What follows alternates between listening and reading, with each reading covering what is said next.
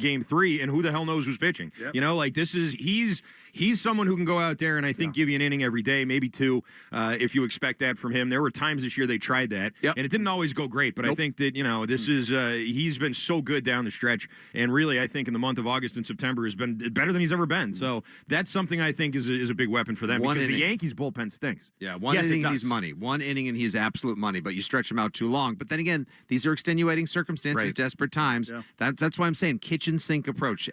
Every possible variable has to be examined. Not only does the Yankees bullpen kind of stink, it's also right-handed, which opens up your opportunities to bring the lefties that aren't in the game into the game the way this series is starting. So Jones and Keith put out their predictions. I believe it was everybody except Terp was Sox in 2. We gave our predictions, mostly Sox in 2/3. Brian Hoyer is on board. Everybody...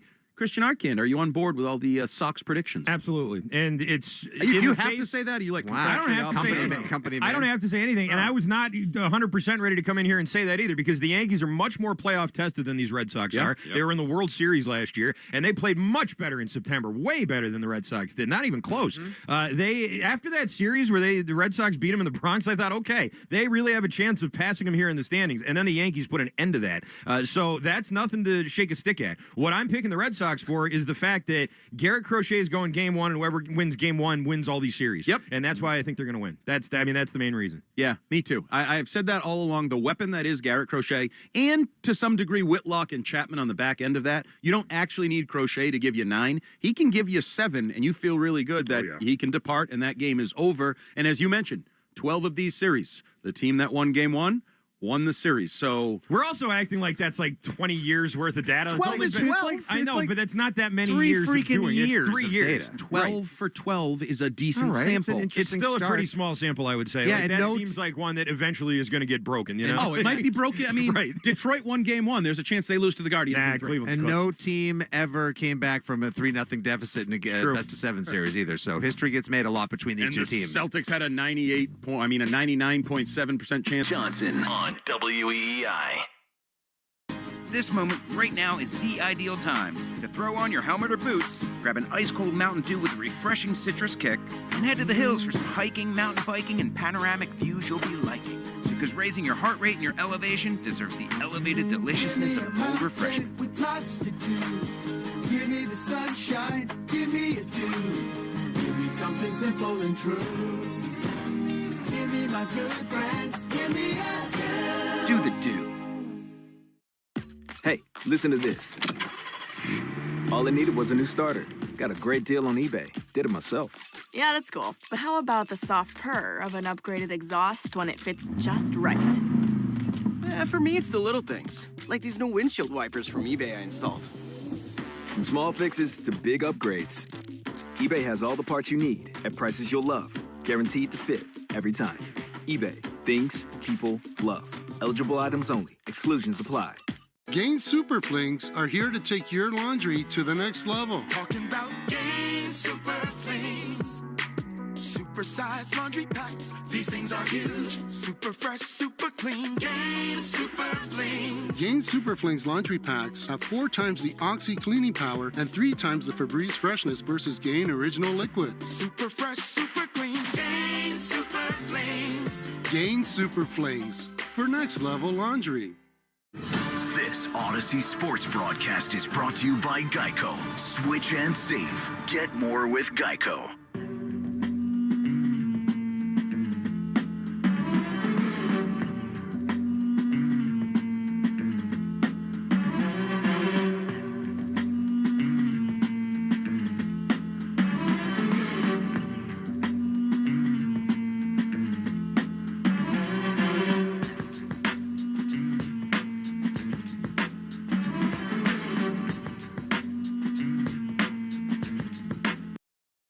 On the other end, still the greatest rivalry in sports, the Red Sox and the defending American League champion Yankees will meet for the 6th time in the postseason tonight in the Bronx. Red Sox and the Yankees have played 24 postseason games against each other with a perfect 12-12 split. Their most recent meeting happened at Fenway, the last time the Sox made the playoffs in 2021, where the Sox knocked off the Yankees 6-2 in a one-game wild card to advance to the ALDS. Red Sox and Yankees had a pretty one-sided season head-to-head. Red Sox took 9 of the 13 games they played. However, Yankees did play better down the stretch, going 18-7 in the month of September, as opposed to Boston, who went 13-11 over the final month of the season, including dropping 2 of 3 to the Yankees at Fenway, their first series loss to New York all year. Tonight, the Red Sox and Yankees face off for the 6th time in a playoff series, with a chance to move on to the next round and face the Blue Jays, who were just able to hold off the hard-charging Yankees for that top spot in the American League East. Last time the Red Sox and Yankees played each other this year was Sunday, September 14th,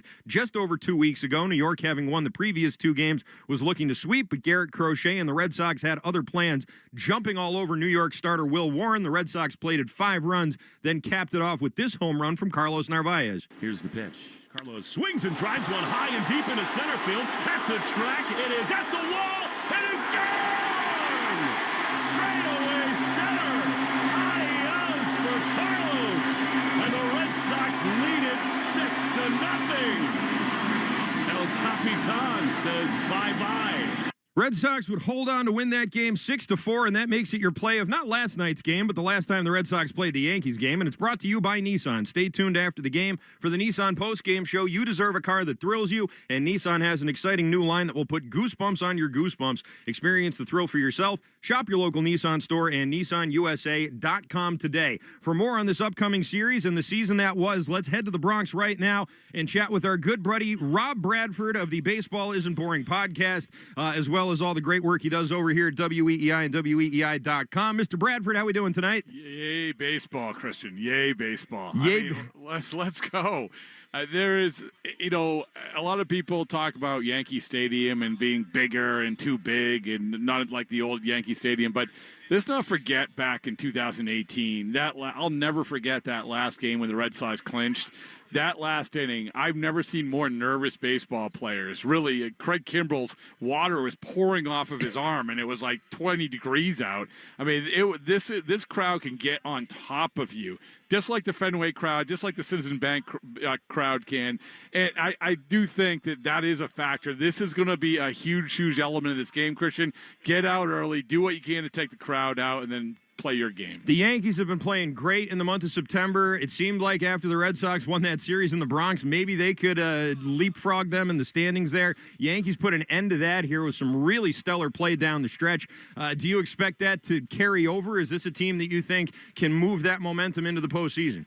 Yeah, I think they're better than they were earlier when the Red Sox were waxing them all over the place, Christian. But I think it's still sort of constructed the same way, which is they're going to be a team you just have to keep inside the ballpark.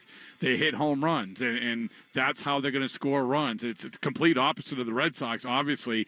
But really, to me, a big part of this also is that for the Yankees, can they get their 3 guys in the bullpen, which everyone thought were going to be no doubt about it, guys at the beginning of the year? And that was Devin Williams. That was Luke Weaver. That was the guy that got the trade deadline, David Bednar. That could really, if they get the best version of them, then you have a really tough out in those last couple innings. But if you can get to them, which the Red Sox have before, then it's a completely different story. We've already seen these first 2 games that are played today, really tight games, low-scoring games. And even though the Yankees can hit a lot of home runs with these pitchers here, I think it's going to be the same deal. The Red Sox have not scored a lot of runs against Max Fried, but they have beat him. They beat him 2 out of the 3 times they played, despite him having a very low ERA. Oftentimes, it's Crochet on the other side, Brian Bayo, pitching gems over there. Is there any way to get to Max Fried? Yeah, I mean, I think that you have to just be the version of the Red Sox that beat them before. And I know that that's a broad statement, but you look at the lineup they have today, and if you were just dropped in after the last day of Fort Myers and said, okay, you're playing a postseason game, and you got Sogard, playing, and you got Ref Snyder leading off, and you have all this different dynamic, you would say, Nate Eaton, you would say, like, what is going on? There's no way they can win, but this is how they do win. This is how it works for them, which is you line up against Fried, you put your best foot forward in terms of righty-lefty matchups, and you do what you have. Alex Kora said this today. You do what you've been doing all year long. And I think that's how you beat Fried. Don't put square peg in the round hole. Don't play Nathaniel Lowe at first base when he's been terrible against lefties. The only thing that that goes against the grain really in regards to how they're approaching things is playing Jaron Duran. Jaron Duran 0 for 10 with 5 strikeouts against Fried, but I think they're like, okay, he's part of the heart and soul. Let's go get him, see if he can get hot. So that's the only change. And tomorrow, I think the only change will be Connor Wong probably not starting, Carlos Narvaez starting. So I think that there are little things, but ultimately, you ask, how are they going to beat Fried? The same way they beat Fried before. Very good. And while we're on the subject of Max Fried, that brings us to tonight's pitching matchup, which is brought to you by Town Fair Tire. For the best prices on tires, nobody beats Town Fair Tire. Nobody. Fried going for New York, 19-5 this year with a 2.86 ERA. His 19 wins top the majors. 20 postseason appearances for him, 12 starts, all with the Braves, 2-5 with a 5.10 ERA. This is not a guy who is new to the postseason, Bradford, but certainly not someone who has excelled pitching in the playoffs. Yeah, but he's still, he's probably going to finish top 5 in Cy Young voting this year. He's an absolute ace. And let's not forget, Christian, one of the storylines, which no one really even counts the storyline because Garrett Crochet's been so good, but Fried was number 1 option here. Yep. I mean, Fried for the Red Sox. True. Everyone was a sad trombone when they didn't get Max Fried at the deadline. I mean, you fall short in Soto, you fall short in Fried. The Red Sox Q rating at that time was at the really, really low point, and then all of a sudden they pivot to Crochet, and obviously that's worked out really well. But absolutely. We can't forget how good Max Fried is. Sure, and for the Red Sox, Crochet getting the start, 18-5 with a 2.59 ERA, 255 strikeouts. That led the majors. This is his postseason debut. Red Sox won all 4 games. Crochet started against New York, went 3-0 with a 3.29 ERA, and he got a ton of run support in those games, Bradford. Red Sox bats really coming to life, 7.5 runs per game in those four games, which for the Crochet wasn't the most natural thing in the world this year. No, but, it's funny because when I was talking to him for the podcast a couple of days ago, we were talking after, so where would you run and go? And it's like, obviously a Yankee Stadium. And the reason why, it's not because the Yankees are an easy out by any means, but the feeling is if you can beat the Yankees at Yankee Stadium, then you sort of get the T-shirt gun, the launching pad for anything. You have all kinds of confidence. And I think that goes with Crochet. I think that what was huge for the Red Sox and for Crochet was getting that last start, getting that version of him, because now you've landed at 205 innings with this guy, and you say he's pitching really, really well. There's a long way to go here, but I think that physically and mentally, he's prepared to actually go on some sort of run if they're allowing them to. Tonight's first pitch is at 6:08 in the Bronx. First pitch brought to you by Jeffrey Glassman Injury Lawyers, Boston's go-to injury attorney for over 30 years. If you've been hurt in a car or work accident, you got to get Glassman. Call all sevens at 617-777-7777. Time now, Bradford, for the Herb Chambers starting lineups at Herb Chambers. We don't sell cars. We help people buy them. For the visiting Red Sox, leading off, Rob Refsnyder, the DH, against the lefty. You surprised to see him there in the leadoff spot, Bradford? Yeah, I mean, a little bit. But, it's just it's one of these things where you have to go with hunches. And the other part about this, Christian, is that what the starting lineup is necessarily you get to the most important times of the game. That's where we're going to see the bobbing and weaving going on. Sure. After Refsnyder will be Trevor Story. It's short. He'll be followed by Alex Bregman, who's over his illness. Yeah, we think. Yeah. Well, I tell you what, he looked a lot better than he did yesterday. He walked out yesterday, went to third base, smiled, said, "Stay away from me, Garrett Crochet," and then walked back in. But today, he actually taking ground balls, taking swings. He looked semi-normal. Well, that's very good to hear. He'll be batting third and playing third base. Your cleanup hitter tonight is Romy Gonzalez, who will be over at first base, another guy who has just killed lefties all year long. Carlos Narvaez, your number 5 hitter and catcher. Nate Eaton will bat 6th and play right field, followed by Jaron Duran in left. Cedon Rafaela in center. Nick Sogard will bat 9th and play second base behind the starter, Garrett Crochet. Any final thoughts on this lineup, Bradford? No, this is, as Alex Kora said, this is how they've won. It has names in it, which you're from the outside, you're like, what kind of lineup is this? Well, it's the kind of lineup which they've won with. You can't ignore how guys like Sogard has done, how guys like have Eaton done against left-handed pitching. Conversely, how the other guys haven't done well against lefty pitching. This is their best foot forward. However it looks, in terms of the casual baseball fan, so be it. This is how they've won games. For the Yankees, Paul Goldschmidt leading off at first base, followed by Aaron Judge in right. Cody Bellinger in left field will bat third. Your cleanup hitter tonight is the DH Giancarlo Stanton. He'll be followed by trade deadline pickup Ahmed Rosario at second. He's been good for them. Trent Grisham, who's a Red Sox killer, batting sixth in center field. He'll be followed by Anthony Volpe at short. Austin Wells doing the catching, and Jose Caballero will bat ninth and play third behind the starter Max Fried. Thoughts on that lineup quickly here, Bradford? I think the Stanton means everything to me. I know that Judge is obviously awesome,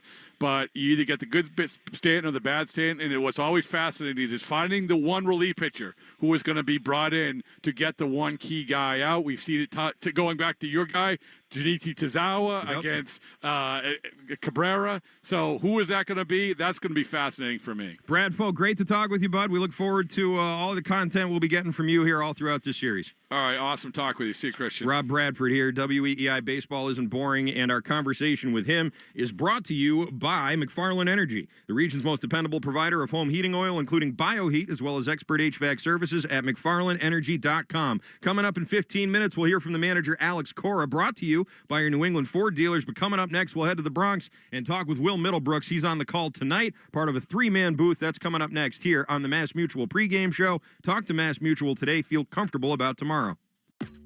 There's nothing like when you get that part from eBay and it just fits. Yeah, the first time. So you can do less of this and get right back to more of this. At eBay, you'll find all the parts you need, guaranteed to fit, at prices you'll love. Sounds good, doesn't it? eBay, things people love. Eligible items only. Exclusions apply. This moment right now is the ideal time to throw on your helmet or boots, grab an ice-cold Mountain Dew with a refreshing citrus kick, and head to the hills for some hiking, mountain biking, and panoramic views you'll be liking. Because raising your heart rate and your elevation deserves the elevated deliciousness of cold refreshment. With lots to do. Give me the sunshine, give me a dew. Give me something simple and true. Give me my good friends, give me a dew. Do the dew. Gain Super Flings are here to take your laundry to the next level. Talking about Gain Super Flings. Super-sized laundry packs. These things are huge. Super fresh, super clean. Gain Super Flings. Gain Super Flings laundry packs have 4 times the Oxy cleaning power and 3 times the Febreze freshness versus Gain Original Liquid. Super fresh, super clean. Gain Super Flings. Gain Super Flings for next level laundry. Unparalleled performance, innovative technology, premium aesthetics. TimberTech Decking at Riverhead Building Supply brings you all that and more. TimberTech endures year after year without fading, staining, or rotting. Learn more at rbscorp.com. You're listening to the Shaws and Star Market WEEI Red Sox Radio Network. Welcome back to the Mass Mutual pregame show. Talk to Mass Mutual today. Feel comfortable about tomorrow. Christian Arcand here with you as the Red Sox and the Yankees set to get underway a 2-game best-of-3 wild card series. We'll see if it's 2 games. Might be 3. Whoever wins the first game has won the series every single time one of these things have been played. Garrett Crochet on the mound opposite Max Fried. By the way, you can watch Red Sox pregame on Twitch. Just follow WEEI. It's brought to you by Subaru of New England. Subaru of New England all-wheel drive-away event is going on right now. And fall in love with a brand new Subaru. Find yours at SubaruofNewEngland.com. Let's head back out to the Bronx right now and talk with our good friend Will Middlebrooks, part of a 3-man booth tonight with Will Fleming and Lou Merlone. Brooksy, how we doing? How we feeling tonight? I'm nervous. I'm nervous, anxious, like I'm a player. I woke up this morning, I was telling the boys, I woke up wide-eyed and bushy-tailed, nice and early, ready to go. Good, and this is a unique perspective that you have here.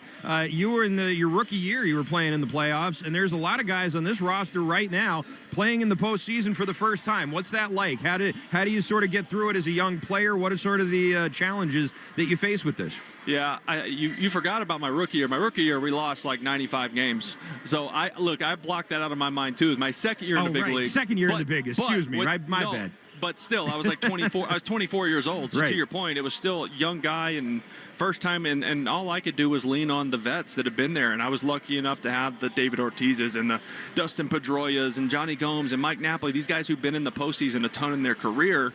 And talking to some of the young guys around here, they're doing just that. They're leaning on Bregman and The story's been in the playoffs. It's been a long time, but Nathaniel Lowe's been a great addition in the clubhouse, being a voice and talking through these things with these young players. Very good, and nice to see as well. Also, the starter tonight, Garrett Crochet, I understand, had everybody dressing for success here. Made this a business trip and made sure everybody was dressed that way. Yeah, and I don't know if this is the case or not, but I kind of just sitting in my room thinking about that the other night or yesterday, and I was like, I wonder if Kora did that on purpose. Like, hey, comfortable trip, just to see if somebody would step in and say, no. Let's dress this up a little bit. This is a big series. So if that was the case or not, someone answered, and I love it. And it's a 26-year-old. He's young, but he's your ace. And, I heard Bradford and you guys talking. Game 1's so important in a 3-game series. A history will tell you that. Yeah, absolutely. This is a Yankee team, by the way, Brooksy here, that is very playoff tested. They were in the World Series last year. They, down the stretch, played very well in the month of September. It's a scary team right now, but the Red Sox have handled them this season. How do you expect this series to go? Well, who plays fundamentally sound defense is going to be a big part of it. That was really the Achilles heel for both of these teams. When they play sloppy defense, they don't win a lot. Now, something that helps the Yankees is they hit the long ball, especially here at home. And you look at the numbers behind that over the last few years in the postseason. If you out-homer a team, you tend to win. So that's not necessarily who the Red Sox are. That is the DNA of the New York Yankees. So they will need to keep the ball in the ballpark. Typically, that means out of the air to right field, and some of these guys are pretty dangerous. Yeah, absolutely. A lot of people have been talking about the manager matchup between Alex Kora and Aaron Boone. Alex Kora pulling some great strings here down the stretch when the team was struggling. Aaron Boone, for all the talk of his faults, and there's been plenty of them, did get his team playing well in September. How do you see that chess match going? Yeah, they had a really light schedule. We've talked about it a lot, but you still had to play the games. You still had to play well, and it wouldn't have been that light had Baltimore not stunk so bad this year. But you start looking at these lineups, and obviously Judge and Bellinger. You circle those guys. Bellinger's so good against left-handed pitching. Aaron Judge is the best hitter on the planet, and then Giancarlo Stanton just always wakes up in the postseason. He has one of the best slugging percentages all time, and so he's scary. But looking at this Red Sox lineup. You have your guys who kill lefties at the top of the lineup because you want them to get the most at-bats against the lefty. You don't want to have guys in there that struggle against guys when you're facing a guy like Fried or Rodon, these guys, even guys who hit lefties well, these aren't normal lefties. These are really good arms, and they're going to have to do their part of seeing pitches and working counts and finding a way to get the pitch count up. And I wonder if Max Fried pitches a little different because he's always pitched so heavily into right-handed batters. But that left side of the infield has been an issue. Caballero is not a third baseman. He's a shortstop by trade. Volpe, we know about all his issues this year. I know they've been better lately.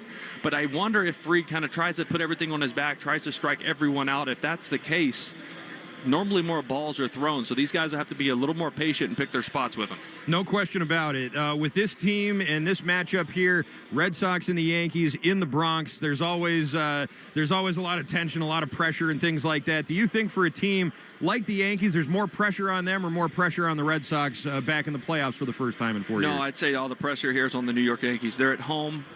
They got to the World Series last year and had a huge letdown, didn't play good, clean baseball. I think Aaron Boone's feeling the pressure of not being able to win the big one. I mean, this is a team full of a lot of guys that you can consider superstars in this game. Some guys, they have 7 guys with 20-plus homers. I mean, this is a team expected to go to the World Series. So I would say there's way more pressure on the Yankees. Now, inside this Red Sox clubhouse, inside the city of Boston, yeah, of course there's pressure. There's always a belief, regardless of who's healthy and who's not, who's in the lineup, who's not. There's just an expectation to win when you have Red Sox across your chest. Don't want to get too far ahead of ourselves here, but the Lucas Giolito news was a big, devastating piece of news from Alex Kora yesterday. In the event that they get to a Game 3 in this series or beyond, if Lucas can't go, what do you do with the number 3 starter? You go Connolly early, and you just don't let him go. You let him face the lineup probably two times through. You hope to get 4 good innings out of him, and then you turn it over because they're going to stack the lineup with righties against them. So then you're able to bring in mid-inning guys like a Weissert and Kelly to maybe make them pinch hit left-handed batters, and then you're able to go to Justin Wilson or Matz or these guys to combat that. So it turns into a matchup game, and you just hope that you're able to hit and swing it. All right, before we let you go here, Brooksy, how about a prediction? I like Sox in 2. Sox in 2. How about Sox in 1? Is that possible? You know what? Right now, yes, go 1-0. This is a huge one. Yeah, absolutely. Thanks so much, Will Middlebrooks. Can't wait to hear this 3-man booth. Sounds like it's going to be a lot of fun. Oh, we're excited, man. Let's go. Very good. That's Will Middlebrooks in the Bronx here, live on the Mass Mutual pregame show. It will be Brooksy, it will be Will Fleming, and it will be Lou Merlone, the three of them in the booth together. Get ready and buckle up. It's going to be a lot of fun. These guys, whenever the three of them get together, it's always a trip. And it's been really just a tremendous season in the broadcast booth here on these radio games. All right, coming up here in about a few minutes, we will hear from Alex Kora. He sat down with Will Fleming, and that's coming up next here on the Mass Mutual pregame show. Talk to Mass Mutual today. Feel comfortable about tomorrow.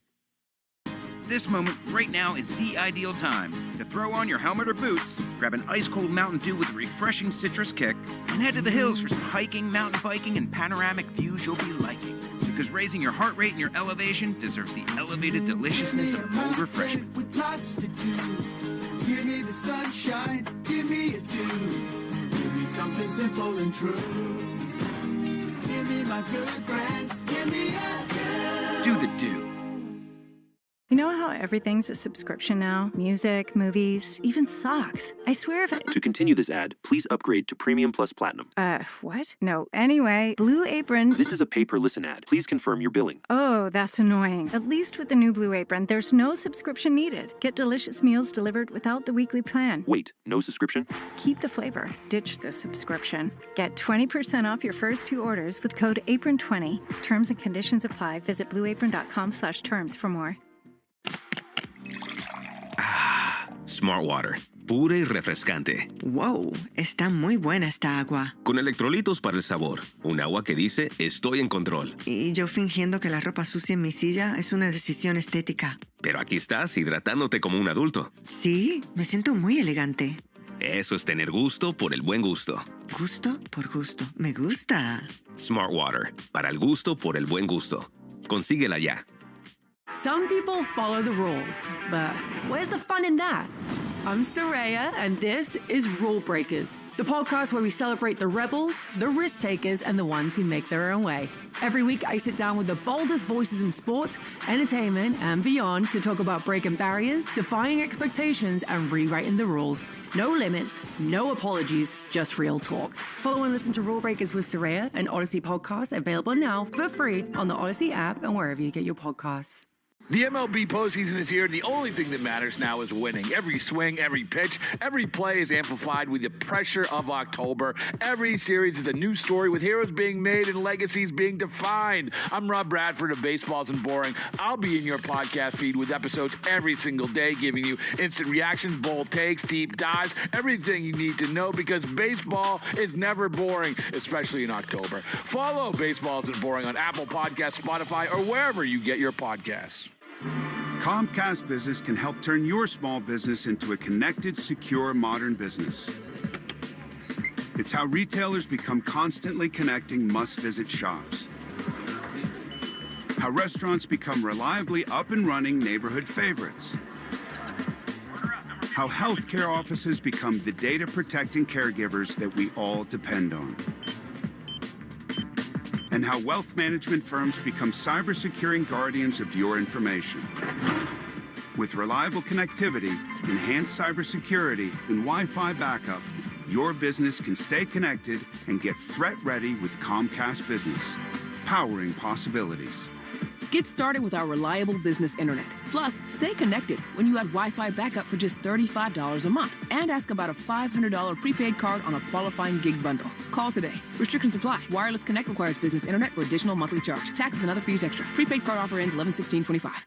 I'm Josh Scherer. And I'm Nicole Inaidi. And we're the cooks responsible for all the strange dishes on the internet's most watched daily show, Good Mythical Morning with Rhett and Link, and our own YouTube channel, Mythical Kitchen. Between the two of us, we've worked almost every weird job the food industry has to offer, and we've developed some pretty strong opinions. The strongest opinions, Nicole. Opinions so strong they need to be heard on an easily consumable auditory medium. Does pineapple belong on pizza? Are boneless wings just poser nuggets? Is cereal soup? Follow and listen to A Hot Dog is a Sandwich. Free on the Odyssey app and everywhere you get your podcasts.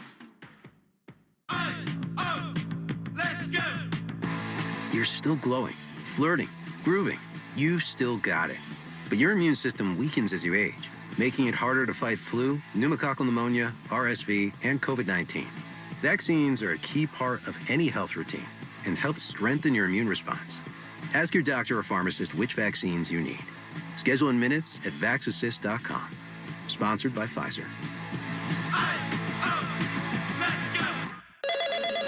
Another app for inventory, one for CRM. Oh, don't forget accounting. Wait, which login was that? Or you could use Odoo, one fully integrated system that does it all without the hassle. Ditch the app overload. Get everything your business needs on one platform. Try Odoo free today at odoo.com. That's ODOO.com. This is Alex Kora. You are listening to the home of the Red Sox, WEEI. Welcome back to the Mass Mutual pregame show. Talk to Mass Mutual today. Feel comfortable about tomorrow. I'm Christian Arcan. The Red Sox are dancing in the postseason in the Bronx tonight. The start of a best-of-3 wildcard series here with the New York Yankees. And before every game, we interview Red Sox manager Alex Kora. And Alex Kora on WEEI is brought to you by your New England Ford dealers. It's Truck Month. Hurry in and secure your deal on a Ford truck, the official truck of the Boston Red Sox. Here with manager Alex Kora is the voice of the Boston Red Sox, Mr. Will Fleming. Yankee Stadium, Red Sox, and the Yankees. Wild card series, best of 3, and it's what it's all about. With the manager, Alex Kora, I see that look in your eyes again, Alex. It's been 4 years. You live for this. You prepare for this. How cool is it to be sitting in this dugout with all the chips on the table and everything in front of you? It's great. This is what we work for during the season. A season full of obstacles, a changing roster from the Casas injury to the trade to others getting hurt, but the guys did an amazing job staying together, and we're able to make it to this stage, and now the fun starts, right?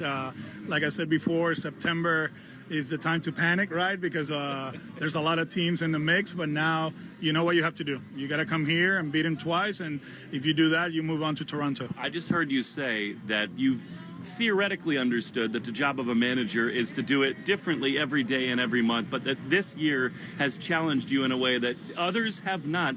How proud are you of yourself and the group for getting here today? No, I think as a coaching staff, the guys did an amazing job staying in the moment, helping guys out throughout. Not only the guys that were healthy, but the guys that were hurt. It was a revolving door throughout the season. The constant, the pitching, right? Gio was hurt. Healthy. Bello was healthy and Crochet was healthy, and then the two guys in the back end did an amazing job. But as far as the position players, man, it was a challenge, and one that we embraced as a group, and we were successful. What makes this game so fun is that it is your best friend every day of the summer, and things can let go, and you can just say, you know what, I'm going to plan for later. Well, later is now. This is the best part of this sport, where every pitch, every decision matters. What do you love the most about the pressure that you embrace so much managing playoff games? Yeah, I think here you don't have to manage the week, the month, the next series, the revolving roster, right? We get 26. It's 1-on-1. You cannot think about Toronto. It's only the Yankees. So now every single detail comes into play, and if we execute, we're going to be okay. You got to feel pretty good about the guy you have on the mound, and not only the season that he's had, not only the success against the Yankees, but there's something about, I thought, Alex, the way that he carried himself yesterday, and I know you knew this before, but don't you think he is proving, at least before the start, that he is so up for this moment? Yeah, this is what we live for as players, as coaches, as managers, to play in October and win in October, and he's ready for that. You got freed on the mound, and you stacked your lineup with all these righties and guys without a lot of experience like Sogard and Eaton. We know Rob can kill left-handed pitchers, but how confident are you in those guys to do what they've done all year? Yeah, the way I see it, we're not going to change what we do. This is what we've been doing the last month and a half, with Sogi playing second, and he's hitting lefties well. Nate has been solid for us, give us a good defender in the outfield, and then we can mix and match. They only have one lefty in the bullpen, so at one point we're going to be aggressive with our pinch hitters. Hopefully it's early in the game, because that means Fried is out of the game, but he's a good one against lefties, against righties. Somebody asked about the platoon advantage, that he struggled a little bit more against lefty. No, he didn't struggle. He was really good. He had one bad outing against lefties. It was the Cardinals. So, we stay the course. Nothing changes, and hopefully it's going to work out. You talked about that a minute ago, about the left-on-left splits, and it just underlines what you go through all year and what your whole operation goes through. The level of detail and preparation, Alex, can you just give us a little insight into all of the things? I mean, you guys have not left any stone unturned going into this series. Yeah, and we are not overdoing it either. We've been working hard the whole season to find an edge against the Pirates, against the Yankees, against the Cubs. It doesn't matter. We don't take a day for granted, and hopefully we get a few things tonight that we can take advantage of it and win a game. Unexpected little illness. Bregman and Story both dealing with anything. Is that a concern today? No. I was joking that they ate the worm, over the weekend. But no. Alex feels a lot better. Trevor does too, so they're ready to go. I think I know your answer, but I have to ask it anyway. Aaron Judge is in the middle of everything with this team. Now, Bellinger has proven to be a great, great star hitter for them, but is it the same, Alex? Is it situations dictate how aggressive you will be with him? 100%. The game will dictate what we do, understanding he's the best hitter in the planet, but at the same time, we have done an outstanding job throughout the season containing him. Well, here's to the little engine that could win in Game 1. Thank you so much. Thank you. Very good. That was Alex Kora with the voice of the Red Sox, Will Fleming, little ribbing there with the little engine that could. But let's see it. The Red Sox can go out there and beat these Yankees. That is certainly what everybody would like to see. Everybody who's listening on these airwaves, I would imagine. And a couple of facts here that you might like to know about the wild card series. The 10 of the 12 wild card series that have been played have ended in sweeps. The lone exception was the Padres and the Mets 3 years ago, and also the Mets and the Brewers. The visiting team has won 8 out of the 12 wild card series since 2022. That includes road series victories for the Tigers, Mets, and Royals last fall. And if Alex Bregman is healthy enough to play, which it looks like he is because he's in the lineup tonight, he will be the 8th player to appear in 100 career postseason games. And with one more home run, he will join Manny Ramirez, Jose Altuve, Bernie Williams, Kyle Schwarber, and Derek Jeter as the only players with 20 postseason home runs. So there you go.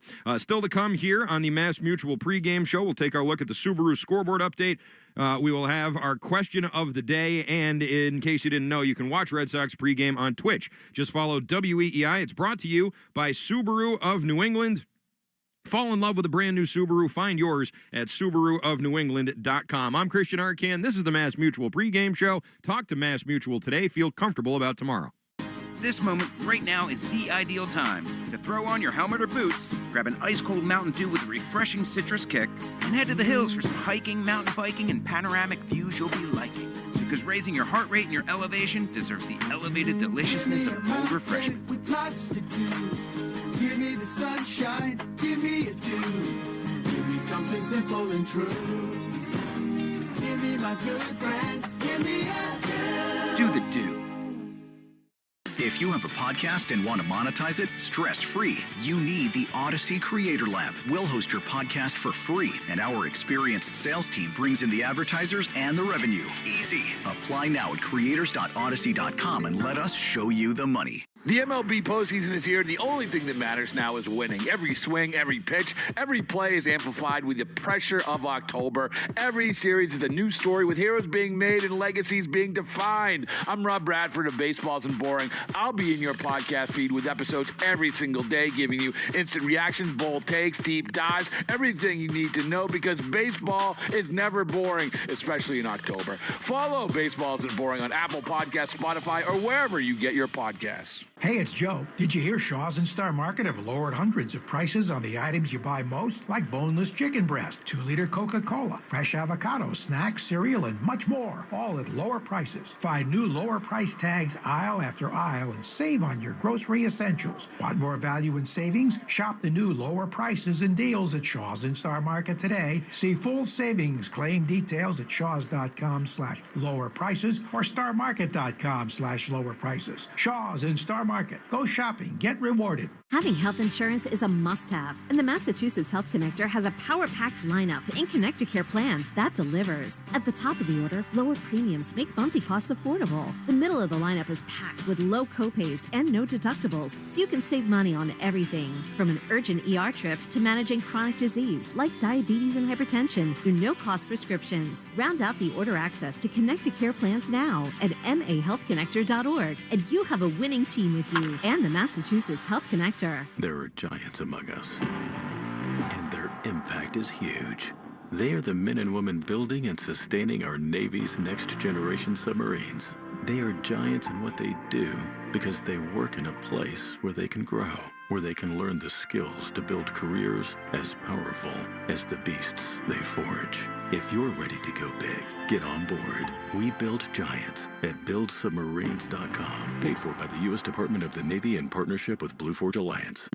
Do you have a dark curiosity? Follow and listen to Heart Starts Pounding on the free Odyssey app or wherever you get your podcasts.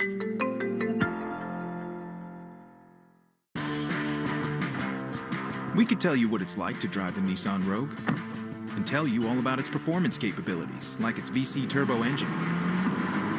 It's I can go virtually anywhere type of freedom. Nice. But you don't have to take our word for it. Go drive it for yourself. You're up. Experience the power of the Nissan Rogue. Drive the Nissan Rogue. Get 0% APR for 60 months on the 2025 Nissan Rogue, Pathfinder, or Murano. Visit your local Nissan store and nissanusa.com today. For well-qualified buyers, example, 0 down payment, 60 months financing at $1,667 per month per thousand financed. Actual down payment may vary. Subject to Nissan Motor Acceptance Company credit approval, not all buyers qualify. Dealer contribution may affect actual price set by dealer. Contact dealer for details. Ends September 30th, 2025. Hey, Sox fans! Hit your next adventure out of the park and onto the water with Boston Harbor City Cruises. Sail your way to epic skyline views, delicious dining, and premium drinks. Upgrade your game day with a dining cruise, a whale watching tour, a wild ride on Godzilla, or watch your favorite entertainers aboard City Cruises Live. Whether you're celebrating a win or just a weekend, City Cruises is a shipload of fun. Proud partner of the Boston Red Sox. Book now at citycruises.com/Boston. Red Sox review after the game on 93.7 WEEI. Welcome back to the Mass Mutual pregame show. Talk to Mass Mutual today. Feel comfortable about tomorrow. I'm Christian Arcan. Red Sox and the Yankees getting set for the first of a potentially 3-game series here. It could go just as short as 2, and that brings us to the New England Chevy Dealers question of the day. Every game, we have the question of the day. Together, let's drive. Listen in for that during the broadcast today. It's, again, a 3-man booth. Will Fleming, Will Middlebrooks, and Lou Merlone, who will be discussing, I'm sure, ad nauseum, the results of this one. The question is, what will be the outcome of this wild card series? You have 4 options: Red Sox in 2, Yankees in 2, Red Sox in 3, Yankees in 3. You can go vote now on Twitter at SoxBooth and check out the poll right now. I can tell you right now, you're not going to believe this, but the Red Sox winning is also winning the poll. Red Sox in 2, I know, I'm shocked too, Joe Braverman. Red Sox in 2 has 49.8% of the vote. Yankees in 2, just 6%. Red Sox in 3 with 33%. So in total, it's about 83% of the vote has the Red Sox winning the series. Not unanimous. Some Yankee fans may have snuck in there and voted, which, by the way, we allow you to do here in Boston. If the Yankee fans want to vote in the poll, you hear that, Yankee Stadium? You hear that, releasing tickets, but only to people in the tri-state area? You hear that? We'll let you come buy tickets here and watch your team lose. That's what you do. You don't withhold tickets from people in other places. Oh, was that low? Even Mike Francesa was getting after him for that, and he deserved to be, by the way. Go and vote on Twitter, on the poll. That's what you do. At Sox Booth, you can go and add to that total as well. It's time now for the Subaru scoreboard update, brought to you by Subaru of New England. Subaru of New England all-wheel drive away event is going on right now. Find your authorized Subaru retailer at SubaruofNewEngland.com. Fall in love with a brand new Subaru. Find yours at SubaruofNewEngland.com. One final to tell you about, and it was a white-knuckle, really, really tense one here. The Detroit Tigers coming away with a 2-1 win over the Cleveland Guardians. This was playoff baseball today, boy. Tarek Skubal tying a postseason record with 14 strikeouts as the Tigers take game one. Will Vest got the final 4 outs as Jose Ramirez got hung up between third and home for what was the second out of that inning. He led off the ninth with an infield single, got to third, and was there with nobody out. Then Vest struck out pinch hitter George Valera. Then Kyle Manzardo hit a grounder to Vest. Ramirez broke for home, but he got cut off there, chased him down, tagged him out, and then a fly out to Baez in shallow left field ended it. Skubal, who's going to win the AL Cy Young Award, set a career high for strikeouts.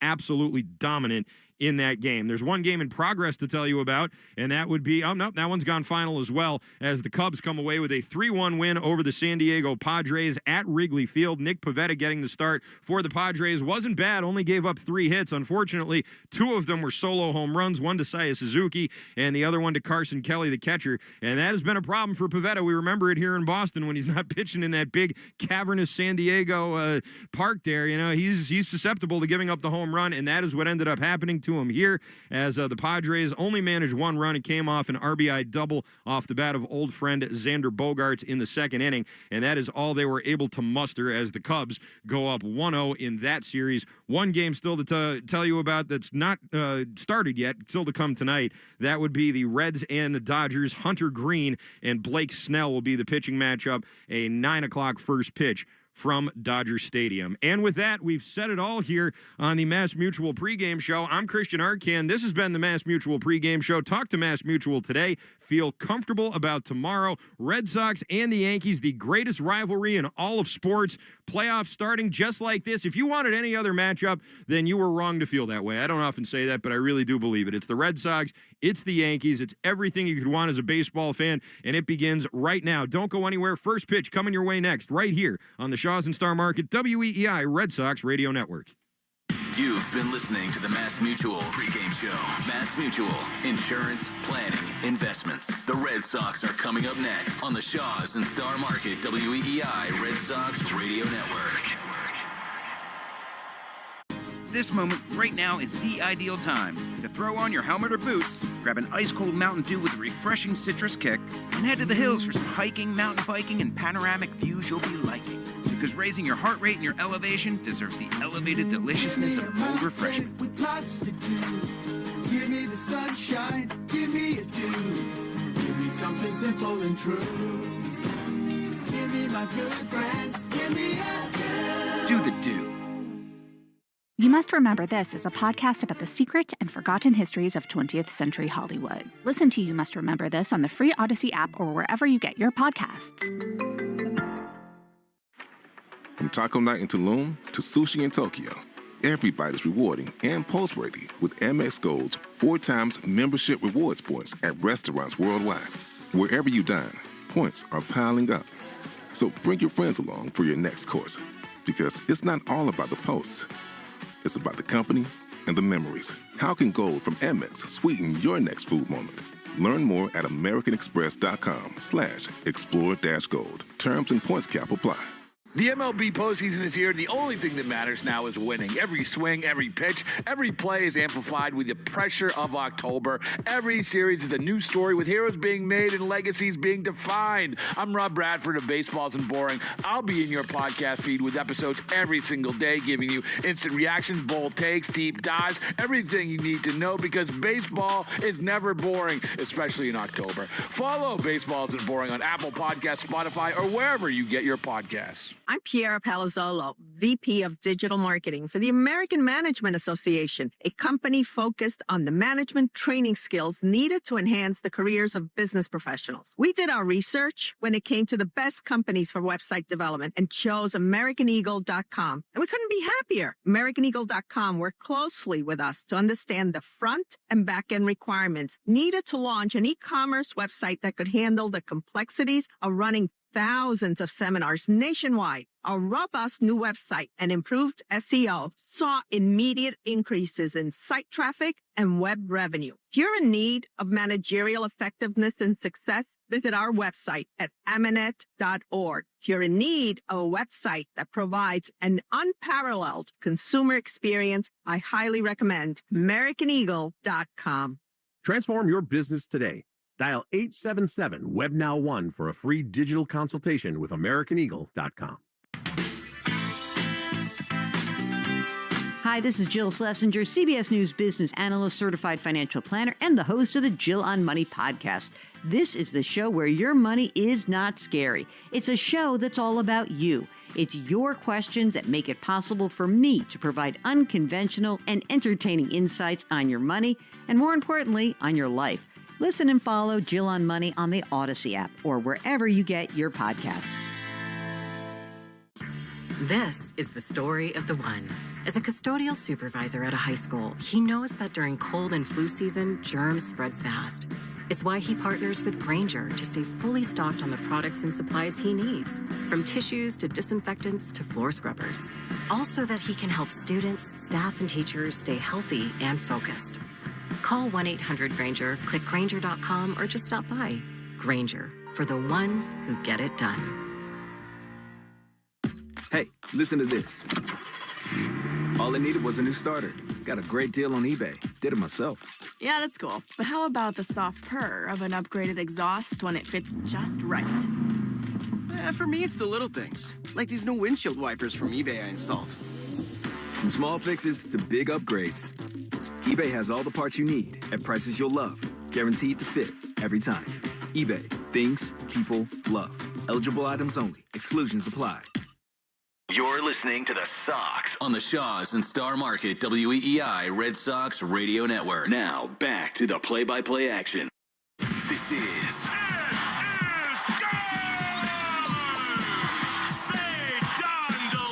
Red Sox Baseball. Can you believe it? On the Shaws and Star Market WEEI Red Sox Radio Network. And the left field, adios. Sale winds, he fires. Swing and a miss, strike three, it's over. And the Red Sox win. Jump on his back, fellas, the Red Sox win. The Red Sox on WEEI are brought to you by Shaws and Star Market, the official supermarket of the Red Sox Radio Network. Subaru of New England. Find your authorized Subaru retailer at SubaruofNewEngland.com. And today on Nomo's pitched a no-hitter. Mass Mutual. Insurance, planning, investments. Nissan. At Nissan, we make cars that thrill. Experience the thrill for yourself today. Shop NissanUSA.com. Drains by James. Eastern Mass's choice for drain cleaning and pipelining. And that ball is gone into the front row of the monster seats. Arbella. Here for good. Buy cars for kids. That's cars with a K to donate your car today. Ford Trucks. Official truck of the Boston Red Sox. Red Sox win again! Morgan & Morgan. America's largest injury law firm. Sponsored by Town Fair Tire. For the best prices on tires, nobody beats Town Fair Tire. Nobody. Strike three, a no-hitter. 23-year-old Trey Buchholz has no-hit the Baltimore Orioles. Citgo. Club Citgo. Download the Club Citgo app now and instantly save 23 cents per gallon on your first fill-up. 110 Grill. Gluten-free dining. Done right. Duran will score. CNS Wholesale Grocers. Commonwealth of Massachusetts. Brought to you by FindMassMoney.gov. Herb Chambers. At Herb Chambers, we don't sell cars. We help people buy them. They just yelled. They're attacking A-Rod or Heavyweights, and now they're in a fight. McFarland Energy, the region's most dependable provider of home heating oil delivery, as well as expert HVAC services at McFarlandEnergy.com. Verizon Wireless, the network Boston relies on. Roman reigns supreme. New England Chevy dealers. Together, let's drive. Jeffrey Glassman Injury Lawyers, Boston's go-to injury attorney for over 30 years. Swing and a miss, he got him. Battle won by House. And by TimberTech Decking and Railing. Everything wood should be. Visit TimberTech.com. Now, with all the play-by-play action, here's Will Fleming, Will Middlebrooks, and Lou Merlone. Good evening and welcome to Yankee Stadium, where tonight the greatest rivalry in American sports writes a new chapter. It's the Red Sox and the Yankees, game one of a 3-game wildcard series. A series so dramatic and so painful and joyous that it was often identified with single names. For decades, it was Dent and Boone and Rivera. But in recent vintage, Miller, Ortiz, even Xander Bogaerts. And tonight, the Red Sox look to write a new story against their blood rivals, the New York Yankees. The best-of-3 series for the Red Sox and the Yankees, each with their left-handed aces on the mound. Garrett Crochet for the 89-win Red Sox and Max Fried for the 94-win New York Yankees. It is a packed house. There is electricity in the air. It's everything you could ever want out of a first-round playoff series, the Red Sox and the Yankees. Along with Will Middlebrooks and Will Fleming and Lou Merlone, I'm Will Fleming. And, gentlemen, this is everything you want in a baseball series. And I know you guys as former players have been feeling it all day. This is what you want. You're in the middle of the universe in Manhattan. And the Red Sox and the Yankees, all you could ever want. It almost felt like the days of being a player. You can't sleep. You wake up early. You're wide-eyed and ready to go. And you get those nerves, those butterflies all day, and it feels like it takes forever to get to the park. You look up, and it's 10 a.m., and you feel like you've been up for 8 hours already. It's just a different feel today, and I think everybody's excited to go. We had a couple of ALCSs here, 99 and 03 for me. And, yeah, you're right. Midday, it was like, well, hold on. I'm not in uniform. I get to just sit back and watch this thing, and, you know, it's about time. Let's go. You need a playoff series with these two guys. 21 was nice with a one-game play-in. I understand that. But you want a best-of-3 right now. We'll figure it out tonight. And the best part about this, the Red Sox have eliminated the Yankees. They've ended their season the last 3 times they've been in the postseason. They get a chance to do it again.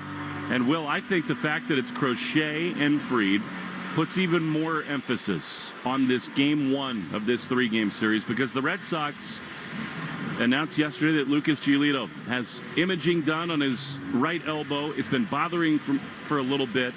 There's no structural damage, but he will not pitch in this series. And that means with your ace on the mound, Garrett Crochet, it is paramount that the Red Sox get this one tonight. Well, this is why you went and got him. This is why you needed an ace. This is why you bring in an ace like Garrett Crochet. So, you know, you see all the numbers. Since this expanded playoff structure, teams to win game one are 12-0 in those series. All right, this matters. This is such an important ballgame tonight. Meantime, Lou, the Red Sox against Fried. I mean, this is Alex Cora mania. He is the greatest postseason manager of his generation in a lot of ways. When he gets in, he's just a wizard. And it's a lineup we're not that familiar with. I mean, we'll get into it as the show goes on here, but he is not afraid to just play matchups, and against Max Fried, he's going right-handed heavy. This is how they've attacked left-handers now for a month in September. And quite frankly, guys like Sogard and Eaton that have been given opportunities to swing it against lefties have had great Septembers and had great years against lefties. So this is who you are. You know, Jarren Duran is in this lineup because he is your guy, and quite frankly, been swinging it against lefties better. But Eaton, Sogard, this is what you've come to. It's your best lineup to go after Max Fried. We're so amped up for this, I called Lou, me, and Will Lou. We'll get the names right as we go along. You know, this is such a fun scene. And when I walked the streets of Manhattan this morning, I looked back to Sunday. You're saying matchups, you want to play Toronto, you want to go north of the border, and then you wake up here on this day and you say, that was insane. I mean, Red Sox and Yankees. Lou, you're talking about Pedro and Clemens. This is the rivalry, not just in baseball, but in all of American sports. And we guarantee that we get drama. It's Judge and Bregman. It's Crochet and Fried. And it's Kora and Boone, who are buddies, but who are so linked and such rivals. This is everything you could want. Yeah, and you need both teams good. You know, and the Red Sox haven't done their part really the last 3 years. 21 was nice with the one-game play-in, but when these two teams are good, you need to meet in October. You know, that's when it gets the juices flowing a little bit. You got a young core here in the Boston Red Sox, and it seems like a core now maybe with the New York Yankees. So this is the start of something. Kind of has that 98 feel when I first came up in 99, like you had to go through each other. Back then, you had to go through the Yankees. just hope that it leads to something here now down the years. It might be just the beginning. And, of course, this Red Sox team, which has been through so much, a trade of Rafi Devers, injuries to Casas and Bregman, overhauling of a roster, a phenom comes on the scene in Roman Anthony. He is hurt and unavailable. All of the storylines, this club is so inexperienced in the playoffs, and yet on the other side, the Yankees, the reigning American League pennant winners.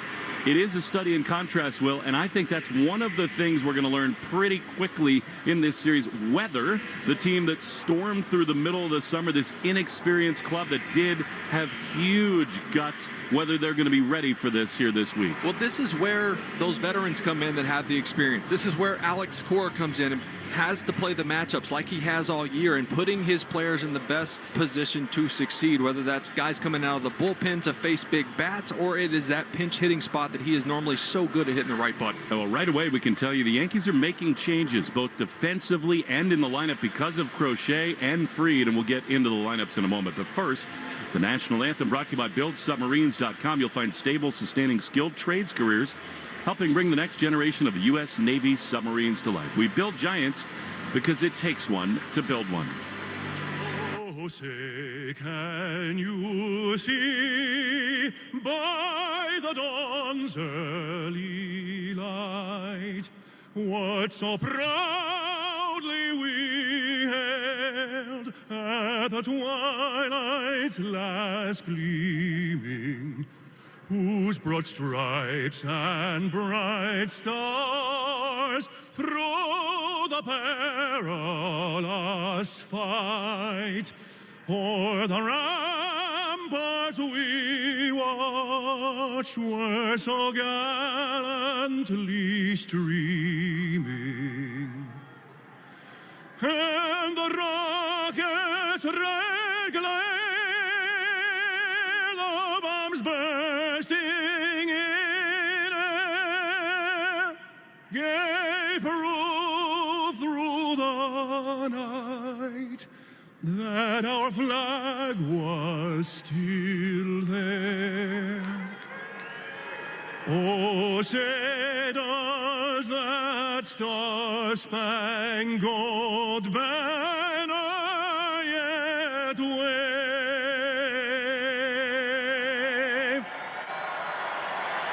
o'er the land of the free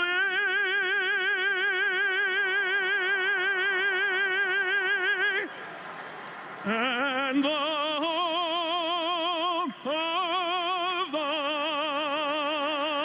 brave.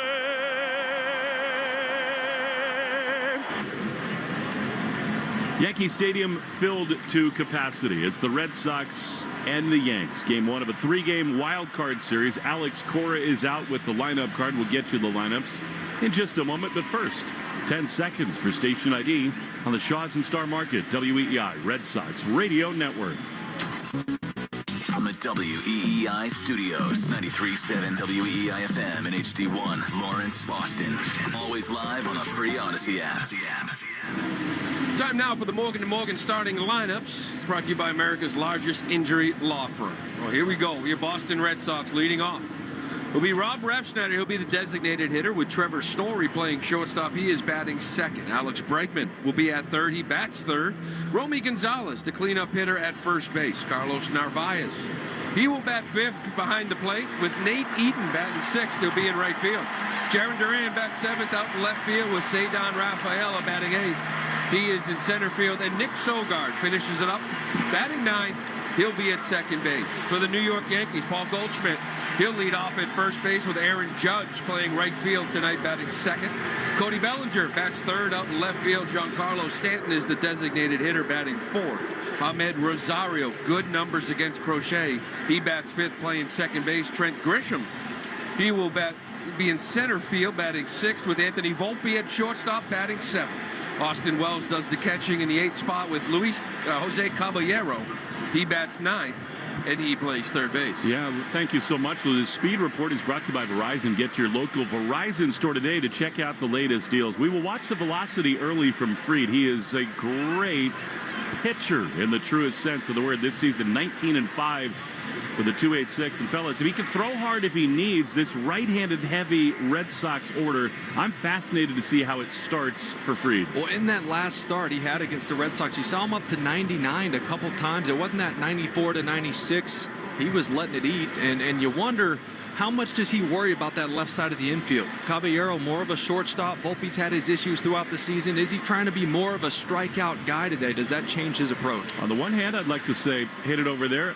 On the other, how about the short porch in right field for the Red Sox, as the right-handed hitters for Boston all afternoon long, they seem to have that real mindset. Take advantage of this ballpark. The injury report is brought to you by the Ketchus Law Group, champions for the injured. More than $3 billion recovered for New Englanders. Not much to report other than no structural damage for Lucas Giolito. If you love baseball and you love the Red Sox, how could you not have goosebumps right now? Yankee Stadium, Rob Refsnyder into the right-handed batter's box. The Red Sox in the road grays. Boos cascading down. This is everything the Red Sox talked about in spring training, and here we are. Red Sox will have Refsnyder's Story and Bregman. Electricity in the air at Yankee Stadium. Fried, the left-hander, is ready to go. He winds. He throws, and the first pitch is swung on and grounded toward short. Volpe backhands on the run. He throws in time to get Refsnyder. He was ready to go, and on one pitch, there's one away. A lot of questions with Volpe, right, coming in defensively.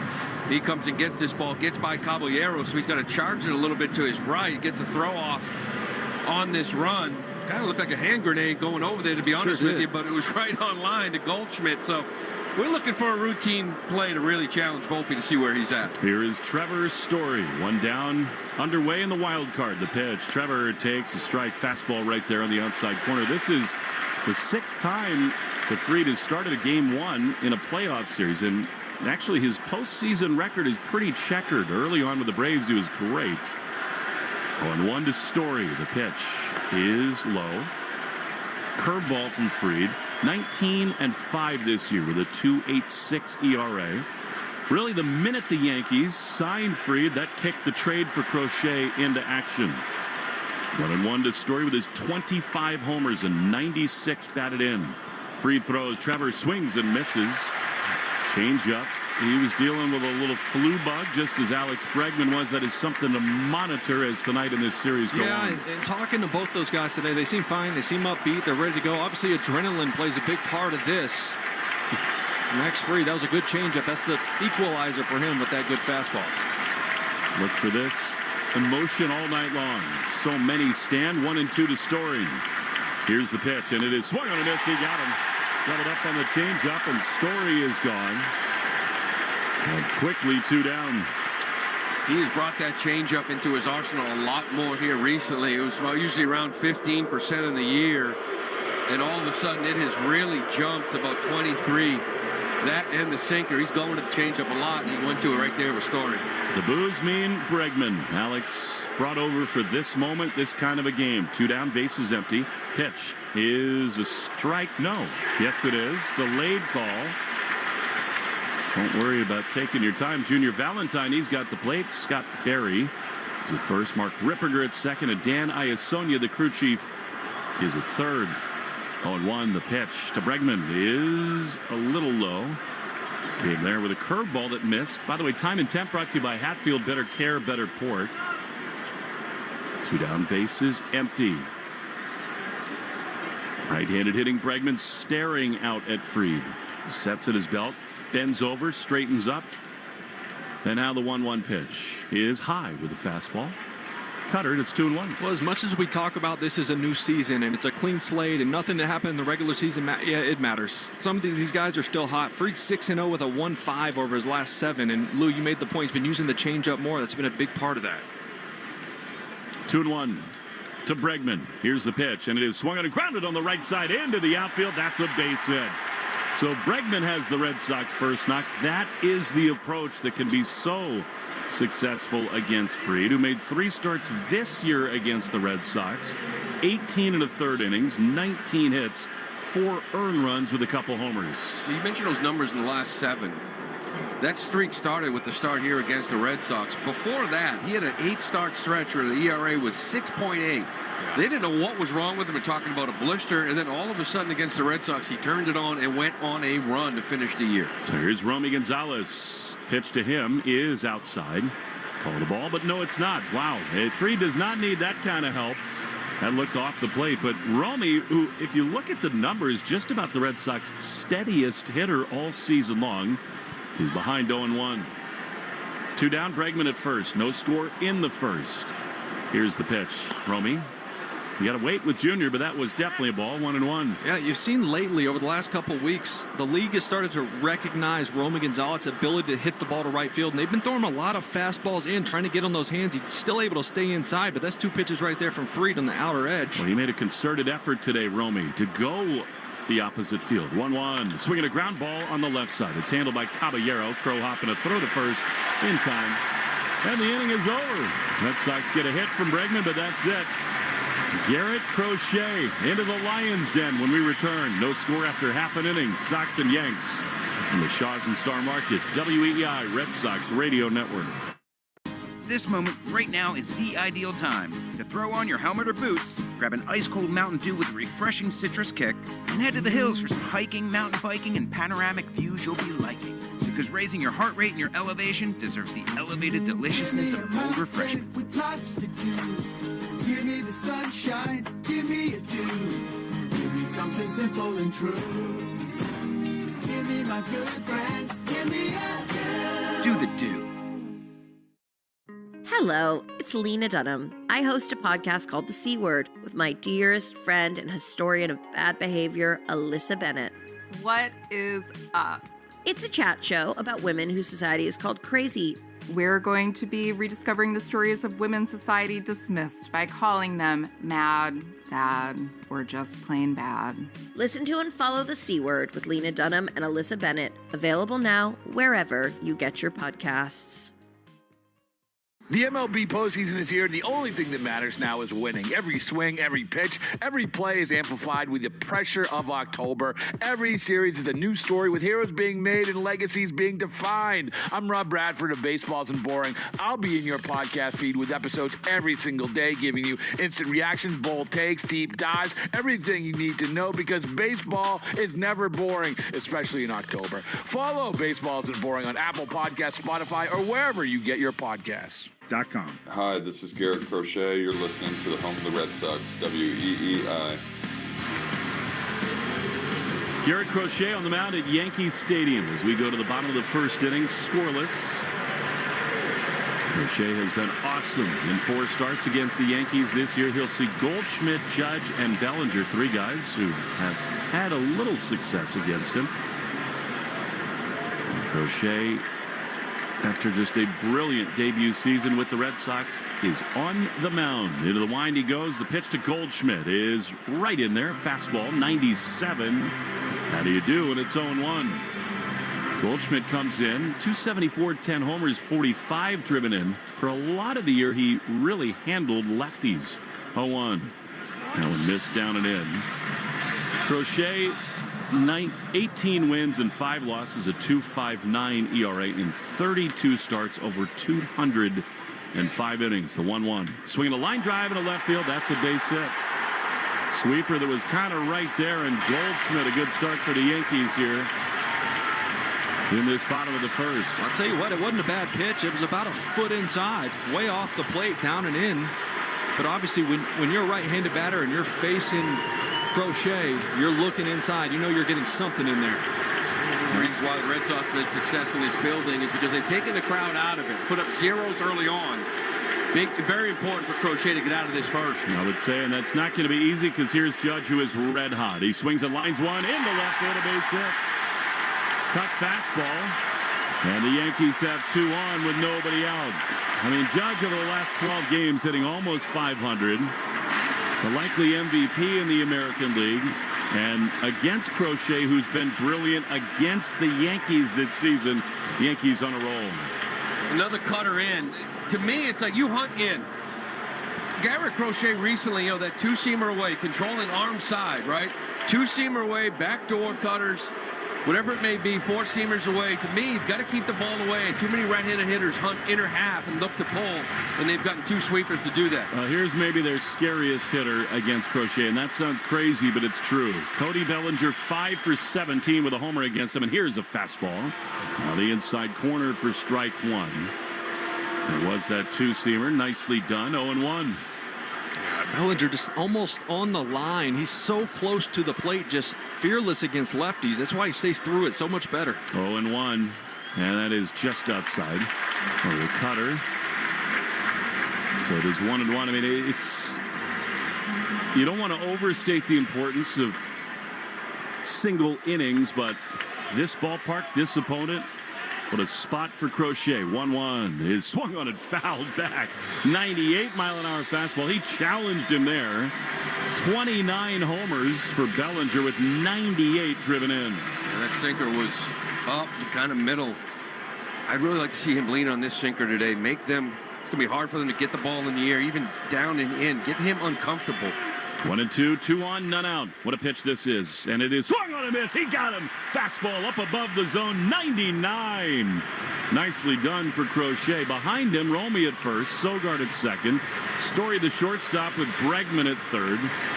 Defensive lineup brought to you by Service Credit Union. So they're protecting our community's campaign. They're shining a light on the staffing crisis facing Massachusetts first responders. Here is postseason hero Giancarlo Stanton. Terrifying here, the pitch. Swinging a high fly foul on the first base side. This man has played in 14 postseason games, and he's got 18 home runs. He carried them to the World Series last year. And what a spot this is for him with 2 on and 1 out. 0-1, the pitch is inside. He tried that fastball in on him and missed, and it's 1-1. Well, he sets up his stance so close, so he's almost pulling the ball to center field, and it gives him such an advantage to hit the ball to right field here. You have to try to get in on those hands. Of course, those homers to right a subplot in this series, and a 1-1 misses down and in with a cut fastball. And it is 2-1. 662 slugging in the postseason. It's 4th best all time. 2 balls and a strike. The pitch is swung on and missed. Man, big time sweeper down and away from him. That's the thing about Stanton. He's lethal, but he can look so overmatched and then do so much damage. 2-2 is swung on a ground. It should be 2. Story is second for 1. Sogard to first. Double play. Garrett Crochet gets out of a huge jam in the first. Oink, oink. After 1, no score. Red Sox and the Yanks in the Shaws and Star Market. WEEI Red Sox Radio Network. This moment right now is the ideal time to throw on your helmet or boots, grab an ice-cold Mountain Dew with a refreshing citrus kick, and head to the hills for some hiking, mountain biking, and panoramic views you'll be liking. Because raising your heart rate and your elevation deserves the elevated deliciousness of cold refreshment. With lots to do. Give me the sunshine, give me a dew. Give me something simple and true. Give me my good friends, give me a dew. Do the dew. Hello, it's Lena Dunham. I host a podcast called The C Word with my dearest friend and historian of bad behavior, Alyssa Bennett. What is up? It's a chat show about women whose society is called crazy. We're going to be rediscovering the stories of women society dismissed by calling them mad, sad, or just plain bad. Listen to and follow The C Word with Lena Dunham and Alyssa Bennett. Available now wherever you get your podcasts. The MLB postseason is here, and the only thing that matters now is winning. Every swing, every pitch, every play is amplified with the pressure of October. Every series is a new story with heroes being made and legacies being defined. I'm Rob Bradford of Baseball Isn't Boring. I'll be in your podcast feed with episodes every single day, giving you instant reactions, bold takes, deep dives, everything you need to know, because baseball is never boring, especially in October. Follow Baseball Isn't Boring on Apple Podcasts, Spotify, or wherever you get your podcasts. Need a space shot? Rent one of our clean, dry, ground-level storage containers from Eagle Leasing today. Call 1-800-GET-EAGLE or check us out and get a quote at eagleleasing.com. I'm Brandon Eagle, and you see us everywhere. We're Eagle Leasing. Ask your smart speaker to play 93.7 WEEI. Now, back to Red Sox baseball on WEEI. Carvel Insurance Foundation is dedicated to striking out cancer by supporting the Jimmy Fund. Every strikeout from a Sox pitcher during the season, it donates $50 to the Jimmy Fund. Here for the Jimmy Fund, here for good. That strikeout of Cody Bellinger was absolutely enormous. Huge. Ahead of the double play. I'd like to see him crowd him with that sinker, and it sort of set up that 99 four-seamer on top of the zone, but still up inner half. I know he's on that plate. Still, get in there on him. Here's Carlos Narvaez, who has had huge moments. The former Yankee against his former team. Pitch to the right-handed hitter is in there. Good sweeping, breaking pitch. In there, and it's 0-1. Narvaez walked off the Yankees in the 10th inning at Fenway Park in the Fenway Greens. What a season. 15 homers and 50 driven in. Pitch is outside. It was a curveball that was called about. These fans, 45,000 plus, think they're all umpires. They're oohing and eyeing with every single call of Junior Valentine. Of course, he gives them time to do that. 1-1. No score in the second. Free throws. Narvaez swings and misses. That was an awesome curveball, and it's 1-2. Curveball's at 77. The fastball, he runs up to 98. He's got 7 pitches. It's really a hard guy to plan against as far as pitch goes and velocity. It has to be inner half, outer half. You have to look in spots. Cut it in half. And that's why you see so many guys going the other way, because that's the only way to stay on all the off-speed offerings. 1-2 to Narvaez. Here's the pitch. Swing and a miss. He got him. And that's a great changeup. And Fried looks fantastic to start this game. 1 down. On the Subaru of New England scoreboard, fall in love with a brand new Subaru. Find yours at SubaruofNewEngland.com. Well, the Tigers with Tarek Skubal on the mound beat the Guardians today 2-1. And how about the Chicago Cubs, winners at Wrigley over the Padres? Here's Nate Eaton. Pitch to him is a really awkward looking swing and a sweeper down and in.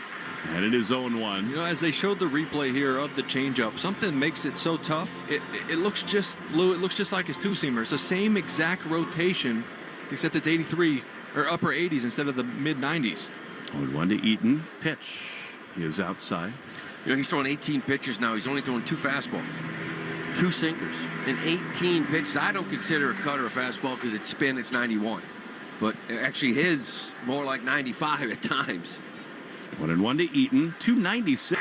They're 2 away. I mean, the Red Sox have had such a marvelous year, and they do play the matchups, and yet it is amazing that in a playoff game at Yankee Stadium, Nate Eaton and Nick Sogard are in the lineup against this vaunted Yankee team. Their best lineup right now versus lefties. Yeah, it's just the reality of the situation. Here's Jaron Duran, the lefty who was left in there, and he swings and misses. He's 0 for 10 against Fried, and he is tonight the 7th batter of the game, brought to you by Jeffrey Glassman Injury Lawyers, Boston's go-to injury attorney for over 30 years. Hurt in a car or work accident, call Glassman. All 7s after 6-1-7-0-1. Ground ball softly hit up the middle. Volpe gobbles, throws to first. Strong throw in time. Hitting over well. They might be up for a pitcher's duel tonight. Max Fried looks fabulous. No score after an inning and a half on the Shaws and Star Market WEEI Red Sox Radio Network. This moment right now is the ideal time to throw on your helmet or boots, grab an ice-cold Mountain Dew with a refreshing citrus kick, and head to the hills for some hiking, mountain biking, and panoramic views you'll be liking. Because raising your heart rate and your elevation deserves the elevated deliciousness of cold refreshment. With lots to do. Give me the sunshine, give me a dew. Give me something simple and true. Give me my good friends, give me a dew. Do the dew. Make money from your podcast with the Odyssey Creator Lab. You create the show, we bring the advertisers. Apply now at creators.odyssey.com. Near you. Just like our hometown legends of the diamond, Herb Chambers has been hitting it out of the park for decades with legendary customer service. With over 35 brands and so many locations, Herb Chambers offers the largest inventory of cars, trucks, and SUVs in New England. You can always count on getting the lowest prices and best value. And at Herb Chambers, you always get more for your trade. Come see for yourself and experience our legendary customer service today. Herb Chambers. We don't sell cars, we help people buy them. Learn to lead with impact at Babson College, ranked the #1 graduate school in entrepreneurship for 32 years by U.S. News & World Report. Join their virtual open house October 8th and receive an application fee waiver up to $100. Register at babson.edu/gradopenhouse.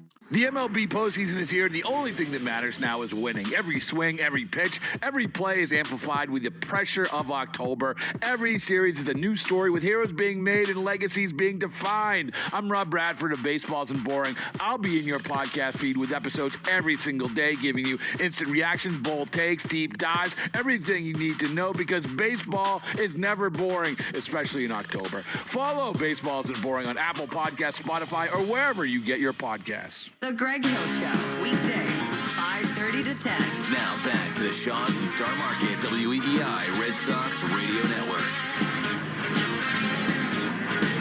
To the bottom of the second we go at Yankee Stadium. Red Sox and the Yanks scoreless. Herb Chambers batting order in this second inning. Ahmed Rosario, Trent Grisham, and Anthony Volpe, brought to you by Herb Chambers, Lexus of Sharon, and Lexus hang of Max Fried has been fabulous. Garrett Crochet made huge pitches in the first to get out of a jam. And here's Rosario, who's had tremendous success against Crochet. He swings at the first pitch and fouls it back for strike one. There are not many hitters in the game who are 6 for 9 with a homer against this lefty. A double as well. That's why he's in there at second base.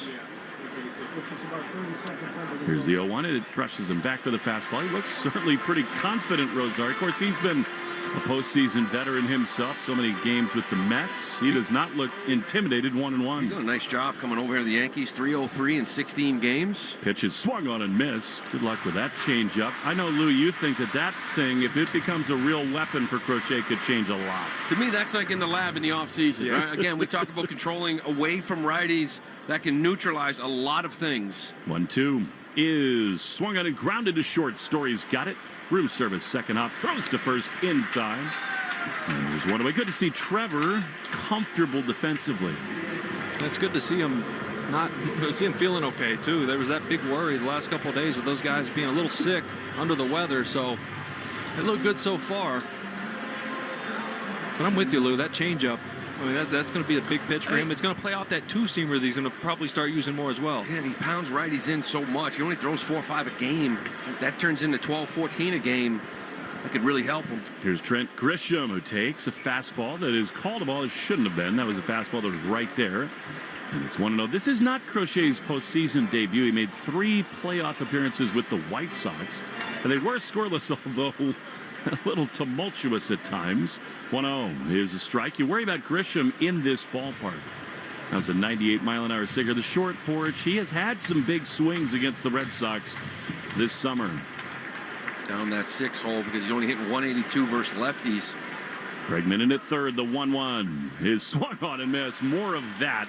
That was an awesome cutter. And it's 1-2. That was 91 mile an hour. And I had to look because it almost had sweeper action. It went so much left to right. Crochet gave him a little peek, too. By the way, beefy savings on sale today at Shaws and Star Market. Value pack beef petite sirloin, top round London broil, $4.97 a pound when you use the digital coupon. Shaws and Star Market, official supermarket of the Red Sox Radio Network. 1-2 to Grisham.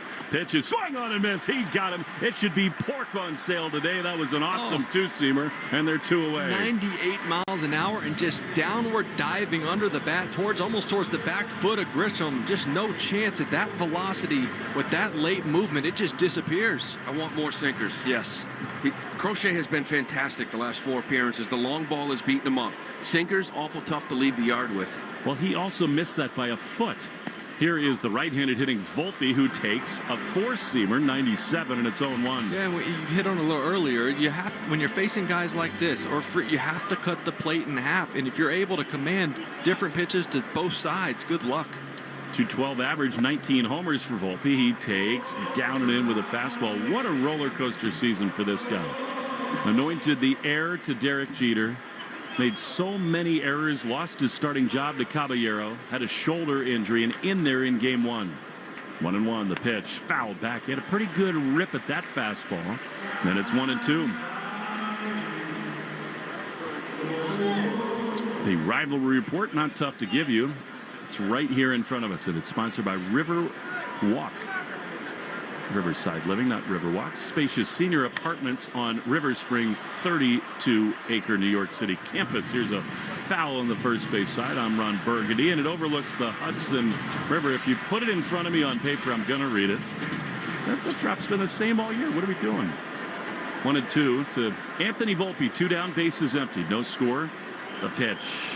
High drive, real trouble. This is going to put the Yankees ahead. It's a Yankee Stadium special opposite field homer, and it's 1-0 New York.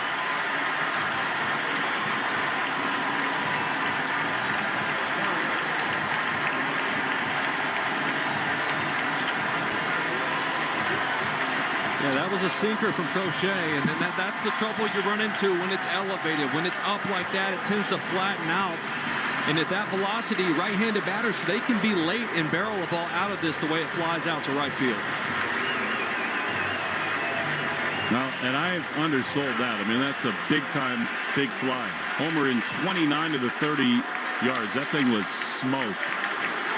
So 1-0, and here's Austin Wells. He swings and fouls a pitch off his front foot. You know, Crochet has just been amazing for the Red Sox this year. He embraces the big moment. He single-handedly changed the dress code on the team flight to New York, said, we got to treat this like a once-in-a-lifetime opportunity. But he made a mistake right there. And Volpe made him pay. What a moment that is for him. 0-1 to Wells. He too 21 homers. He's got a Peyton Tolley mustache. Batting left. The 0-1. Up and in. Fastball 1-1. Well, the thing with Volpe, he really hits the ball well the other way. And, you know, sinker up and away. That's why maybe coming in early in those at-bats, trying to crowd him. 1-1 is a blooper on the right side of the infield. Romy will call off Sogard and make the play. Inning is over. That's the fear in this ballpark. Yankees lead 1-0 after 2 on the Shaws and Star Market WEEI Red Sox Radio Network. This moment right now is the ideal time to throw on your helmet or boots, grab an ice-cold Mountain Dew with a refreshing citrus kick, and head to the hills for some hiking, mountain biking, and panoramic views you'll be liking. Because raising your heart rate and your elevation deserves the elevated deliciousness of cold refreshment. With lots to do. Give me the sunshine, give me a dew. Give me something simple and true. Give me my good friends, give me a dew. Do the dew. You walk in tired and hungry, one bad dinner away from losing it. You don't like to cook. You don't want more takeout. You just want something good. That's why there's Dish by Blue Apron. Pre-made meals with at least 20 grams of protein and no artificial flavors or colors. From fridge to fork in 5 minutes or less. Keep the flavor. Ditch the subscription. Get 20% off your first 2 orders with code APRON20. Terms and conditions apply. Visit blueapron.com/terms for more. Some people follow the rules, but where's the fun in that? I'm Saraya, and this is Rule Breakers, the podcast where we celebrate the rebels, the risk takers, and the ones who make their own way. Every week, I sit down with the boldest voices in sports, entertainment, and beyond to talk about breaking barriers, defying expectations, and rewriting the rules. No limits, no apologies, just real talk. Follow and listen to Rule Breakers with Saraya, an Odyssey podcast available now for free on the Odyssey app and wherever you get your podcasts. The MLB postseason is here, and the only thing that matters now is winning. Every swing, every pitch, every play is amplified with the pressure of October. Every series is a new story with heroes being made and legacies being defined. I'm Rob Bradford of Baseball Isn't Boring. I'll be in your podcast feed with episodes every single day, giving you instant reactions, bold takes, deep dives, everything you need to know, because baseball is never boring, especially in October. Follow Baseball Isn't Boring on Apple Podcasts, Spotify, or wherever you get your podcasts. We're right back to the Sox on the Shaws and Star Market WEEI Red Sox Radio Network. To the third inning we go, 1-0 Yankees. It'll be Cedon Rafael, and then Sogard and Refsnyder in the Herb Chambers batting order. Brought to you by Herb Chambers Mercedes-Benz of Boston, Sudbury, and Linfield. Cedon on a real heater to close the regular season, had the swing that clinched this playoff berth. 16 homers, 63 driven, and he just feels like the ultimate X factor in these playoffs. Pitch from Fried is high and outside. I take that as a very good sign that he wasn't swing happy. Ball 1. Yeah, not jumpy at all. You worry about these big games and how aggressive he is, and Fried can take advantage of you if you're that way. 1-0. Feels like the wind is blowing in. Pitch. Swing and a miss. He was not waiting there. A cutter, and it's 1-1. Yeah, we had said that before this game started.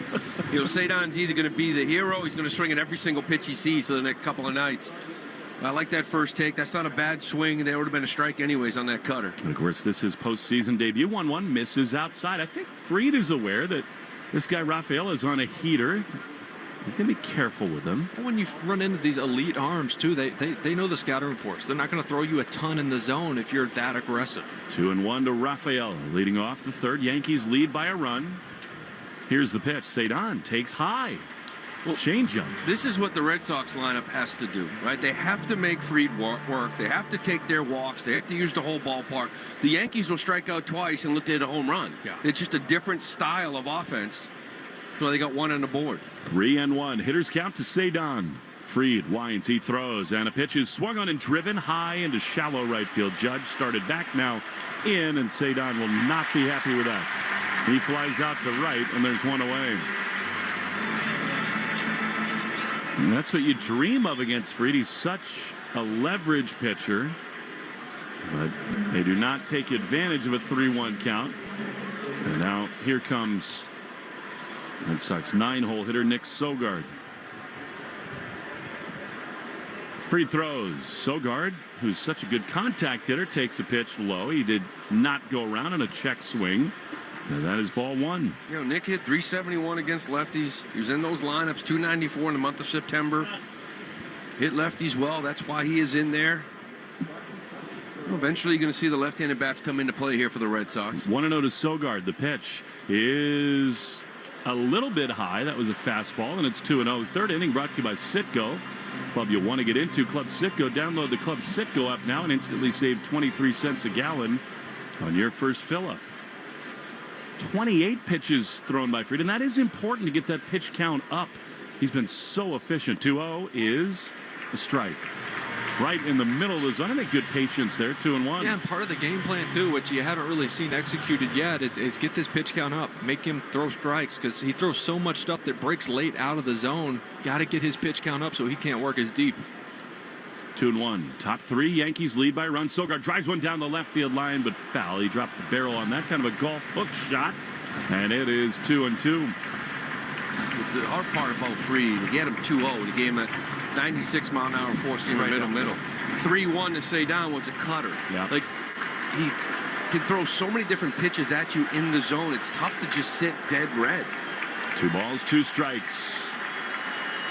Here it is. Sogard swings and drives one into left field. That's a base hit. It might be 2. Bellinger to his right. Sogard's going to think about it and hold up as the throw comes into second. Good call, but how about Sogard in his postseason debut? A one-out knock in the third. Well, that's why he's in there, right? You said it, Lou. 371 against lefties. Even in AAA, he crushed lefties from that side of the plate also.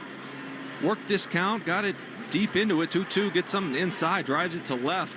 That's actually a changeup that Fried pulled middle into him. And I think really about among all the Red Sox hitters, this might be the guy you want up the most in Rob Refsnyder. 1 on, 1 out. The pitch is taken. That was an awesome sweeper in there for strike 1. It's the problem with Fried, too. Like, your second at bat, normally you sit there and say, okay, this is how he got me out. And then the second at bat, something different. The third at bat's completely different because he has so many different pitchers to come at you with 7 of them. A pitcher in the truest sense. 0-1. Rob takes high with a fastball. That's actually a changeup. There's just no tendencies, right? Where it's like, okay, 2-0, it's like 80% cutter. No, it's 5-6 different things in advantage counts. He can use anything in a full count. You never know what you're getting 0-0. 7 of Rob's 9 homers against lefties this year. 1-1, tying run at first. Pitch to Refsnyder is swung on and driven high into center field, but off the end of the bat. Grisham back in front of the warning track is there to make the play. Sogard is tagging it first. He heads for second. In there with a head-first slide. Good aggressive base running. And Sogard into scoring position. That ball carried pretty well onto the track. And so tying run at second with 2 down for Story. Another changeup right there, outer edge. Refsnyder goes out and just misses one. Gets it just enough off the end of the bat where it doesn't carry out of here, but all the way to the track, and Sogard gets back, tags up, gets just in before the throw. It's good base running. Love the aggression. And also very important because Fried's picked off more guys at first than anybody in baseball. So he's a tough guy to steal on. Any way you can get to second base, and Sogard does. Here's Story, who lines one rather foul on the first base side. Big rip there on a sinker. Trevor struck out swinging his first time. He is 4 for 16. He does have 2 homers against Fried. Again, under the weather at the end of the year. Huge chance right here. 0-1 pitch. Trevor swings and misses. Fooled badly by a curveball. That was the plan of attack for Fried the first time, and it's 0-2. All year long.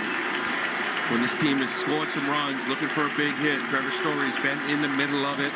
First opportunity here with a guy in scoring position.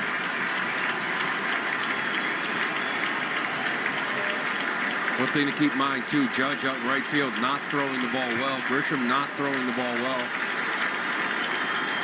0-2. Fried at the belt. He throws. Trevor swings and misses. He's gone. Really good curveball, and the inning is over.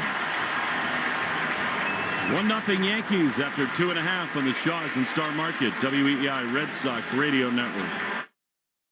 This moment right now is the ideal time to throw on your helmet or boots, grab an ice-cold Mountain Dew with a refreshing citrus kick, and head to the hills for some hiking, mountain biking, and panoramic views you'll be liking. Because raising your heart rate and your elevation deserves the elevated deliciousness of cold refreshment. With lots to do. Give me the sunshine, give me a dew. Give me something simple and true. Give me my good friends, give me a dew. Do the dew. Hey y'all, this is Maggie Freeling, host of the new podcast, Up and Vanish Weekly. Tune in each week as Payne Lindsay and I are joined by other true crime experts to take a fresh look at some of the most puzzling crimes and shine a spotlight on the cases that have stumped investigators for far too long. So go right now and search Up and Vanish Weekly in your podcast app to follow the show. Listen for free wherever you get your podcasts. The MLB postseason is here, and the only thing that matters now is winning. Every swing, every pitch, every play is amplified with the pressure of October. Every series is a new story with heroes being made and legacies being defined. I'm Rob Bradford of Baseball Isn't Boring. I'll be in your podcast feed with episodes every single day, giving you instant reactions, bold takes, deep dives, everything you need to know, because baseball is never boring, especially in October. Follow Baseball Isn't Boring on Apple Podcasts, Spotify, or wherever you get your podcasts. Jones and Keith. Weekdays 10 to 2. Now back to the Shaws and Star Market WEEI Red Sox Radio Network. Garrett Crochet back to the mound for the bottom of the 3rd inning. Yankees do lead 1-0. Jose Caballero, and then the top of the order, Goldschmidt and Judge in the Herb Chambers batting order. Seems so important to get really anybody ahead of Judge, but particularly Caballero in the 9-hole for Crochet tonight. His 30th pitch is strike on the outside corner, backdoor cutter, and it's 0-1. I'll tell you what, Max Fried has his A stuff. Yes, he does. All right, he's throwing everything wherever he wants it. He's missing barrels. Gonna have to throw some at-bats on him. 0-1. Swing and a miss. He made him look foolish there on the sweeper, and it's 0-2. It's what makes these games so fun. I mean, this is like a classic pitcher's duel where the one pitch to Volpe right now is the only difference. But these guys carving them up 0-2. To Caballero, who was really important for them. Here he takes a fastball high. He's been great for them. Coming over here in New York, hitting 266. He's got 49 bags. He really solidified shortstop when they needed a few weeks back. Well, Volpe's back there tonight. But 1-2 outside. Well, every managerial decision gets so scrutinized this time of year, and Aaron Boone said, you know what? Fried on the mound. I'm going Caballero at 3rd and Volpe at short, and what do you know? Volpe goes deep. 2-2. Pitch fouled off of, I think, Narvaez's shoulder, and it stays 2-2. Well, you know, Booney stuck with Volpe all year. Yeah. I mean, Yankee fans were losing their ever-loving minds when he kept talking about his defense and how he's a hitter and he believes in him. And you kind of get rewarded here, right? You put him out there, he gives you the 1-0 lead. It's kind of like sticking with a guy. 2-2 with Goldschmidt out on deck. To Caballero, the pitch is fouled off. He took an emergency swing there, stayed alive. That's the thing with the postseason too. You never know who's going to have the big swing, who's going to be the hero of what series, which game, which at bat. It's up for grabs, whoever wants it. That's what makes it so nerve-wracking, so agonizing, and also so exhilarating. Every blink of the eye is an opportunity. 2-2. High with a fastball. Bad miss there by Crochet, and the count is full. Well, can't walk this guy. He flies. 49 bags. Yeah. If you walk him, might as well put him on second and then worry about third. 3-2. Swing and a miss. He got him fastball. He did not walk him. He said, sit down. 98 miles an hour. But for Crochet, third strikeout. And here comes Goldschmidt. And that was the fastball. He was trying to throw the pitch before that. It got away from him. That one just maybe an inch above the zone, exactly where you want that four-seamer, where you can't get on top of it. I loved everything that Garrett said yesterday. The pitch to Goldschmidt is strike on the outside corner. They said, the writers in New York did, do you expect to be here today? Yes, I did. That's why I came here. I've always believed in myself. The 0-1, swing and a miss. Good changeup. And it's 0-2. It's why he came over. It's why the Red Sox wanted him. And he has met every single expectation. 0-2 with Judge looming on deck. The pitch fouled on the first base side. 98-mile-an-hour heater. Well, that second pitch of this at bat, a really good changeup. If you want anything to get hitters off of your fastball, it is that pitch right there to these righties. 0-2. Way outside. League leaders and who's circling the drain, presented by Drains by James, Eastern Mass's leader in residential and commercial drain cleaning and pipelining. Drains by James. They give a poop about your pipes. Well, led the league in a lot of things, did Crochet. 1-2 the pitch. Way outside. That was not sharp at all. 3 changeups he's thrown this at bat. Goldschmidt, one of them, the first one was very good. The other one, that non-competitive, just sort of losing it down and away. Let's see heater up and in here. 2-2. Judge on deck. Here's the pitch. And it's way outside. Another cut fastball. Secondary stuff right now, not all that sharp for Crochet, and it's 3-2. Sometimes these guys fall into traps of trying to go against everything they did the rest of the season, because you've seen this guy so many times. The Yankees seen Crochet so many times. You try to change it up. 3-2.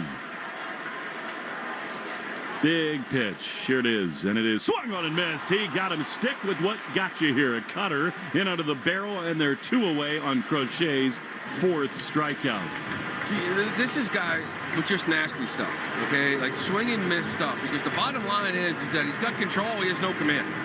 In other words, he is throwing strikes, but he's not throwing strikes where he wants them right now. You know, and that's, he missed with Volpe. He wanted it in. He ended up away. He's just, right now, the command, he has to tighten that up. But his stuff is so good, he's getting away with it. Well, that is scary with this guy, Judge. 1-0 Yankees, 2 down. Bottom 3, the pitch is a strike. Now, this has been the #1 matchup of the season. Red Sox and Yankees. Judge and Crochet have had so many battles. 0-1 pitch. High and in. Well, with that first hit, he's now 4 for 16, but 11 strikeouts, 2 home runs. Well, one tied the game in the 9th inning when Crochet was trying to go complete game shutout. The other to deep right center field here. 1-1 pitch. That has to be a strike. Not called. One a little low with a sweeper, actually. And it's 2-1. Now, as good as Bellinger is on deck, you still have to be super careful with Judge here. 2 down, bases empty. 2-1. Low. Bellinger's a good hitter. He's not the best hitter in the planet. That's right. And I know he's tough against lefties, but it's a 3-1 count. This should be like an 0-2 pitch. Crochet already at 48 pitches. Not ideal, the 3-1. High fly into left center field. It was off the end of the bat, though. Cedon and Duran come together. Jaron is there to make the play. And the inning is over. Well done. Exhale. We go to the fourth inning. 1-0 Yankees for the Red Sox. It'll be Bregman, Romy, and Narvaez on the Shaws and Star Market. WEEI, Red Sox Radio Network. This moment right now is the ideal time to throw on your helmet or boots, grab an ice-cold Mountain Dew with a refreshing citrus kick, and head to the hills for some hiking, mountain biking, and panoramic views you'll be liking. Because raising your heart rate and your elevation deserves the elevated deliciousness of cold refreshment. With lots to do. Give me the sunshine, give me a dew. Give me something simple and true. Give me my good friends, give me a dew. Do the dew. We get it. Attention spans just aren't what they used to be. Heads in social media and eyes on Netflix. But what do people do with their ears? Well, for one, they're listening to audio. Americans spend 4.4 hours with audio every day. Oh, and you want the proof? Well, you just sat through this ad that's now approaching 30 seconds. What could you say to a potential customer in 30 seconds? Let Odyssey put together a media plan tailor-made for your unique marketing needs. Advertise with Odyssey. Visit ads.odyssey.com. The MLB postseason is here, and the only thing that matters now is winning. Every swing, every pitch, every play is amplified with the pressure of October. Every series is a new story with heroes being made and legacies being defined. I'm Rob Bradford of Baseball Isn't Boring. I'll be in your podcast feed with episodes every single day, giving you instant reactions, bold takes, deep dives, everything you need to know, because baseball is never boring, especially in October. Follow Baseball Isn't Boring on Apple Podcasts, Spotify, or wherever you get your podcasts. Boston sports with you wherever you go. Download the Odyssey app. Now, back to Red Sox baseball on WEEI.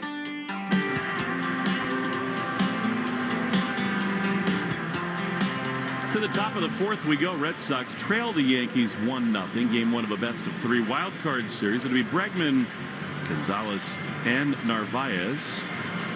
Right-handed hitters. Max Fried razor sharp to start this one. Pitch to Bregman.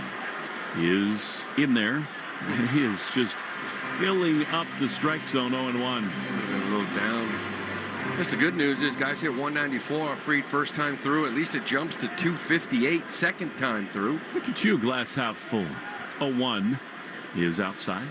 Lou was nervous all day. Will was too. Oh, man. Lou is like just the player in him thinking all the worst things that can happen. I get real quiet, nervous.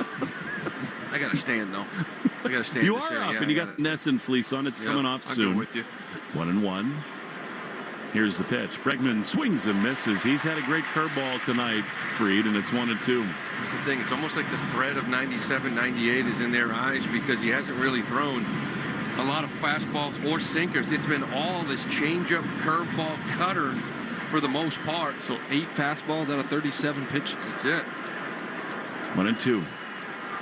Quickly into the wind. Pitch. Low. Slider. And it's 2-2. We owe you the New England Chevy Dealers question of the day. Together, let's drive.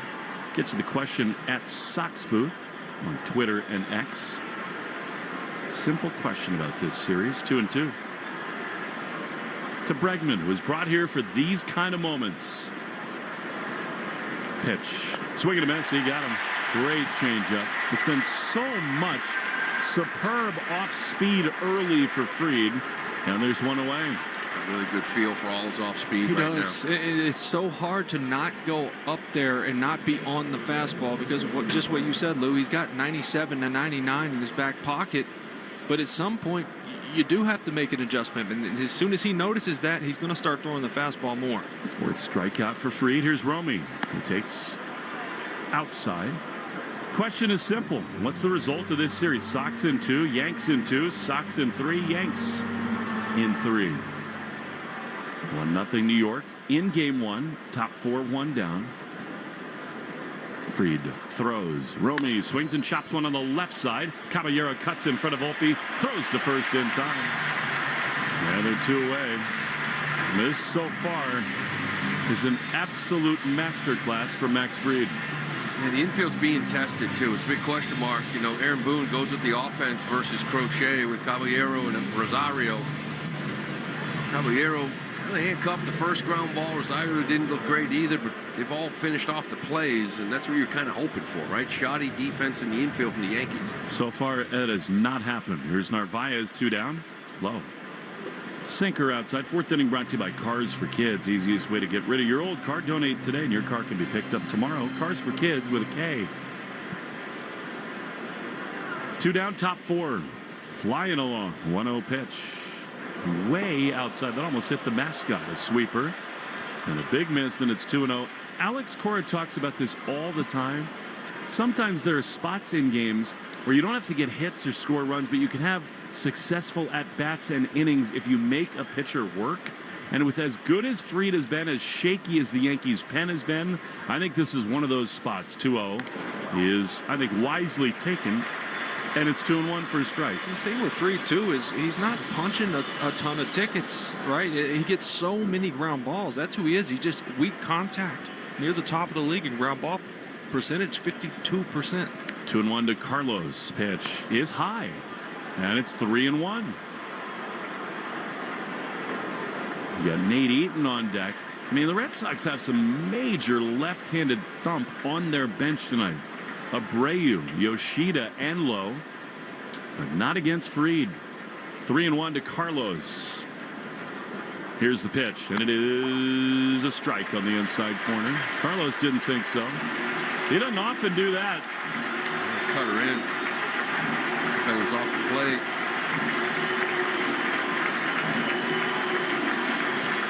And why would you just let the crowd get into it instead of injecting 8 million artificial sounds here at Yankee Stadium? 3-2 with the bases empty. Fried at the belt. He winds. Payoff pitch.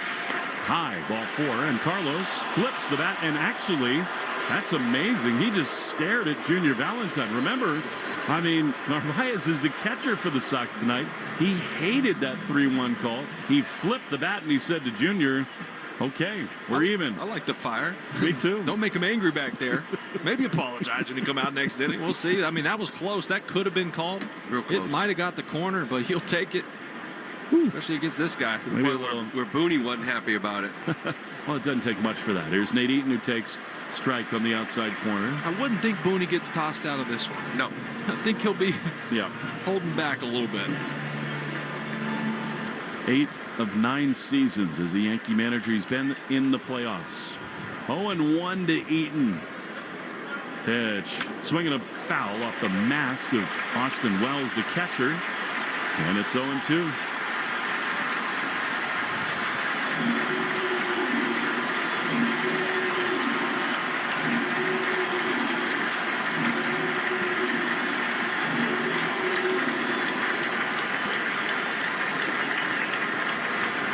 One on, 2 out. 1-0 Yankees in the top of the 4th. Nate Eaton waits. Fried at the belt. He throws. Nate takes a ball. Changeup down and away.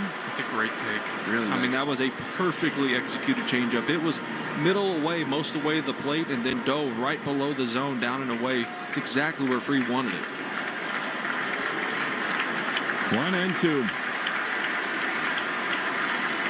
Narvaez not much of a lead. The pitch is outside. Another great take. And it's 2-2. Just waiting for that big curveball. He's been finishing hitters with it down below the zone. Change-up, then 98 off at the change-up, just off the plate. I feel like he's itching to throw that big breaker down.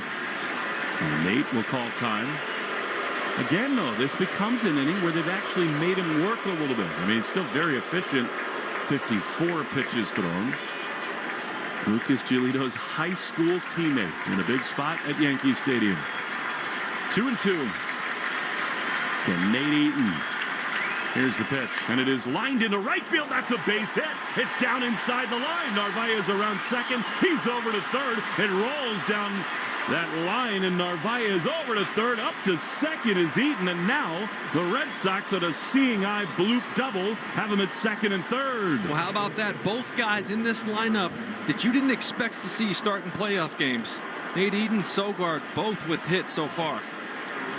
That was a great at-bat. And now the only everyday lefty who was allowed to start in this game, Jarren Duran. Well, Duran has not been good against lefties all year. However, since the late August, Jarren Duran's hitting .292 versus lefties. Hit that big shot against Clevenger down in Tampa.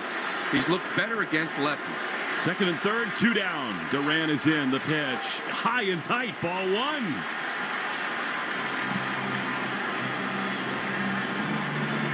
Fried wants lefties to try to pull him. That's what he wants. He wants to try to throw sinkers in on your hands and then everything else breaking down and away from you so you pull off it. Jarren's got to really focus on staying up the middle of the field right here. The ball, no strikes. Here's the pitch. Duran takes ball. Low, a sinker. And it is now 2-0 with Cedon on deck. Now the infield is coming to the mound here to sort of discuss things with Fried. Let's take 10 seconds for station ID, Shaw's and Star Market, WEEI Red Sox Radio Network. From the WEEI studios, 93.7 WEEI FM and HD1, Lawrence, Boston.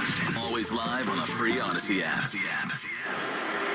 Will Fleming, Will Middlebrooks, Lou Merlone, Yankee Stadium. Hornets Nest. Yanks lead 1-0. However, second and third, 2 down, a 2-0 count to Jarren Duran. How fun is playoff baseball? I will tell you in about 30 seconds. 2-0 to Duran. They play him way back in the pull on the dirt. Fried throws. Jarren takes high. A fastball not close. And it is 3-0. This has to be a take, doesn't it? Not necessarily. I don't agree with 3-0 takes in Major League Baseball anymore. Could be the best pitch he's going to see. Yeah, 3-1, we get nasty in this game now. 3-0, you still treat it like it's 3-1. Here's the 3-0, and it is a strike, and it was nasty. How about that? A cutter at the bottom of the zone, 3-1. Front door cutter, too, right? Wow. He starts in off the plate, which he has been a lot in this at-bat. That one cuts back into the inner third. So you give him that one. Guys are too good to take 3-0. What a huge moment this is. 3-1, they lead at second and third. Fried delivers. Duran takes a strike at the top of the zone. That was the one to hammer right there. And the count now full. Caught him leaning back a little bit, too. He got a little fooled because it was a cutter up and in. He's kind of thinking that was that fastball, but he hasn't really gone to that heater all that much here.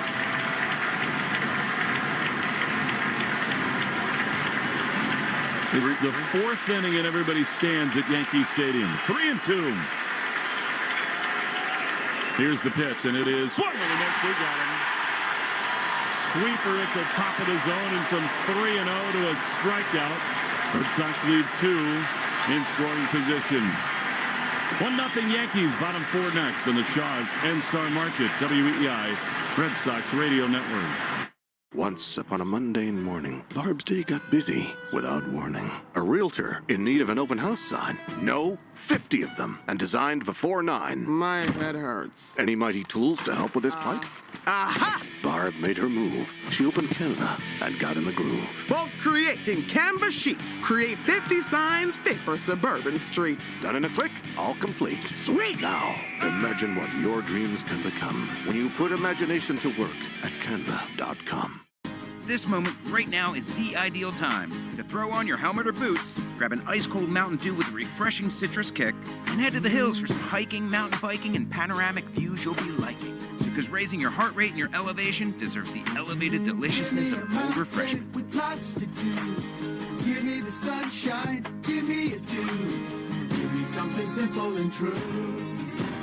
Give me my good friends, give me a dew. Do the dew. Hi, I'm PJ Vogt, and I want to tell you about my podcast, Search Engine. We try to make sense of the world, one question at a time. No question too big, no question too small. We will even answer your questions if you send them in. Stuff like, what happens when a cemetery goes out of business? What should we do about teens using AI to do their homework? Who buys luggage at the airport luggage store? Follow and listen to Search Engine in partnership with Odyssey, wherever you get your podcasts. The MLB postseason is here, and the only thing that matters now is winning. Every swing, every pitch, every play is amplified with the pressure of October. Every series is a new story with heroes being made and legacies being defined. I'm Rob Bradford of Baseball Isn't Boring. I'll be in your podcast feed with episodes every single day, giving you instant reactions, bold takes, deep dives, everything you need to know, because baseball is never boring, especially in October. Follow Baseball Isn't Boring on Apple Podcasts, Spotify, or wherever you get your podcasts. Want to listen to WEEI on the go? Just download the Odyssey app. Now, back to Red Sox baseball on WEEI. Tony Bellinger to lead it off against Garrett Crochet as we go into the bottom of the fourth inning, which, of course, is brought to you by Cars for Kids. And we are exactly at 110 pitches. Brought to you by 110 Grill, gluten-free dining done right. 110 Grill, proud to be an official partner of the WEEI Red Sox Radio Network. Bellinger lines one on one, hop to second. Sogard has it calmly, spins and throws to first. And on one pitch, there's one away. Well, that's one of the guys circled in the lineup, even though it's left on left. So good against lefties. That's a big out to start this inning. One pitch, one out. You know, it's not just game one of a playoff series. It's a condensed three-game series where urgency is on the mind of both these managers as Giancarlo Stanton digs in. Postseason hero for the Yankees. The pitch is called a ball down and in. Where, I mean, it's less the case for Crochet and Free, but these managers are going to be ultra aggressive with the bullpens. Want to know the pitch? Swing at a chopper, foul outside of third. But every decision is magnified in these short series. And talking to both Alex Kora and Aaron Boone before the game, it's go time for both. 1-1. That's got to be a strike. No, just in. A fastball at 98, 2-1. Leash is going to be longer for both these guys. Yep. Crochet and Fried. A lot longer. As the series goes on, you might be seeing action in the fourth, fifth inning. 2-1 pitch. Pop foul just in front of us. And it's 2-2. And, you know, we said this coming into the game. I think it is especially important for the Red Sox to get a long start from Crochet because of the injury to Giolito. 2-2. To Stanton. Pitch. That's high. Again, 41 postseason games and 18 homers for Stanton. Closing in on 500 in his career. 3-2. One down, bottom four, the pitch. He got him. Fastball swung on a miss. Good cutter. And for Crochet, that is 5 strikeouts, and they're 2 down. That was just a challenge cutter right there. Didn't want to walk him. Got away with a sweeper that Stanton fouled straight back earlier in the count. That was, I mean, just right after him and beat him. The Red Sox have a better back end of the bullpen than the Yankees. Here's Ahmed Rosario. He takes a little bit low with a sweeper. Well, the thing with that Yankees bullpen, they're technically by the numbers the worst bullpen in the playoffs. However, last 11.53. Of course, there's maybe a lot to do with who they played. 1-0. White Sox and Orioles mostly as the cutters swung on a miss. But I think we all admit there's a ton of talent out there. They've just underperformed at the deadline. There was some panic. Whether they're comfortable or not, we'll see when you're now here in the postseason. 1-1 is a chopper foul off his front foot. I think the Yankees, you said it, it's talent, but it's also volatility. And Kevin Williams is like one of the X factors of the entire playoffs. Yeah, they have several guys who could come in and walk three, give up some runs, or can strike out the side. 2 down, bases empty. Bottom four, Yanks lead by a run. 1-2 to Rosario. He's high and tight. Fastball has 99. Seems important for Crochet to be efficient in this inning. So far, so good. 2-2. Trent Grisham out on deck. Packed to the gills. 2-2. Foul back to the screen. Riddle me this. How is it that Ahmed Rosario, who grounded out to short his first time, coming into this game was 6 for 9 against Garrett Crochet? What makes baseball so beautiful? 2-2. Crochet winds. He throws. Swinging a chopper foul. Good grinding at that. Stays 2-2. Well, he hits lefties well. Maybe he likes the ball close to him. Again, Crochet really, whether it's cutter, sweeper, fastball, a lot of it is inner half. He's got Jazz Chisholm out of this game against the lefty. Ben Rice, too. 2-2. Grounder to short. Story charges in, plays the second hop. As always, on the move. Throws to first in time. Handing over. Nice job by Crochet. To the fifth inning we go. 1-0 Yankees. Sedan, Sogard, and Refsnyder in the Bronx of the Shaws and Star Market, WEEI Red Sox Radio Network. This moment right now is the ideal time to throw on your helmet or boots, grab an ice-cold Mountain Dew with a refreshing citrus kick, and head to the hills for some hiking, mountain biking, and panoramic views you'll be liking. Because raising your heart rate and your elevation deserves the elevated deliciousness of cold refreshment. With lots to do. Give me the sunshine, give me a dew. Give me something simple and true. Give me my good friends, give me a dew. Do the dew. Hello, it's Lena Dunham. I host a podcast called The C Word with my dearest friend and historian of bad behavior, Alyssa Bennett. What is up? It's a chat show about women whose society is called crazy. We're going to be rediscovering the stories of women's society dismissed by calling them mad, sad, or just plain bad. Listen to and follow The C Word with Lena Dunham and Alyssa Bennett. Available now wherever you get your podcasts. The MLB postseason is here, and the only thing that matters now is winning. Every swing, every pitch, every play is amplified with the pressure of October. Every series is a new story with heroes being made and legacies being defined. I'm Rob Bradford of Baseball Isn't Boring. I'll be in your podcast feed with episodes every single day, giving you instant reactions, bold takes, deep dives, everything you need to know, because baseball is never boring, especially in October. Follow Baseball Isn't Boring on Apple Podcasts, Spotify, or wherever you get your podcasts. Art, Fitzy, and Johnson. Weekdays 2 to 6. Now back to the Shaws and Star Market, WEEI Red Sox Radio Network.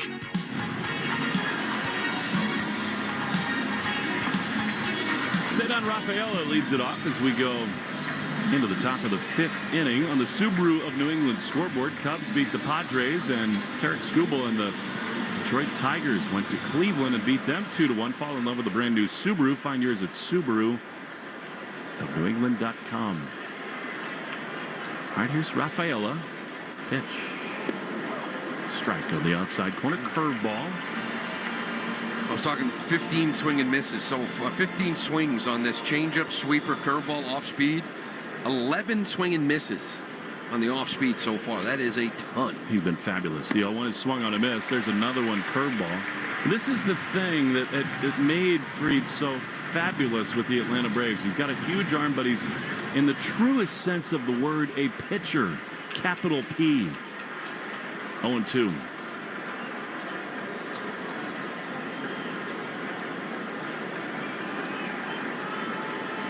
Fried takes a deep breath. He throws. Sedan takes the ball. That is encouraging to me. I think, Will, there have been some good takes here tonight. Yeah, there have. And you've watched this Red Sox offense all year against good arms. And they eventually seem to get to them. Second, third times through, they start to pick up on tendencies. Though it's tough on a guy like Fried who mixes it. But they got to start grinding these at-bats. 1-2. Here it is. Swinging a ground ball softly to second, and right there to make the play, Rosario throws to first. So much of that. Soft grounders. Sedan is gone. And one down for the man who recorded the Red Sox second hit, Nick Sogard. Red Sox on EEI brought to you by your New England Ford dealers. It's truck month. Hurry in and secure your deal on a Ford truck. Official truck. The Boston Red Sox. What a swing moment that was. Duran and Fried was second and third. The pitch to Sogard, high and away. Sweeper 1-0. Am I crazy, or is Fried just a little bit less sharp than he was in the first three? Yeah, honestly, I thought he would throw more fastballs at this point, but he's sticking with the same approach. 1-0 to Sogard. Strike on the inside corner. Lou, you've lived this life. This is insane for a guy in Nick Sogard who played, I want to say, 100 games at AAA to be at Yankee Stadium starting in game one of a wild card. Slow heartbeat, though. 1-1. High pop-up into shallow left center field. This has a chance to dump down, but Grisham on the run is there to make the play. It hung up just a little too much off the end of the bat, and they're two away. But, you're right, and he's in this spot, and you haven't faced many lefties. So he and Eaton really haven't had many at-bats out of the last couple of days, and they're all against righties when you clinched. But still, you get a hit your first at bat. Eaton has a hit. He's fielded his first ground ball. You're sort of breathing now and just playing the game. You feel like you just need to catch lightning in a bottle right now. Here's Rob Refsnyder, a man very capable of that. 2 down, bases empty, the pitch. Swing and a foul. He was thinking exactly that, but a perfectly located fastball, 97, and it's 0-1. He's just not missing. And if he is, it's early in counts with off speed, and they're taking it. Their third time through the order. First time was a 97-mile-an-hour fastball. I haven't seen many of them. 2 down, bases empty, 0-1.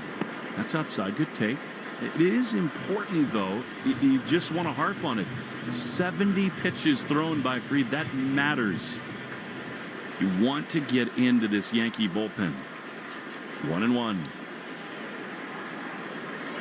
Pitch to Rob. Way outside. Good take. Refsnyder, as we said, is now 2 for 9 against this pitcher. 71 pitches so far, and only one time all year did he go over 100. Now that might change in the postseason. I think you're going to see Refsnyder, if he sees a strike, take his most violent swing of the year. 2-1. Fried winds. He throws. And a swing and a pop foul on the first base side. He did not get cheated. A cutter. And it's 2-2. Yeah, it was a cutter, but middle. That's one Refsnyder's going to want back. It's 95. Yeah, everything's up. 95-mile-an-hour cutter. Man. 2-2. Bases empty, 2 down. 1-0 Yankees. The pitch. Rob takes low. Very close with a curveball. And actually, I misspoke. Those were just his postseason appearances. He went over 106 times this regular season. Seems like a big pitch here to Refsnyder. 3-2. Glaring out at Fried.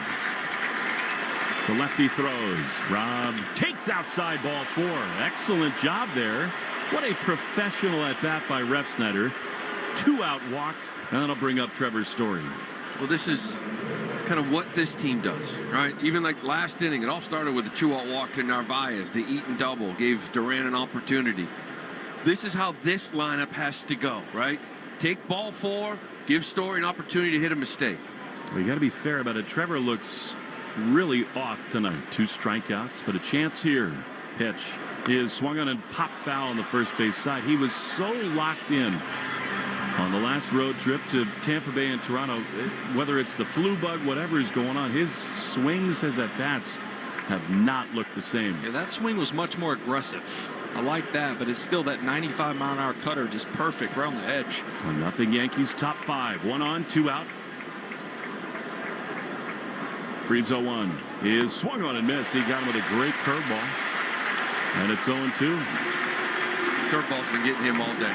Like first 2 at bats, talking about the strikeouts. They've been on that big slow curveball. He can't lay off of it right now.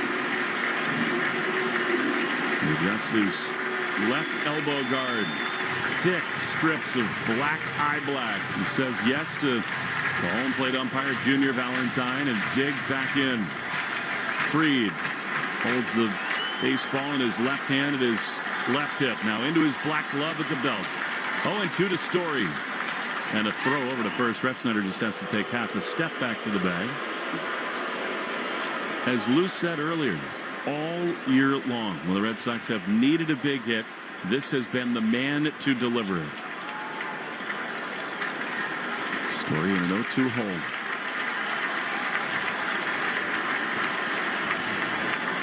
Here's the pitch. Swinging a line drive on the ground into the left side of the infield. Volpe has no play. He tried to leap and throw a la Jeter. He had no chance. A little seeing eye grounder off the end of the bat. And the Red Sox, for the second straight inning, a 2-out rally, first and second. Well, there was that big curveball that he's been having so many issues swinging through. He stayed through it just enough to hit it in that 6-hole with his speed. Even if Volpe's able to get that throw off, it doesn't get him at first. Here comes your big fella. Bregman, this is where you need him stepping up big. I would say this would be a pretty good spot for a signature Red Sox moment. What I loved about Bregman all day long, steely-eyed and just throughout batting practice, peppering balls on lines to right field. 2 on, 2 out in the top of the 5th. Fried is ready. Pitch to Bregman is swung on and fouled on the first base side. He was fooled there. Almost like he wanted to stop the swing and a cutter that got him, and it's 0-1. It's like he picked up the rotation late, right? Thought it was going to get way more in on his hands. Yeah, that's 3 cutters in a row. He started off Refsnyder, Story, and now Bregman, and he kind of got fooled all 3. 0-1. 2 on, 2 out. There it is. Bregman chops one softly on the left field side. Caballero gloves and throws to first in time to get Bregman. And the inning is over. Now Bregman maybe running a little better. That might have been a closer play, but as it is, for the second straight inning, the Red Sox leave 2 aboard. Making Fried work, but nothing to show for it. We go to the bottom of the 5th inning. 1-0 Yankees. Crochet back to the mound on the Shaws and Star Market, WEEI Red Sox Radio Network. This moment right now is the ideal time to throw on your helmet or boots, grab an ice-cold Mountain Dew with a refreshing citrus kick, and head to the hills for some hiking, mountain biking, and panoramic views you'll be liking. Because raising your heart rate and your elevation deserves the elevated deliciousness of cold refreshment. With lots to do. Give me the sunshine, give me a dew. Give me something simple and true.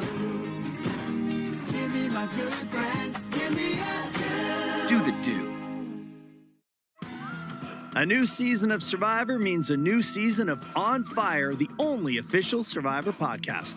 Each week, we break down the game like nobody else can, from how the season is built to why the players make the moves they do. It is the ultimate companion to the show. So if you love Survivor, I think you're going to love On Fire. Follow and listen to On Fire with Jeff Probst on the free Odyssey app or wherever you get your podcasts.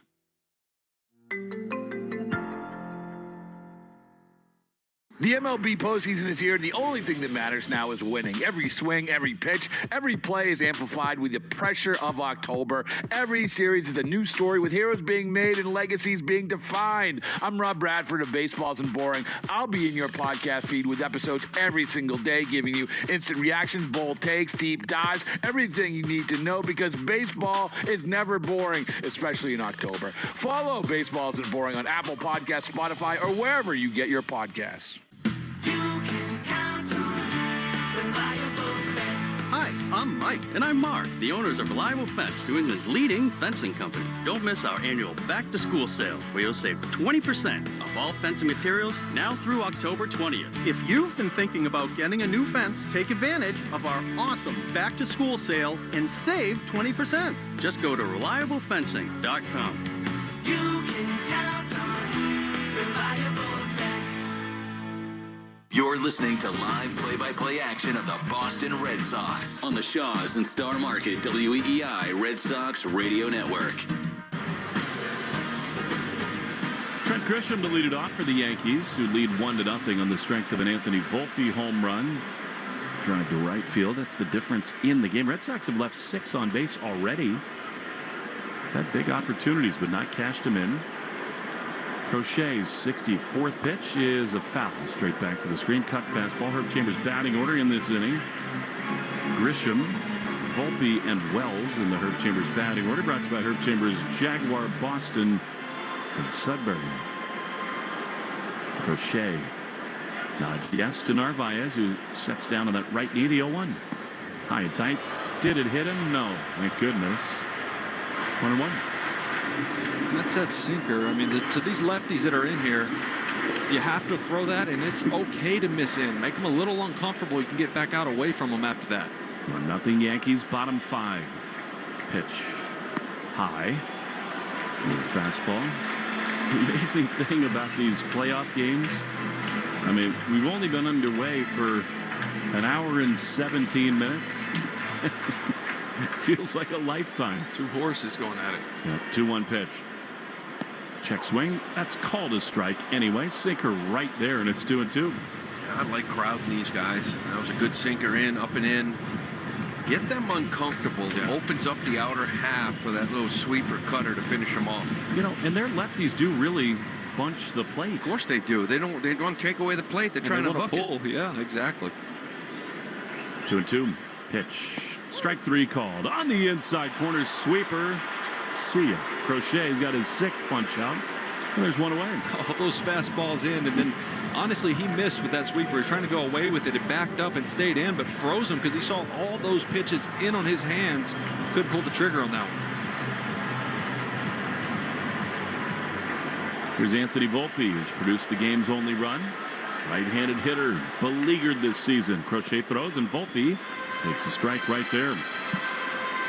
Who's on Deck? Brought to you by TimberTech Decking and Railing. Everything wood should be. Visit TimberTech.com. In this case, it's Austin Wells, switch hitting catcher. 0-1 pitch in the dirt. Change up. Shaw's and Star Market load hundreds of prices on items you buy most. Boneless chicken breast, 2-liter Coca-Colas, avocado snacks, and much more. You can find new lower price tags aisle after aisle. Full details, shaws.com/lower prices, starmarket.com/lower prices. One thing I don't need right now is more caffeine. 1-1 the pitch. High. That doesn't mean I won't have it. Speak for yourself. You got to start those with, hey, it's Lou. Speak for yourself. Hey, it is Lou. Lou just got coffee number 4. Yep. That's it's gonna fire me up when Cedon hits a go-ahead homer. 2-1. Here's the pitch, and it's chopped softly foul on the third base side. Got to crowd this guy. He's got that stroke here, Yankee Stadium, right center. We've already seen it, sinker, but it was elevated up and away. Drop that sinker down and away. That's a safe pitch maybe, but still crowd him with this cutter. Yeah. 4-seamers up. 1-0 Yankees. One down, base is empty. 2-2 to Volpe. Crochet winds. He throws. Swing and a miss. No, a foul. He just got a piece of it on a sweeper. It's amazing, these condensed series, best of 3. I mean, the Red Sox have got to grow up fast. You got so many guys in the lineup who are getting their first taste of the playoffs, and against a pitcher like Fried, it's not easy to get into the rhythm. 2 of your 4 hits are 2 of those guys, yep. And Sogard and Eden. 2-2 to Volpe. Crochet throws. He swings at fouls. Does Volpe again a sweeper? 74 pitches thrown.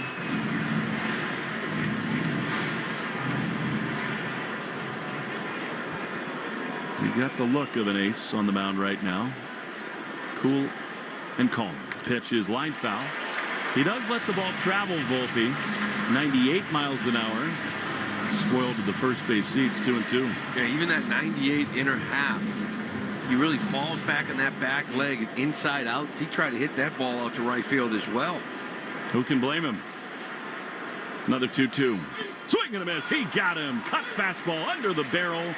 And Crochet has his 7th strikeout, 2 away. Just such a nasty sequence as you show him that fastball at 98 and you get in the batter's head of, man, I can't catch up to that. I'm so late. I got to start earlier. And then you throw that hard cutter at 90. It just disappears with slider-like action. So now 2 down, bases empty for Wells. Crochet is going to go so deep into this game as he fires a strike on the outside corner. This copyrighted broadcast presented by authority of the Red Sox may not be reproduced or retransmitted. Any form, accounts, and descriptions may not be disseminated without the express written consent of EEI and the Red Sox. Here's another strike on the outside corner. It's sweeper, and it's 0-2. He's kind of getting in a rhythm. We were talking about that control versus command. Now he's starting to command it. You don't see Narvi moving his glove too often. He's found himself. 0-2. Crochet hardly ever moves on the mound, just staring into Wells. Here's the 0-2.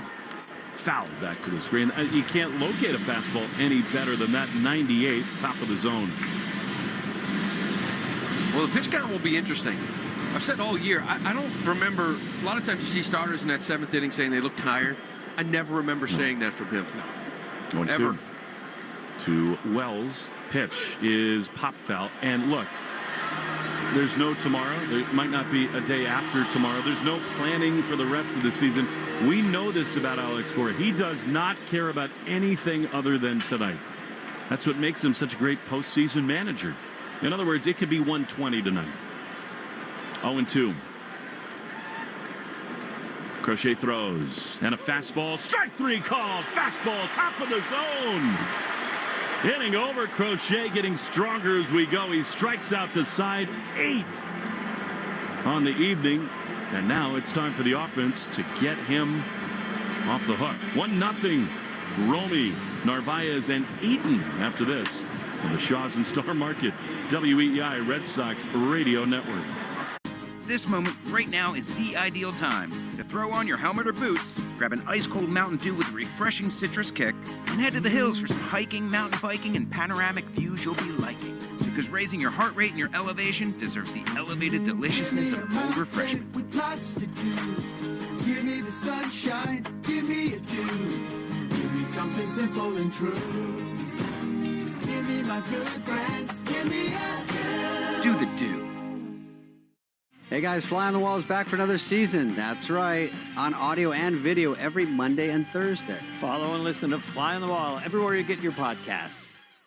The MLB postseason is here, and the only thing that matters now is winning. Every swing, every pitch, every play is amplified with the pressure of October. Every series is a new story with heroes being made and legacies being defined. I'm Rob Bradford of Baseball Isn't Boring. I'll be in your podcast feed with episodes every single day, giving you instant reactions, bold takes, deep dives, everything you need to know, because baseball is never boring, especially in October. Follow Baseball Isn't Boring on Apple Podcasts, Spotify, or wherever you get your podcasts. Tonight's meal, tilapia surprise with boiled cabbage. Begin cooking steps 1 through 50 now. Are you kidding me? Making dinner shouldn't feel like doing a 1,000-piece puzzle.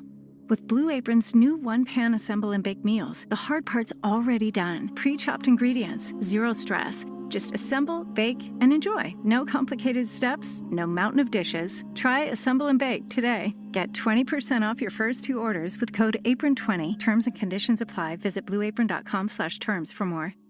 Take Boston sports with you wherever you go. To the 6th inning we go at Yankees Stadium, game 1 of a 3-game wild card series. Romy Gonzalez to lead it off, then Carlos Narvaez and Nate Eaton against Max Fried, who's been very good. Romy takes strike 1. That was borderline curveball that looked to be away from him, but called strike 1. Now don't help him. This guy needs no help. He's twice grounded third. Fried quickly into the wind, the 0-1. Romy swings and misses. That curveball has gotten Romy tonight. It is 0-2. Curveball's gotten everybody. Yep. 9 swings, 7 swing and misses on it. It's like it just hangs there, just doesn't get to the plate. He has a fierce look on his face. Max Fried, 0-2 to Romy. What an awesome season he has had. Here's the pitch. That's outside. Sort of a rare miss with a curveball there, and it's 1-2. 3-0. 3 in a row, rather. Doubled up on Story, the one he got that hit on, and left it up just enough, right? A lot of them, Wells has been catching just off the ground. That's where you want it. Normally with 2 strikes, Romy loves to shoot balls the other way. 1-2. Here's the pitch, and that's not even close. Well, that's wild. That's a sweeper that misses badly. 2-2. That's nice, too, as a hitter, right? You're battling 0-2. 1-2, you lay off a good pitch, then you get a freebie. Freebie, yeah. Just freebie. Absolutely. Just non-competitive. You're like, all right, let's go. 2-2.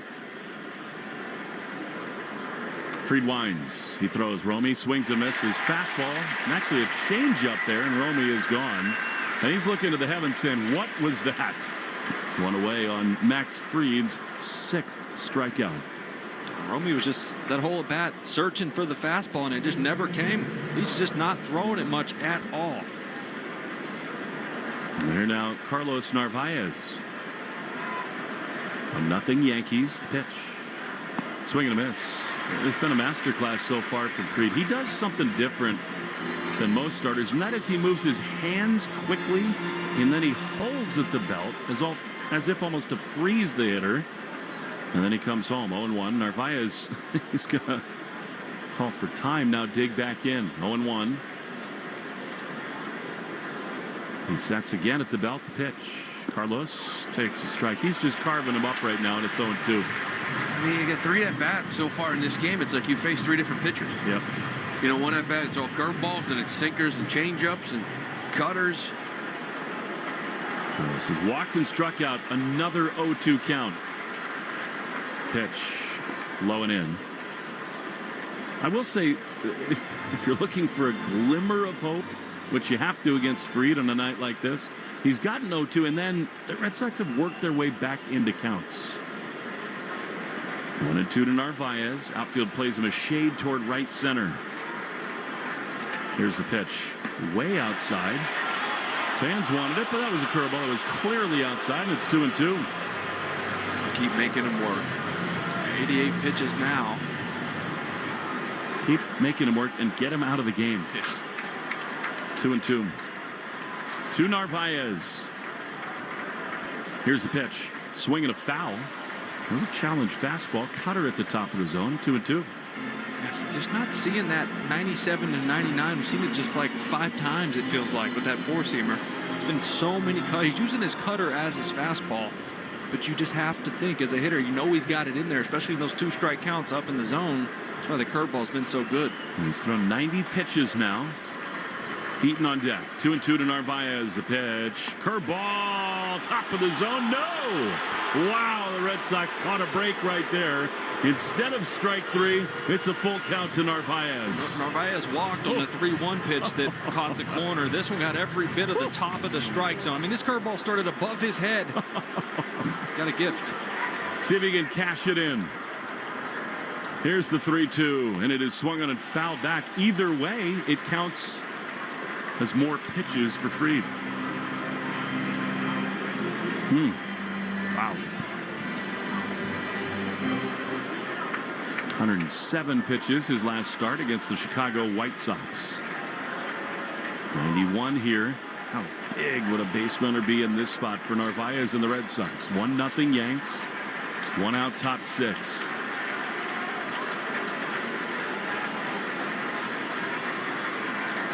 Fried's 3-2 is swung on and fouled. Good battle here. That was 96, middle of the zone. One of the rare pitches tonight that's been center cut. Carlos put a couple good at-bats together. Walked his last one. Now extending it up to 92 pitches. Good to see him finish it off. Get something outer half and drive it to right center. We've seen him do that a lot here lately. Short perch beckons in right. Perch it is. 3-2. Pitch is outside, ball 4, and Narvaez walks again. Perch, porch, base on balls, walk, whatever you want to call it. Green jacket, 2 great at bats by Carlos Narvaez. That was a battle right there. Took some tough ones, got a little help. Yep. But just a great at bat. What do you want to bet Aaron Boone is going to start yelling at Junior Valentine soon? That's a huge break, and here we go with Nate Eaton. 1 on, 1 out. Pitch is strike that was pretty borderline, so maybe Junior giveth and take it. The way the Red Sox will take that trade all the time, and it's 0-1. Eaton a little bloop double down the right field line, grounded to second his first time, so he too has got that inside out feeling tonight. 0-1 way outside, and finally some signs of mortality from Fried. The misses are getting bigger, right? Yeah. They're not just the misses of like 3 or 4 inches off the plate that you still swing at. These are easier takes. Stirring in the Yankee bullpen. 1-1. Eaton waits.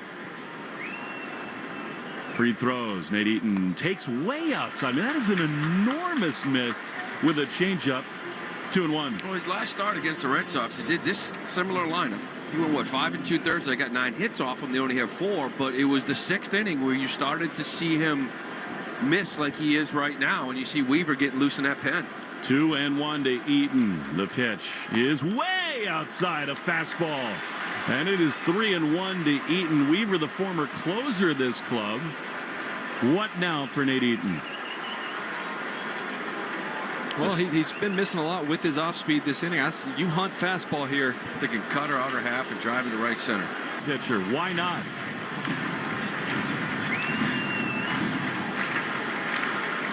One on, 1 out. Yanks lead 1-0 in the top of the 6th. 3-2 to Eaton. Here's the pitch, and it is swung on and lined up the middle. Could be 2. Rosario steps on the bag, throws to first. In time, double play. And a Houdini yak by Max Fried. He was brilliant. We'll see if that's it for him. 99 pitches thrown. We got one in on the hands of Eaton. And yet another Red Sox rally fizzles.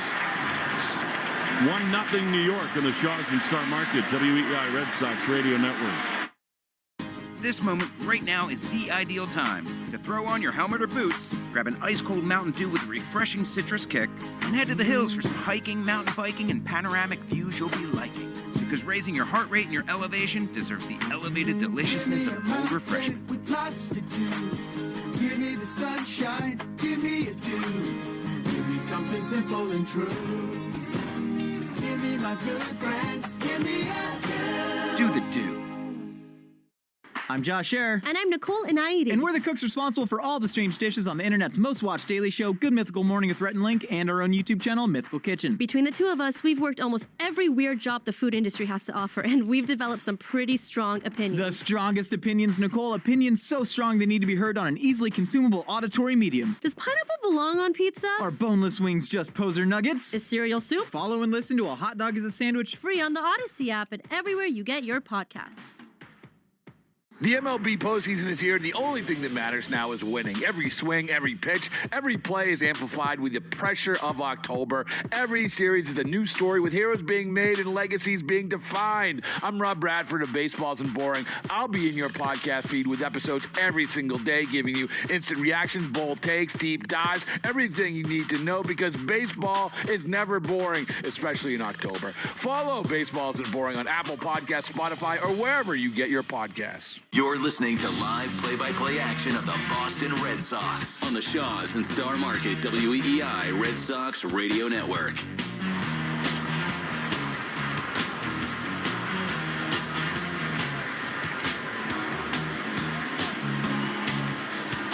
Well, we go to the bottom of the sixth inning. Garrett Whitlock is watching Garrett Crochet on the mound. Let's see if Whitlock factors into this one a little later.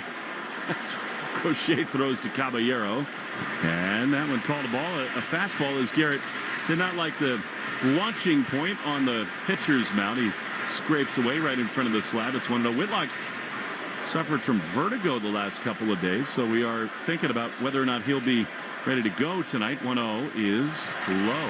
It's a big inning here for Garrett. Yep. Caballero, 9-0 hitter. To be the third time now you face Goldschmidt, Judge, Bellinger.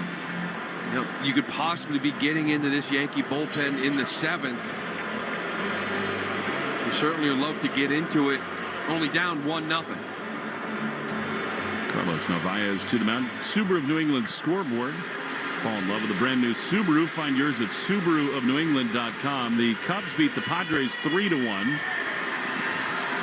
Tigers with Tarek Skubal beat the Guardians 2-1. And in about an hour and a half in LA, the Reds, what an unlikely postseason bid for them. They will face the LA Dodgers with Hunter Green on the mound. Here it's 1-0 Yankees. 2-0 big pitch is skied into center field. Cedon back to the track, back at the wall. He's got room. Rafaela right where the grass and dirt meet. Exhale, and there's one away. It's a big pitch. 2-0 Caballero, 9-0 hitter. Got 5 homers on the year. Little man hit it. It still made you hold your breath. But anytime you see Cedon turn his back and sprint, you're like, oh no. He almost overran it, got to the spot right in front of the track. And again, that third time through for Crochet against these big hitters. There's Goldschmidt, who singled his first time. He takes strike one. Cut fastball, and it's 0-1. 255 strikeouts this season for Crochet. Second most ever by a Sox pitcher in their first Red Sox season. Of course, how about Chris Sale in 2017? 308. But he's the next great one for the Sox. 1-1. Pitch. High drive in a left field. Over to his right is Duran. In now, back in with a little hop. He's there to make the play. His routes sometimes look like my son's on the Etch-a-Sketch, but he makes the play, and they're 2 away. That's another reason. That's why he's in there, right? It's a tough at-bat for him against Fried, but this is a huge left field, and he can use his speed to track balls down. Now, here we go. The matchup that in so many ways has kind of defined this season. Crochet and Judge. Aaron is 1 for 2 tonight. Jersey whipping in the wind. Crochet throws a fastball. Hello. Challenge. 99 at the bottom of the zone. 0-1. So much for mixing it up. 0-1. Pitch is a cutter. The changeup actually a little low. And it's 1-1. I love their interplay the last time they faced at Fenway when Judge got him to right center. They were just laughing at each other. 1-1. Pitch high. Cutter. 2-1. Nobody better in the game, third time through the order, than Garrett Crochet. 167 batting average against, 481 OPS. That's the best in baseball. That's unreal. 2-1. Inside. Sweeper.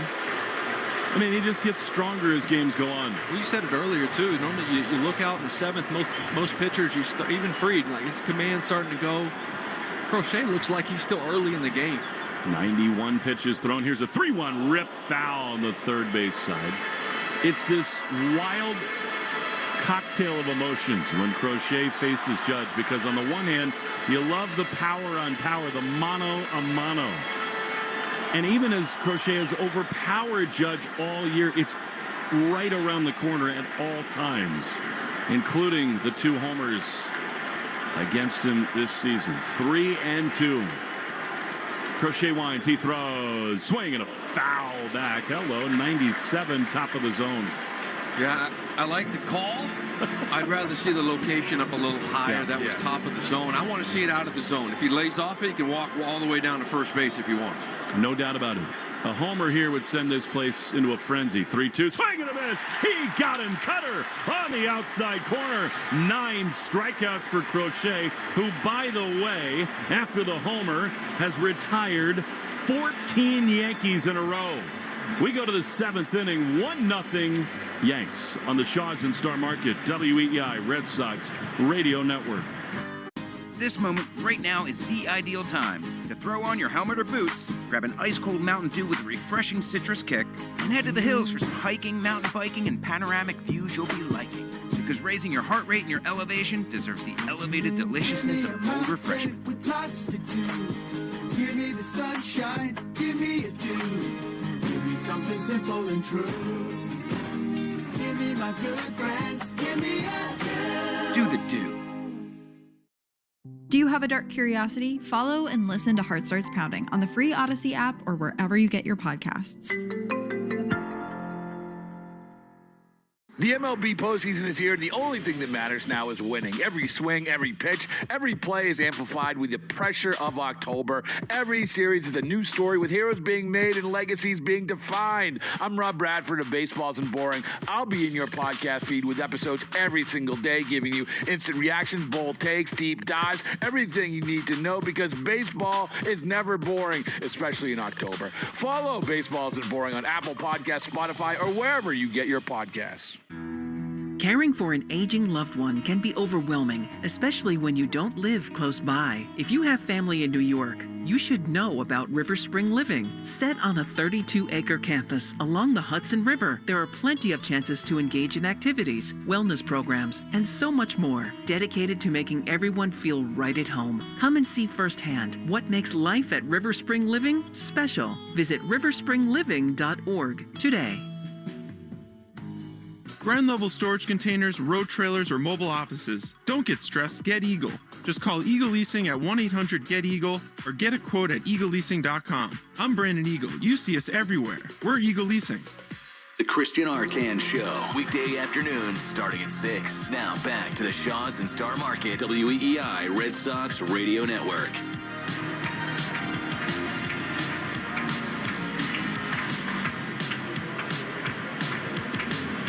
Jaron Duran to lead it off for the Red Sox as we go to the top of the 7th inning. Garrett Crochet stronger and stronger. 1-0 Yankees. And it's grounded to short. Huge strikeout with 2nd and 3rd in the 4th. This might be Fried's last batter. The pitch to Jaron is swung on and missed. Curveball. One thing that this season with Will Middlebrooks has taught me is that superstition is real. And I realized that I made a grievous error before this game. And I aim to correct it. In fact, I'm in the process of doing it. 0-1 to Rand. Fried throws. Jaron swings and misses. That's a great sweeper. And it's 0-2. Literally every time we come here, I have to have chicken fingers before the game. Every time. Most ballpark chicken fingers are just sort of pedestrian. Not here. There's your scapegoat. So I raced in there. I've got one bite in. My tongue is burnt, but it's all right. 0-2 to Duran.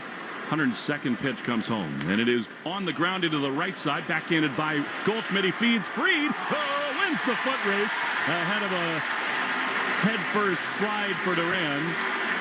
Beautiful defense by Goldschmidt, and there's one away. Yeah, he did a nice job.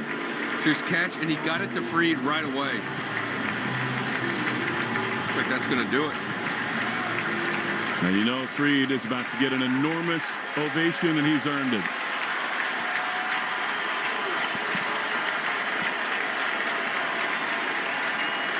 When the Yankees signed him in December, these were the fall nights they dreamed of. He leaves with a 1-0 Yankee lead. Pitching change and slow down in the action. Brought to you by Iservay. Luke Weaver's coming on for the Yankees. We'll see what Alex Kora does to follow against the Yankees pen. 1-0 Yankees, one down, top 7 on the Shaws and Star Market, WEEI Red Sox Radio Network. For the 48th year in a row, Ford F-Series are America's best-selling trucks. The trucks that move mountains also move boats, bricks, and 2x4s. Work days and weekends, job sites and campsites. F-150 and Super Duty never stop working, just like you. Ford F-Series, official truck of your Boston Red Sox, and America's #1 selling trucks for 48 years straight. It's a record that may never be broken. Until next year. Sales claim based on 1977 to 2024 CY total sales. Having health insurance is a must-have, and the Massachusetts Health Connector has a power-packed lineup in Connecticare plans that delivers. At the top of the order, lower premiums make bumpy costs affordable. The middle of the lineup is packed with low copays and no deductibles, so you can save money on everything. From an urgent ER trip to managing chronic disease like diabetes and hypertension through no-cost prescriptions. Round out the order access to Connecticare plans now at mahealthconnector.org, and you have a winning team with you and the Massachusetts Health Connector. Well, Aaron Boone thrilled with what he got from Max Fried tonight, and now with one down, the man who lost his closer's job a year ago, Luke Weaver, is on. He has been up and down. He can be electric. He can get lit up, and the Red Sox face a diabolical reliever, starting with Cedon Rafaela. Now, Lou Merloni, you were parsing the matchups before the game. It seems pretty evident what Alex Kora might be thinking after Cedon. Yeah, and Sogard was standing out there, but it looks like I got to believe Nathaniel Lowe is coming into this game to hit for him behind Rafaela. Against Luke Weaver, Lowe is 6 for 8 with 2 doubles, a triple, and a homer.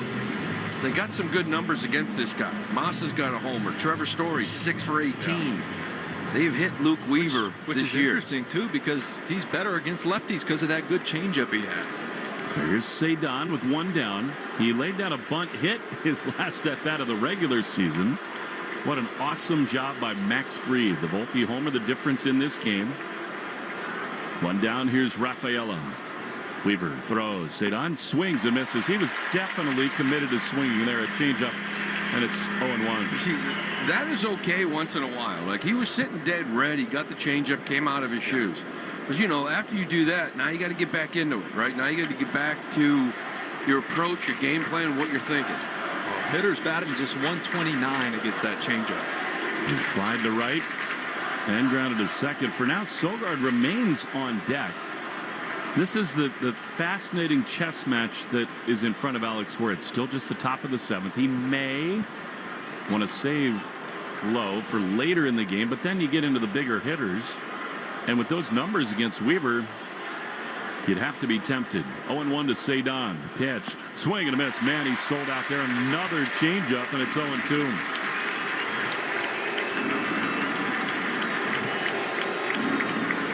Eight saves in his Yankee career. 62 appearances this season. 0-2 to Rafaela. One down, bases clear. Here's the pitch. Swinging a foul. Man, I think he got away with one right there. 97-mile-an-hour fastball. Now that's the one, don't you think? If he throws that first pitch, Cedon probably launches. Yeah, that was a mistake. 97, upper part of the strike zone. Cedon on it, just under. 0-2.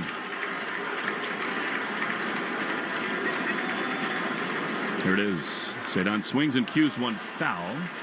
First base side. Stay tuned after the game for the Nissan post-game show. You deserve a card that thrills you. Nissan's got an exciting line to put goosebumps on your goosebumps. Experience the thrill for yourself. Shop your local Nissan store today.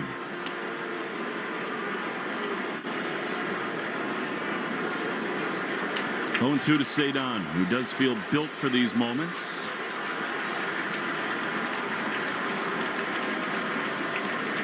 Deep breath for Weaver on the mound.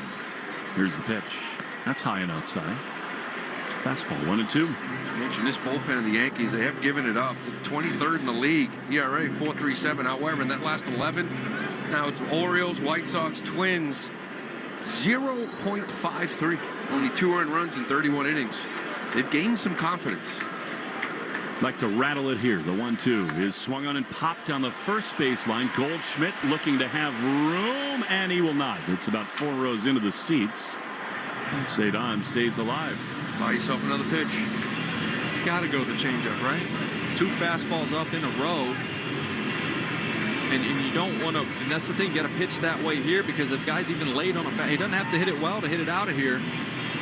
The issue with that changeup from Weaver, more times than not, it's a ball. But he's so good at having it 3-4 inches right below the strike zone, where it's a strike most of the way there and finishes below. 1-2 to Cedon. 1-0 Yankees in the 7th. Weaver says yes. Here's the pitch. Cedon takes a ball. It was a changeup, but a good take there, down and in. 2-2. Great take. Enough with the Star Wars sound effects. 2 balls, 2 strikes. Weaver into his wind. Here's the pitch. Cedon swings and fouls it off. Man, he got a fastball there. Just enough over the outside corner, and it stays 2-2.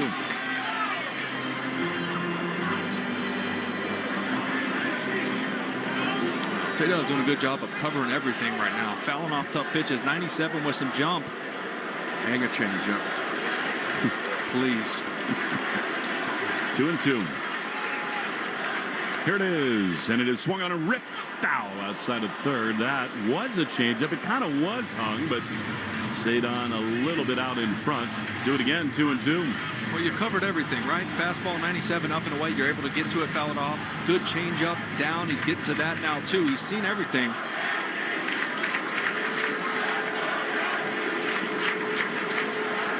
Two balls, 2 strikes. Weaver winds, he throws, and Cedon takes low. Changeup. Seen it well. And it is 3-2.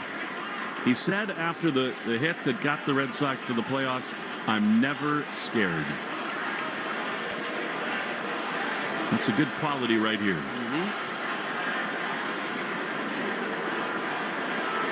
1-0 Yankees. 1 down, bases empty in the 7th. 3-2 to Cedon.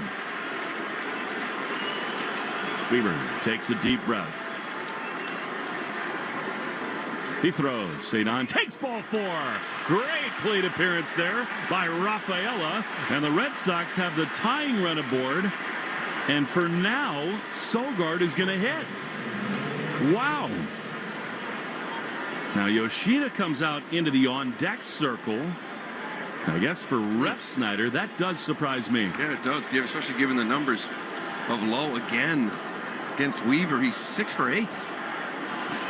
Now you got to think Cedon's considering being on the move right here. Sogard takes a ball. Changeup that misses outside. Cedon in this season, 20 stolen bases. See, the problem is Wells is about a league average thrower. He doesn't throw great. However, Weaver's just this quick little slide step. He barely lifts his leg. He's quick to the plate. Tough guy to go on. 1-0 to Sogard. Here's the pitch, and it is swung on and missed. Great changeup. You wonder whether something's up with Lowe. You do. I mean, because this would be this exact spot for him, bottom of the order. Yeah, you just slide Romeo over to second and plug Lowe in at first. 1-0 Yankee lead. Maybe Sogard can be the hero. Here's the pitch. Sogard swings and rips one into center field. That's a base hit. Cedon around second. He's in the third. Sogard headed for second. In there with a head-first slide. He took a huge gamble. Nick Sogard doubles, and the Red Sox have him at second and third, and there is Judge's arm in action. They've been waiting to take advantage of Judge's arm out in right field, and Sogard does just that. Little soft line drive. It gets out to that right center. Once he saw Judge get this baseball, he took off. Judge is not throwing the ball at all. He throws it nice and easy in the second. and it allows them to get in. And now you got Masataka Yoshida here. I mean, that's the beauty of the makeup of their lineup, right? You have to have Stanton, so you have to have him playing right field. Now the pitching coach, Matt Blake, comes to the mound. Now here's what's interesting.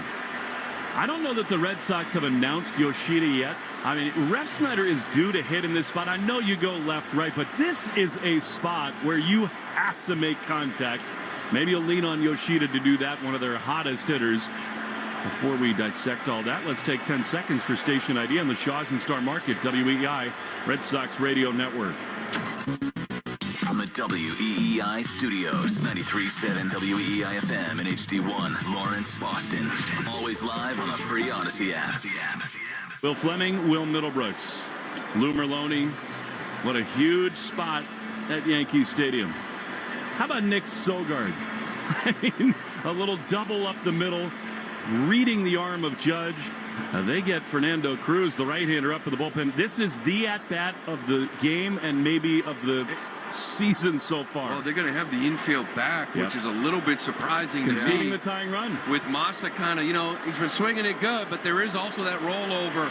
Seems like they're going to give you a run here if they just got to get contact from Massa. They might pitch around him a little bit here, too. You have to cash it in. Story is on deck. Massa digs in. Weaver throws. Massa swings and rides one into center field. Base hit. Stay down. Scores. Sogard behind him. Hello, Macho Man. 2-run hit. And the Red Sox lead it 2-1. Alex Kora, we talk about it. He's such a good manager, pushing the right buttons in these big games. He sticks with Sogard. He comes through. He brings in Yoshida. He comes through. It's a new ball game. Because, of course, it was Sogard and Yoshida in the biggest game of the year. The Nathaniel Lowe numbers against Weaver, you said, there's a little bug going around. You don't know how he's feeling. Does he want... He's looking at Romy Gonzalez. Is there something about his at-bats he doesn't like? Does he want him to hit for Romy and get over to first base? But to stick with Nick Sogard, to get that double to second and third. And Massa's been ambushing guys now the last week. Oh, he sure first pitch. He don't wait around. That was a big hit. Well, and think about this. Now this Yankee bullpen, which has been a subplot. They came out of the deadline and they thought to themselves, we added all these big arms. We got Duvall and Bednar. We got the best bullpen ever assembled. Well, guess what's happened with Weaver and Duvall and all these guys? It's a little shaky, and the Red Sox take advantage. Look, it's so easy in that situation as that batter to take a pitch and be like, all right, is he trying to thumb me, give me the chase, be with the base open? No, he just goes up there. He trusts it, fastball, top of the zone, and just drives it. I mean, honestly, how about Masataka Yoshida? The last 3 weeks, he has been just about their best hitter. Yeah. And you've been waiting on it all year. I'm still going back to letting Nick Sogard hit. And honestly, I know Red Sox fans, they saw this lineup against Max Fried. They saw Eaton. They saw Sogard. They're trying to figure what was going on, and I get it. As we said, it's your best lineup against a left-handed pitcher. But a righty came in, and he stuck with Sogard, and he delivered. Talk about this kid. He's just a comfortable player. Slows the game down, and he has had a monster game here so far. I will never again start a Yankee game without tenders bathed in honey mustard. What are we doing? By the way, that fleece came off in the 7th. It sure did.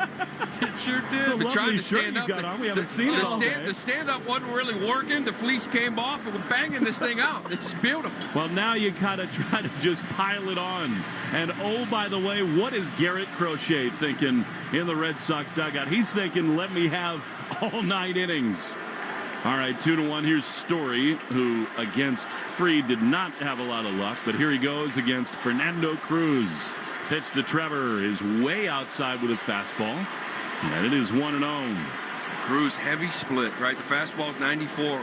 The split finger fastball, he throws 60% of the time. Yeah, you're going to get one. Yep. 2-1 Red Sox in the top of the 7th. Yoshida leads. Trevor takes a strike on the outside corner. How good is playoff baseball? Twists and turns and decisions that linger. Alex Kora so far pushing all the right buttons. 1-1. Story waits the pitch. Swinging a cue shot foul. Slider. And it is 1-2. Masa's got the belt buckle up around the belly button. Well, you know, for months, it was sort of like, Masataka, where are you, right? Like, he's gotten that 4-hole hitter, but lately, the last 2 or 3 weeks, he has been hitting extra base hits, getting the ball in the air, coming up with big hit after big hit, and he does it here again tonight. And that's really all that matters, right? Give me a big postseason. Yeah. I will forget all about the IL early in the year. True. All of it. 1-2 to Story. 1 on, 1 out, 2 runs in. Cruz is ready. He throws. Trevor takes high. Splitter way up above the zone. 2-2. Masa's had some big swings at this stadium. Remember the one off Clay Holmes, the homer last year. Lou was on the play-by-play for that, by the way. Brilliant call. I was scared. I bet. 2-2. Pitch. Trevor swings and misses. He strikes out. And his rough night continues. He's got 3 strikeouts tonight. You just can't tell me he's not feeling under the weather tonight. What a swing for Masa. And now with 2 down and Yoshida still at first, here is Bregman. And we talked about Crochet getting stronger and stronger, and yet you would have to think that right now Alex Cora says, get me 3 outs and let me go to Whitlock and Chapman. Here's Bregman, who takes a pitch high for ball 1. Well, he's at 94 pitches. So, you know, Bellinger, Stanton, Rosario, he definitely has this inning. The problem is when you start getting to that bottom third, you start introducing Rice, Chisholm into this game. So it'll be interesting if he wants to try to keep them on the bench. 1-0. Bregman waits. Cruz throws and a fastball high in it. In other words, Lou, I think it is in play that you might consider pushing him to 115, 120 to get those hitters and keep those lefties on the bench. That's what I'm talking about. Try to give him 2 more. Well, how about you make it 4-1 with a big bolt right here from Bregman? He's sitting dead red. 2-0. Cruz throws. Bregman takes. That was not red. That was a slider in there for strike 1. These sliders, he throws them 6% of the time, but that's the postseason, right? He's changing these themes up from the last couple times he faced this ball club. Still a great hitter's count. 2 balls and a strike to Bregman. Here's the pitch, and it is swung on a miss. Wow, great splitter. 2-2. 7th inning brought to you by Jeffrey Glassman Injury Lawyers, Boston's go-to injury attorney for over 30 years. Hurt in a car or work accident. Yet Glassman all 7s after 6. 1-7. 2 balls, 2 strikes. Masa leads. At first, the pitch comes home to Bregman after a long set. Here it is, and Alex swings and pops it up straight back right in front of us. And really, that missed our booth by a couple of feet. It stays 2-2. You know, we're going to sing the praises of Sogard and Yoshida, and rightly so. What an awesome at-bat by Cedar Rafael. Oh, my goodness. What you've been begging for. When he's going at his best, you're seeing those at-bats. He walked. Yeah, it's huge. 2-2 to Bregman. The pitch is swung on and driven foul down the left field line. He was ready to ambush there. A splitter. A little bit out in front, and it stays 2-2. I love his body language right there. Bregman just did a little something with his hands as if to say, I was on that one. Fried will not win this game. Red Sox lead by a run. 2-2. Here's the pitch. Bregman takes high, a fastball. And that is not insignificant because now, with a 3-2 count, the Red Sox, basically their slowest base runner, will get a running start from first. How dare you? But it's perfect. It looks perfect. 3-2. Masa's off of the pitch. Bregman takes ball 4 inside. The Red Sox just keep moving it along. And they've got 2 on with 2 out. And now this is the spot for Nathaniel Lowe. Well, we were saying that. It seemed like the Sogard was the spot. Romy Gonzalez, who hits righties. Well, there was something there in those first 3 at-bats I didn't like seeing or whatever it may be, almost saving Lowe for that spot. And now he gets an opportunity here. Well, now you're begging for one of those hanging splits even more so. Throws it even more to these lefties. Well, and look at him as he comes to the batter's box. I mean, he's just grinning ear to ear. We saw him before the game as if he'd been here a million times. It's that confidence of being in these big games, being in the postseason before it matters. And he's also got the sleeveless turtleneck on, which you love. Love it. 2 on, 2 out. Low is in. The pitch to him. Swinging a drive into right field. Judge is back on it, and he leaps up and makes the play right in front of the warning track. And Lowe just missed a 2-run double. That was pretty good range there by Aaron Judge in right. However, Massa delivers. We go to the bottom of the 7th, 2-1 Red Sox in the Shaws and Star Market, WEEI Red Sox Radio Network. Hey, hello. Listen to my voice talking to you about the new Old Spice NFL collection at Walmart. Now listen to my smell. I smell like NFL stars Jared Goff, CeeDee Lamb, Saquon Barkley, CJ Stroud, and George Kittle. I smell like greatness. Why? Because I'm wearing Old Spice's new NFL collection. How can you put the greatness of the NFL into a smell, you ask? You can't. But Old Spice can, and they did. Smell like Suntown and Speed, Driftwood and Drive, Sea Tides and Toughness with the Old Spice NFL collection available at Walmart. Smell like the greatest smell in the NFL with Old Spice. I'm Rhett. And I'm Link. And we're the hosts of the podcast Ear Biscuits. We're just two lifelong friends who've been talking about life for a long time. From being dads to businessmen to all the random things we experience, nothing is off limits. And now we're talking to you. We're answering your questions, giving advice that you may or may not want to take, and listening to your hilarious stories. So leave us a voicemail to be part of the show at 1-888-EARPOD-1 on the Odyssey app or wherever you get your podcasts. The MLB postseason is here, and the only thing that matters now is winning. Every swing, every pitch, every play is amplified with the pressure of October. Every series is a new story with heroes being made and legacies being defined. I'm Rob Bradford of Baseball's and Boring. I'll be in your podcast feed with episodes every single day, giving you instant reactions, bold takes, deep dives, everything you need to know, because baseball is never boring, especially in October. Follow Baseball's and Boring on Apple Podcasts, Spotify, or wherever you get your podcasts. Hey, Ryan Williams here with 128 Plumbing, Heat, and Cooling and Electric, home of Finish Strong Friday. And at 128, we are proud to be local and independently owned since 1992. And this year, we're excited to announce that we are now certified Evergreen, which is a certification that speaks to long-term commitment and remaining privately held, with a focus on people over short-term profits and exits. Learn more on our website or social media at call128.com. What is insurance? Insurance transfers certain risks between parties. Without insurance, the economy would really stop. In simple terms, insurance is like community. It's protecting every last asset that somebody has built over a lifetime. You're in it together. You feel supported. From the beginning to the end. What insurance is just taking care of people. It's definitely a way of life. Cross Insurance. Our way of life since 1954. During this call to the bullpen, your New England Ford dealers remind you that this is the perfect time to check out all their great Ford truck offers at buyfordnow.com. You'll find special deals on Ford F-150, built Ford tough and smarter than ever.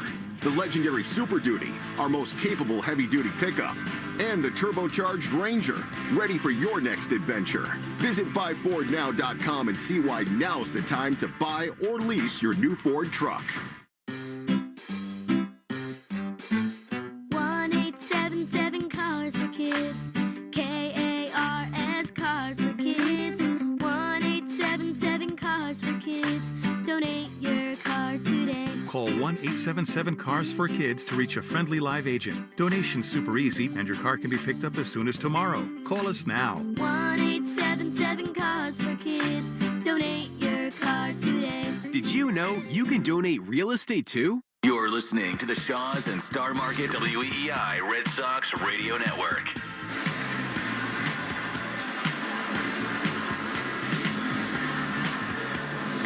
Garrett Crochet continues, of course, for the bottom of the 7th inning. Stay tuned after the game for the Nissan Postgame Show. You deserve a car that thrills you. Nissan's got an exciting line that'll put goosebumps on your goosebumps. Experience the thrill for yourself. Shop your local Nissan store at nissanusa.com. It is no exaggeration to say that the Red Sox right now are asking Garrett Crochet to get the biggest 3 outs of his professional career. He's tasked with getting Bellinger, Stanton, and Rosario. These condensed series. You're into the 7th inning. The Red Sox feel like they've got a huge advantage in the back end of the bullpen with Whitlock and Chapman. You want 3 more from Crochet. Anybody else, you're going to the pin. This is why he's here. Yep. These outs right here. Well, it's not going to be easy. I mean, they're big hitters. They're seeing him for the third time, and they've all had success against him, especially Rosario and Bellinger. Wow. You just can't set up the drama any higher than this. That's one of the biggest shutdown innings of the season. Right, he just took the lead here, game one of the wild card. Bellinger, who hits lefties, dangerous hitter in Stanton. Rosario hits him well. Big inning. And how about this from our friends at ESPN? It has been 30 minutes since Crochet threw his last pitch because of all the drama, the pitching changes, and all that. So rested. Here is Bellinger swinging a foul at a fastball 96. Little sinker in on the hands, and it's 0-1. That was the perfect sinker for someone trying to ambush you, which Bellinger loves to do. That one sank down and in. He couldn't get a good swing off on that one. Bellinger's 0 for 2 tonight. Exactly why Crochet is wearing this Red Sox uni. 0-1. Bregman in at third. Here's the pitch, and it is just outside. Sweeper.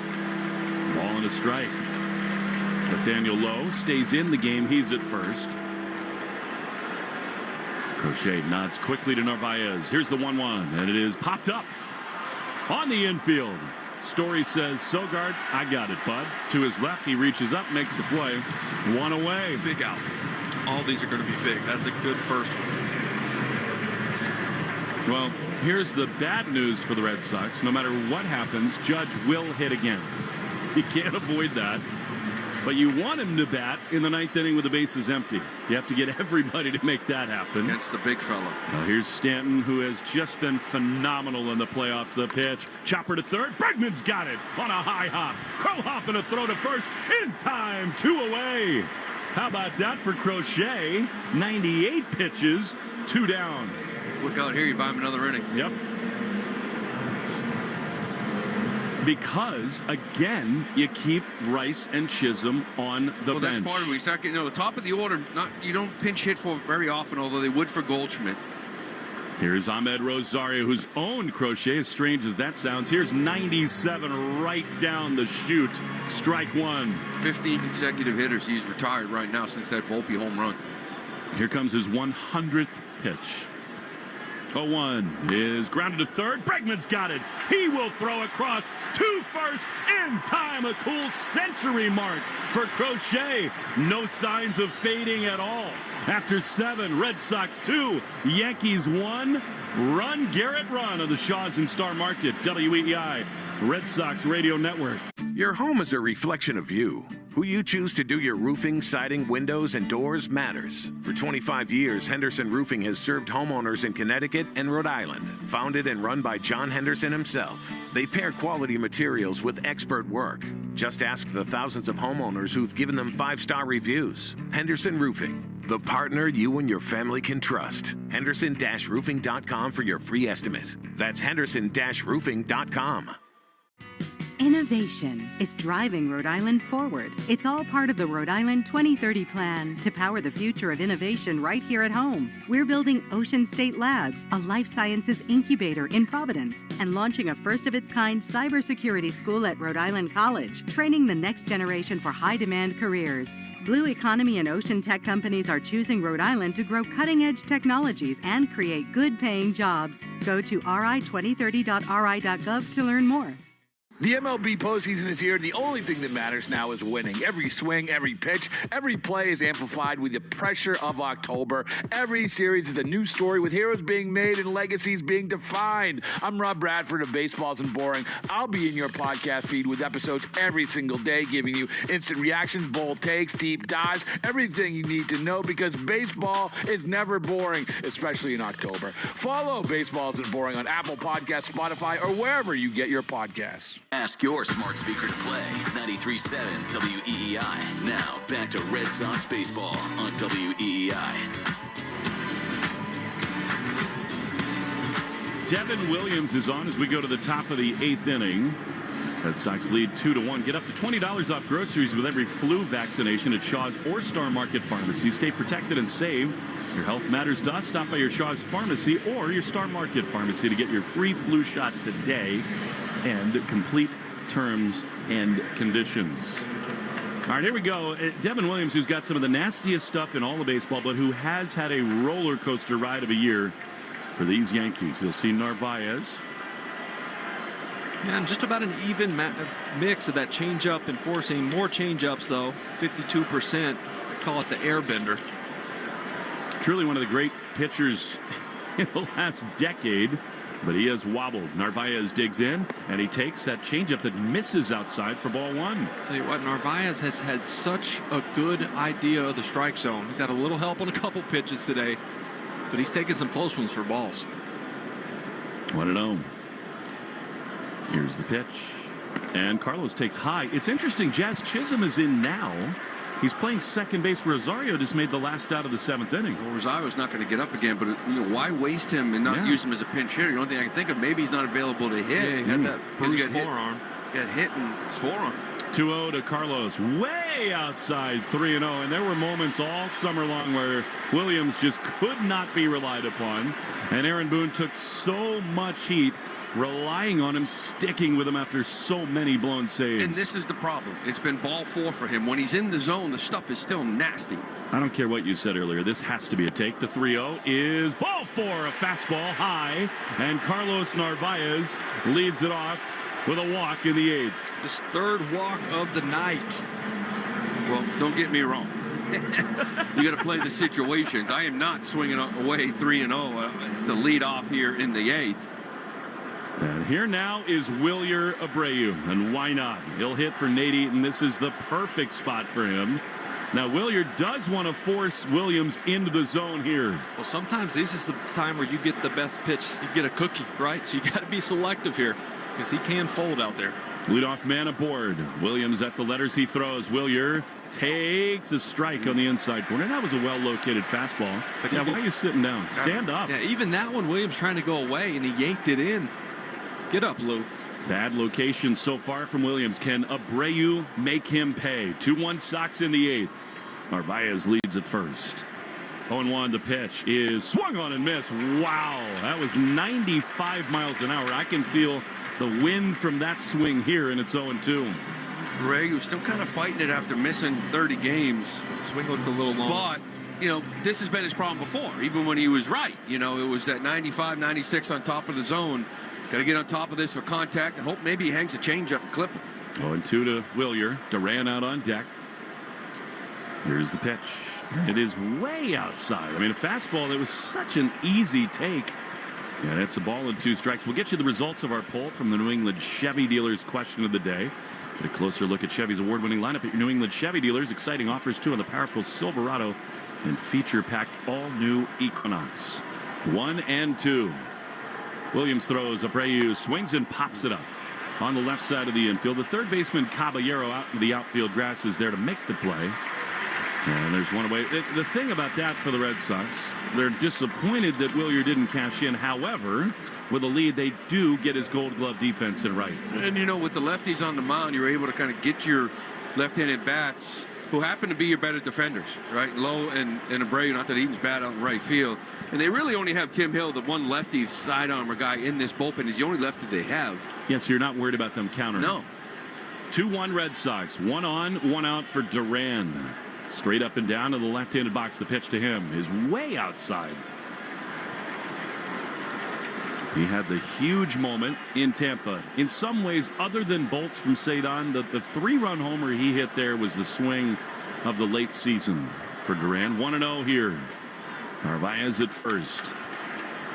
Here's the pitch. Duran swings and pops it up. Again, foul of third. Long run for Caballero. In comes Bellinger. And Caballero makes the play. He overran it, but he reaches back out and makes the grab. 2 down. Disappointing after the leadoff walk. Absolutely no signs of movement in the Red Sox bullpen. Crochet walked into the dugout, and he wouldn't even look at Alex Cora. Well, Cora put his fist out. There was no handshake, but he didn't even want to fist pump him. He didn't want anything to do with him. He's at 100 pitches. He wants the 8th. Well, he's got to go roll around in the mud a little bit in the Red Sox clubhouse. 2-1, 1 on, 2 out. Here's Cedon, who triggered the rally his last time. Williams sets. Throw to first. That's just trying to catch Narvaez, leaning a little bit, I guess. He's got no intention of going anywhere. Well, Narvaez does have one bag on the year. Sneaky. You got to beware of speed. Drinks on me after this if he goes. 1 on, 2 out. Cedon in the pitch. Swinging a little blooper in a shallow left field, but Bellinger is there to make the play. Cedon is retired and the leadoff walk does not pay off. Well, Crochet is coming on for the 8th inning. Why not? Ace stuff from Garrett. Bottom 8, 2-1 Red Sox on the Shaws and Star Market, WEEI Red Sox. Your home is a reflection of you. Who you choose to do your roofing, siding, windows, and doors matters. For 25 years, Henderson Roofing has served homeowners in Connecticut and Rhode Island. Founded and run by John Henderson himself, they pair quality materials with expert work. Just ask the thousands of homeowners who've given them 5-star reviews. Henderson Roofing, the partner you and your family can trust. Henderson-roofing.com for your free estimate. That's Henderson-roofing.com. Hello, it's Lena Dunham. I host a podcast called The C Word with my dearest friend and historian of bad behavior, Alyssa Bennett. What is up? It's a chat show about women whose society is called crazy. We're going to be rediscovering the stories of women society dismissed by calling them mad, sad, or just plain bad. Listen to and follow The C Word with Lena Dunham and Alyssa Bennett. Available now wherever you get your podcasts. Smart Water. Pura, refrescante y ahora en lata. Wow, está cool. Me siento cool. Es la misma Smart Water que amabas, pero en una lata sofisticada. Perfecta para hidratarte en salidas o al salir. Sí, siento que debería exponerla en un museo. Obvio, es hidratación con estilo. ¿Me pongo cuello de tortuga? Un traguito a la vez, dude. Smart Water en lata. Para el gusto, por el buen gusto. Consíguela ya. The MLB postseason is here, and the only thing that matters now is winning. Every swing, every pitch, every play is amplified with the pressure of October. Every series is a new story with heroes being made and legacies being defined. I'm Rob Bradford of Baseball Isn't Boring. I'll be in your podcast feed with episodes every single day, giving you instant reactions, bold takes, deep dives, everything you need to know, because baseball is never boring, especially in October. Follow Baseball Isn't Boring on Apple Podcasts, Spotify, or wherever you get your podcasts. Hey, it's Garrett Crochet. This is the home of the Sox, WEEI. Now we're getting into the stuff of legend and lore as we go to the bottom of the 8th inning. Garrett Crochet is on. He's thrown 100 pitches even. He's only allowed 1 run, the home run to Anthony Volpe, and they want him in there to face Grisham, Volpe, and Wells. He has retired 16 straight. Since that Volpe home. Not going to Whitlock. Keeps Rice on the bench also. Here we go.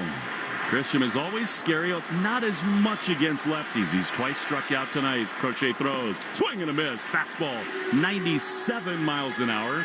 And it is 0-1. Again, first pitch to these dangerous lefties. That perfect sinker down and in. It really make them look uncomfortable. Same thing to Bellinger last inning. 0-1. The pitch is just outside. Well, the Red Sox are ready no matter what. They got Whitlock and Chapman both throwing in the bullpen. They would prefer that Crochet get these 3 outs and then turn it over to the best closer in the game. A ball, 1 strike pitch is a check swing. He did not go around. The sweeper that missed, and it's 2-1. All summer long, Crochet talked about wanting the ball, wanting to go deep in games, wanting to make starts. 2-1 is right there and called a strike on the outside corner. Another delay from Junior Valentine, but it's 2-2. He said, I want the ball. He was ticked off when he was taken out of that Mets game. Well, he is in there right now. And again, there's no sign of him tiring. Like, I've never seen him tired. I've seen him pulled because he's done his job or situational, whatever it may be. 2-2 pitch is swung on and missed. He got him. 99 miles an hour. No tiring at all. 10 tickets punched, and there's 1 away. It's just as he goes, he's getting stronger and stronger. The velo ticking up. He's hitting his spots. It's still there, even at 105 pitches, just by you. 17 in a row retired. Pig is going. Now Anthony Volpe. This pig is going straight farm animal. He is. The pitch is a strike on the inside corner. Good cutter, 0-1. I mean, you'd almost be tempted if he gets through this 8th to run him out there in the 9th. But for now, 2 more outs to get. 0-1 to Volpe, the pitch. Check swing, he looked to go around. He did. Cutter, and it's 0-2. I mean, he's totally locked in. He looks over his right shoulder. Nods yes to Narvaez. 0-2. Here it is. And it is high with a fastball right where he wanted to throw it. And it's 1-2. 98. Gave a little peek back there, just curious. Saw 98. Here's the 1-2. Ground ball up the middle. Story to his left, can't get it. And Volpe's aboard as the tying run. Pretty good swing there. Trevor not moving all that quickly after. It was 106 off the bat, playing the right-hander to pull. And here we go. The tying run is aboard. Yeah, Trev playing over more in the 6 hole for pull. You said it. Couldn't get to that one. Hit hard up the middle. Really no chance for even a dive. Here we go. I mean, these are the moments that define seasons and managers, because he will face Austin Wells. Caballero's on deck. And again, the threat of Rice waiting in the Yankee dugout. Oh, the threat of Volpe over there, too, with 18 bags. You have to be careful. Pitch is right there. Fastball. Top of the zone. Looked like Wells almost giving him a pitch to run on, and it's 0-1. Volpe's one of these. He's got 18 bags, but he's been caught 8 times. He kind of has that hop, and sometimes you can catch him leaning. But if he guesses right, it's an easy bag for him. 110 pitches thrown. He's dancing and guessing. Crochet throws, and a ground ball foul outside of first. 98. 0-2. If you're Crochet, wait for the hop. Right when the momentum stops and he starts, because he hops and then he goes back towards first. You just wait for that and then go home. And if you can come set early, right, with that pitch clock. Yep. He's standing right in front of you. He hops. You hold it. You can hold it longer. You can hold the baseball. He's right in front of you. Because if it's later, he can time it up. Season high 112 pitches. June the 1st in Atlanta. The 0-2 swing and a foul. 99 miles an hour. Wells does a great job to stay alive.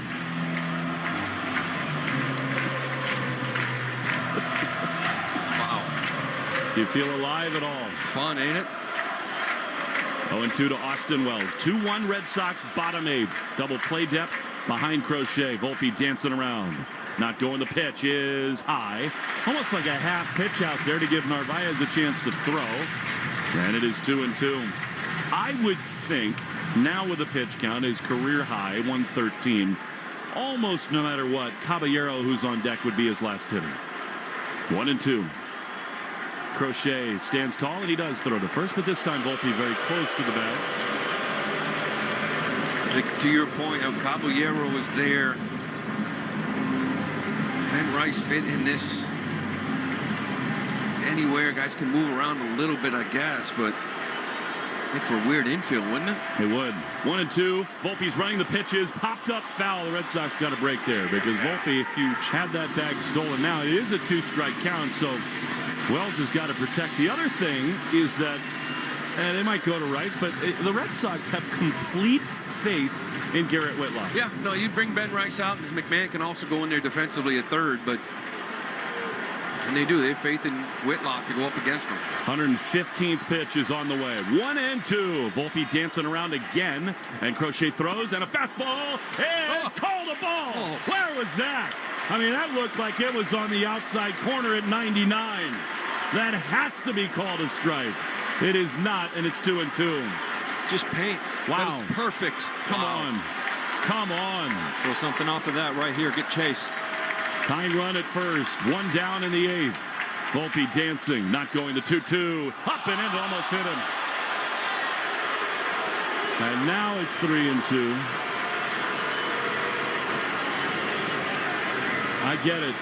Calling the balls and strikes is hard. But that's one. If we have the ABS system 12 months from now, Wells is It's out. a fastball. You can't be fooled by a fastball. No, he just painted 99 they're gonna on meet the on the outside mound. black, and he just didn't give it to him. But nice little meeting on the mound. Calm him down a little bit. Execute this pitch. You know, if a righty's on the mound, you say he's definitely maybe running. You got a base stealer at first, but you still have to guess with the lefty on the mound. Is that part of what that meeting might be about? I think just to give him a breather. Yeah, I think so too. I think this may be it for him. He's huffing and puffing on the mound. Tying run at first. 116 pitches. This is the 8th of the at-bat. About to come home. They're up on their feet at Yankee Stadium.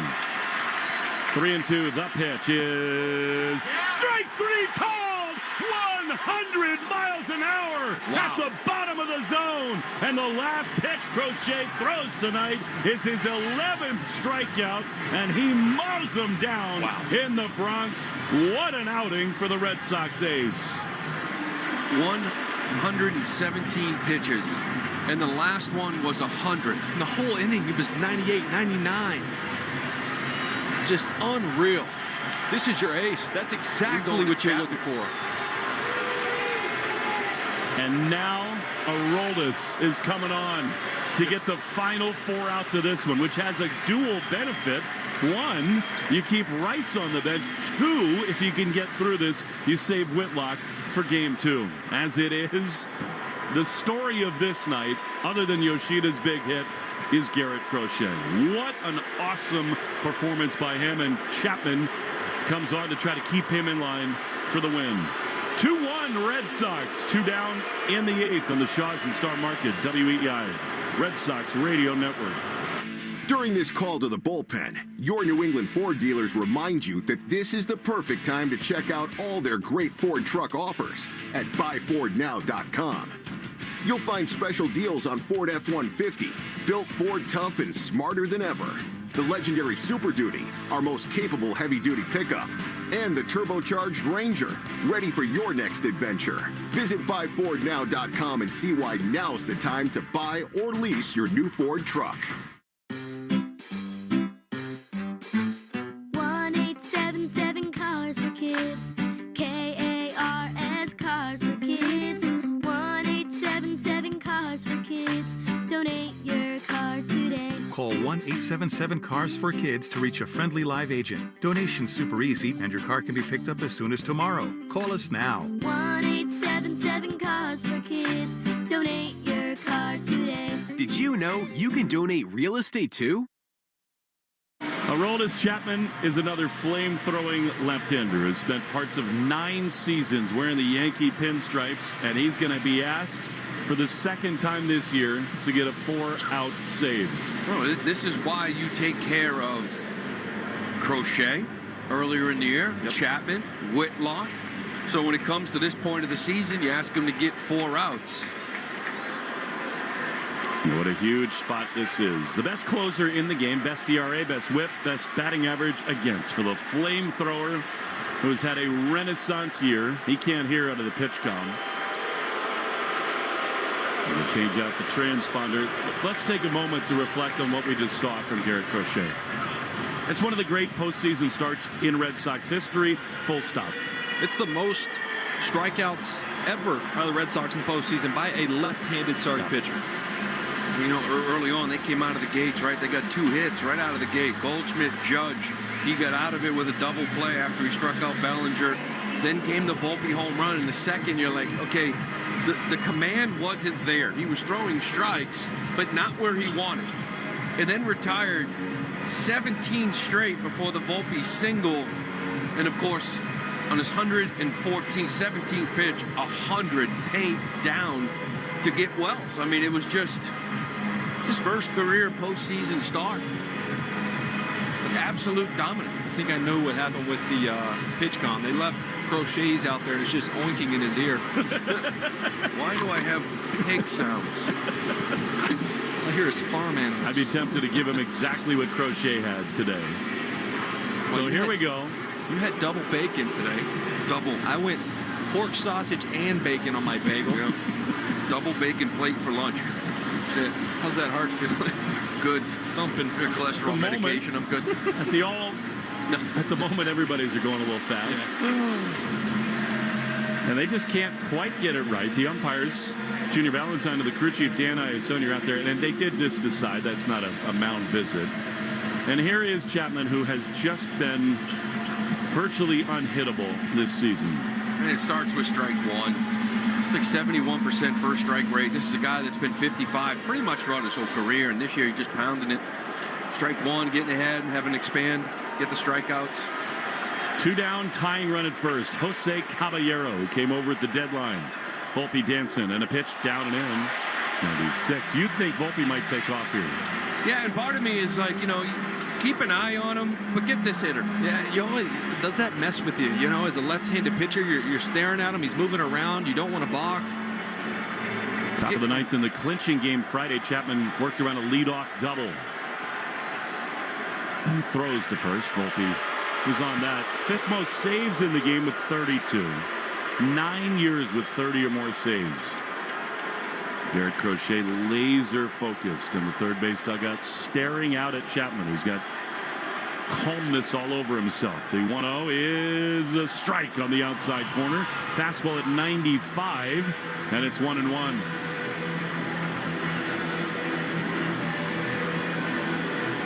Garrett Crochet retired 18 of the final 19 hitters he faced tonight. 1-1. He throws to first. That's the second throw over, which is almost an invitation to Volpe to run. And again, to your guys' point, Chapman does at times have that big lift of the right leg. Go at the hitter. Well, if he's going to steal that back, be 1-2 on the hitter, right? Then he can expand. 1-1. Here it is, and it is just outside. Close fastball, a little high too. 96. And a lot of that might have to do with kind of this slide step. Yeah, throws off his sequencing, his timing just enough. Velo. Let it eat. The leadoff man, Goldschmidt, is on deck. 2-1, and that's a balk, isn't it? Yes. Yep. He threw over. He forgot he disengaged twice. Now they don't get him at first, so now the tying run is in scoring position. I think they knew he was going to get a big jump anyways, and you might as well just take the chance, right? I guess. You can still throw over there a third time. You pick him off, it still counts. If that's the case, I would have gone more of a leg lift and then go over there. A little lollipop throw, too. So now the tying run at second. Drama in New York, and now moment from Junior Valentine, who says to Chapman, you got to look at the hitter. Yeah, which is important, too. You don't want to do that again, right? I mean, you don't want to get Volpe over at third. Infield single, wild pitch. Keep him right where he is. Just get Caballero right here. 2-1. Chapman sets. He throws, and it's swing and a miss. Great fastball, 98, and it's 2-2. Now, you can only imagine what's going on in Chapman's head right now. This ballpark, this mound that he knows so well, and now trying to vanquish his former club. I want to see that fastball up a little higher. Yep, both of them have been down in the zone. I think you got a shot at hitting 98, 100. Down, you elevate. I don't think you can get him on top of the zone. 2-1 Red Sox in the bottom of the 8th. 2 balls, 2 strikes. Tying run at second. Chapman is ready. Checks the runner. He throws, and a liner foul on the first base side. That was not up. That's not where he wanted to throw it. But Caballero late, 2-2. Yeah, I'm with you, Lou. Stay elevated with the heater. He even on that one, he was late. If you hang a split or a slider, you're doing him a favor.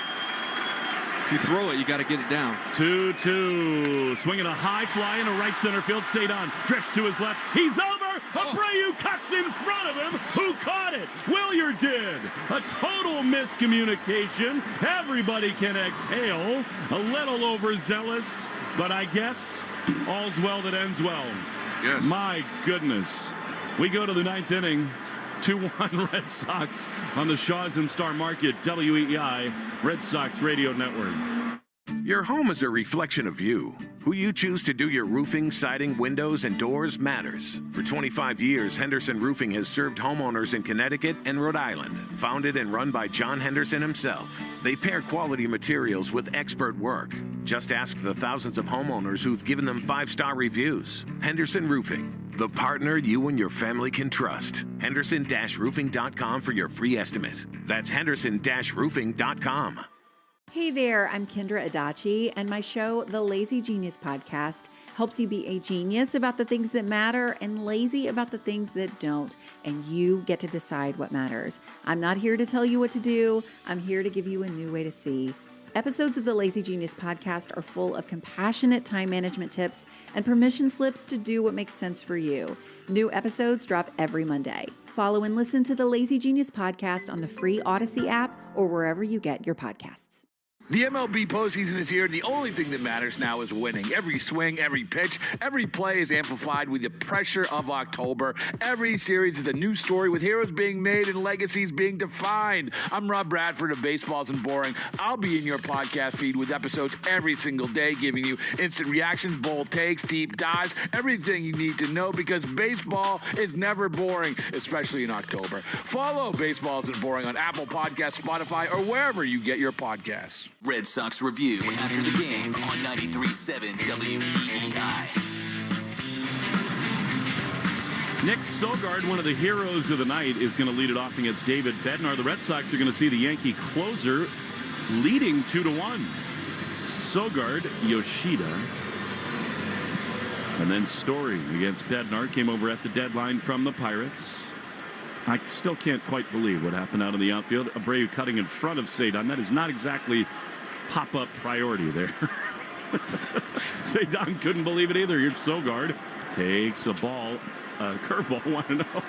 Well, I mean, Will made that point during the break. It's loud. As soon as the ball went up, this place was super loud, so maybe they just couldn't hear him. Plus maybe some playoff nerves. 1-0 pitch.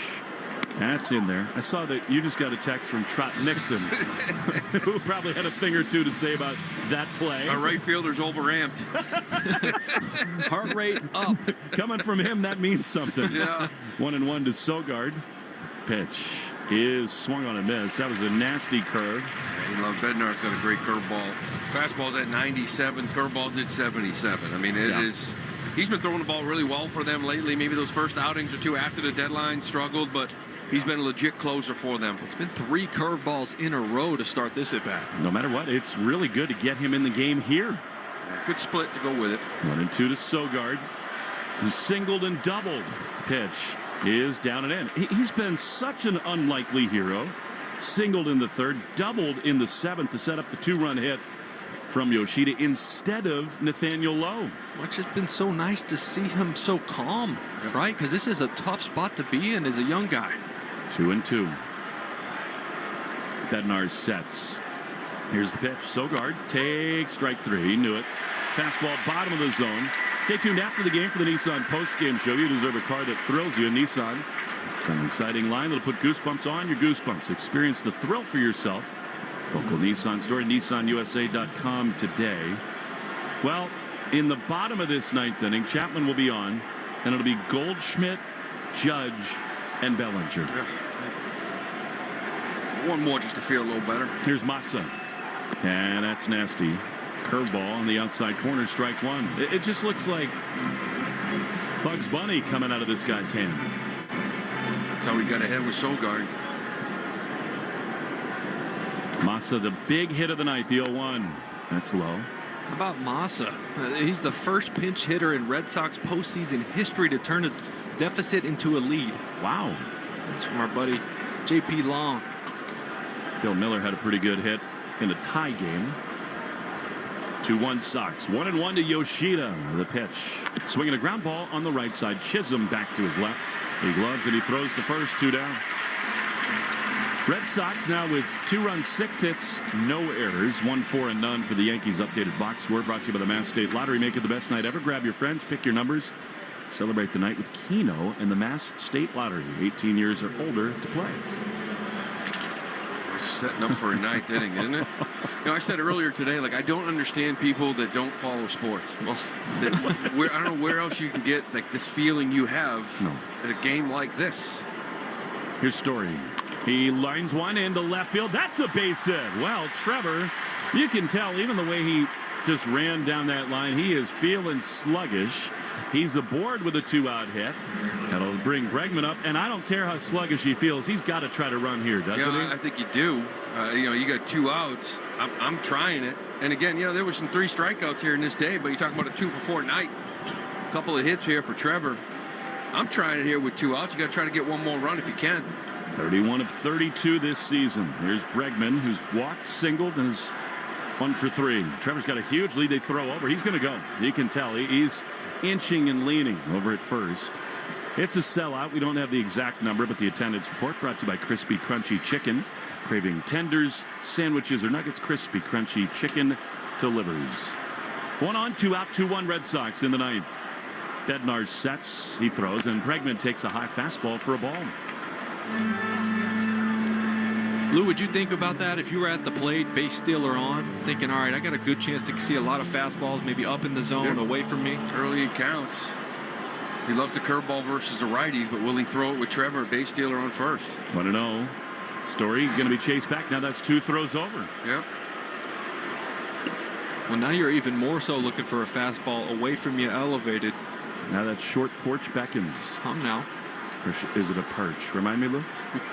Skirt perch. I'm in. 1-0 to Bregman. Sox lead by a run. Tense times in New York. Trevor started, stopped, and Bregman fouls it off. Fastball very well located. Outside corner, bottom of the zone, 1-1. Bednar went to a little quicker to the plate right there. A little abbreviated slide step, and I think that's why Trevor shut it down. Didn't get a good jump. Andy saw that. Well, he's a smart base runner. Yeah, I mean, he picks his spot. He'll steal 31. You go if you have a good jump. You know if you don't, you stop after a step. 1-1 to Bregman. Story a bigger lead now. He goes. The pitch is outside. Throw to second. Hit! Not in time! Head first slide for Trevor. Ahead of the tag of Chisholm. That was close, but a splitter. And Trevor into scoring position in this 9th inning. We'll see. Top of the 9th, you figure a lot of times, why not at this point? He's going to want to take a look at it. No, he was safe. The hand, and I think the hand gets in there, the glove gets in there, but again, it's the 9th inning. It's not the first, it's not the second. You're going to take a look at it. It's another one. He's definitely safe. The question is, did he come off the bag up? Not seeing that yet. I mean, he's absolutely safe. There's zero question about that. I actually think Chisholm's foot keeps his hand from coming off. Yeah. I think because he kind of ran into his foot. No, he's safe. To your point, why not challenge? Why not? You're going to lose it. Yeah, totally. Well, here's the thing. Chisholm slaps this tag down. He ends up hitting him in the elbow. It's clearly safe, but he pops the glove out quick after the tag. That's kind of old school. In and out, like a V. Right now in modern baseball, you want to keep it on him, right? Because as we know, when we go to replay, if he comes off the bag at all, Chisholm doesn't do that. Just a quick slap and he gets out of there. I don't think Trevor ever comes off the bag, but Chisholm, to me, they keep that tag on him and just doesn't. It's easily safe. And Trevor didn't get the best jump, right? Being a split finger, it helped him. But he slid almost early. After review, the runner did reach the base before being tagged. The call is confirmed. The runner is safe. New York has 1 challenge remaining. You get one more in the playoffs. Yeah. So Story, that's all the more reason to use it. I mean, there's no downside at all. 2-1 to Bregman. How huge would a hit be here? 2-1 Red Sox, top 9. The pitch is a strike on the outside corner. Really good curveball. And it's 2-2.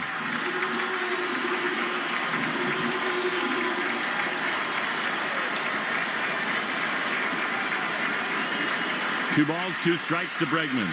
Story at second. The pitch is a chopper softly hit on the third base side and foul. Wells, the catcher, picks it up on a bounce. That was a split. It was a good one. Bednar's got some good stuff. In the offseason, you traded for a Crochet for a night like this. And you signed this guy right before spring training for an at-bat like this. Right, to give you a little cushion heading into the night. For another guy who signed for a moment like this in Chapman. 2 balls, 2 strikes. 2-1 Red Sox. Insurance in scoring position.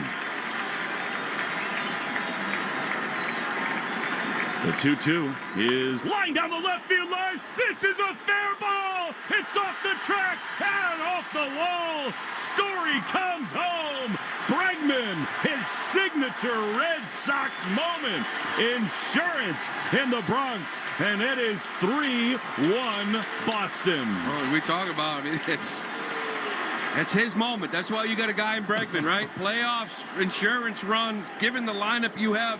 Now Chapman attacks with the fastball. He's not afraid of that solo shot. Story with the big stolen base. And now they're going to go to their only lefty, Hill, in the bullpen to face Nathaniel Lowe. The Red Sox Really left-handed heavy. They want Lowe's glove at first, so I think they'll stick with this matchup. What an enormous swing. Well, I mean, you think about the three guys, the main guys you signed in the offseason. Bregman, Crochet, Chapman come on, get 4 outs. These are your guys. This is why you signed them. Yeah, Craig Breslow's 2 booths over from us, to our right. Is he having a night or what? He's feeling pretty good about himself right now. And so is Red Sox Nation. Awesome. However, a long way from over. It's the 9th inning where Judge is going to hit, so you just can't get enough insurance. Tim Hill coming on. Lowe will face him. We return to the Bronx on the Shaws and Star Market, WEEI Red Sox Radio Network. For the 48th year in a row, Ford F-Series are America's best-selling trucks. The trucks that move mountains also move boats, bricks, and 2x4s. Work days and weekends, job sites and campsites. F-150 and Super Duty never stop working, just like you. Ford F-Series, official truck of your Boston Red Sox, and America's #1 selling trucks for 48 years straight. It's a record that may never be broken. Until next year.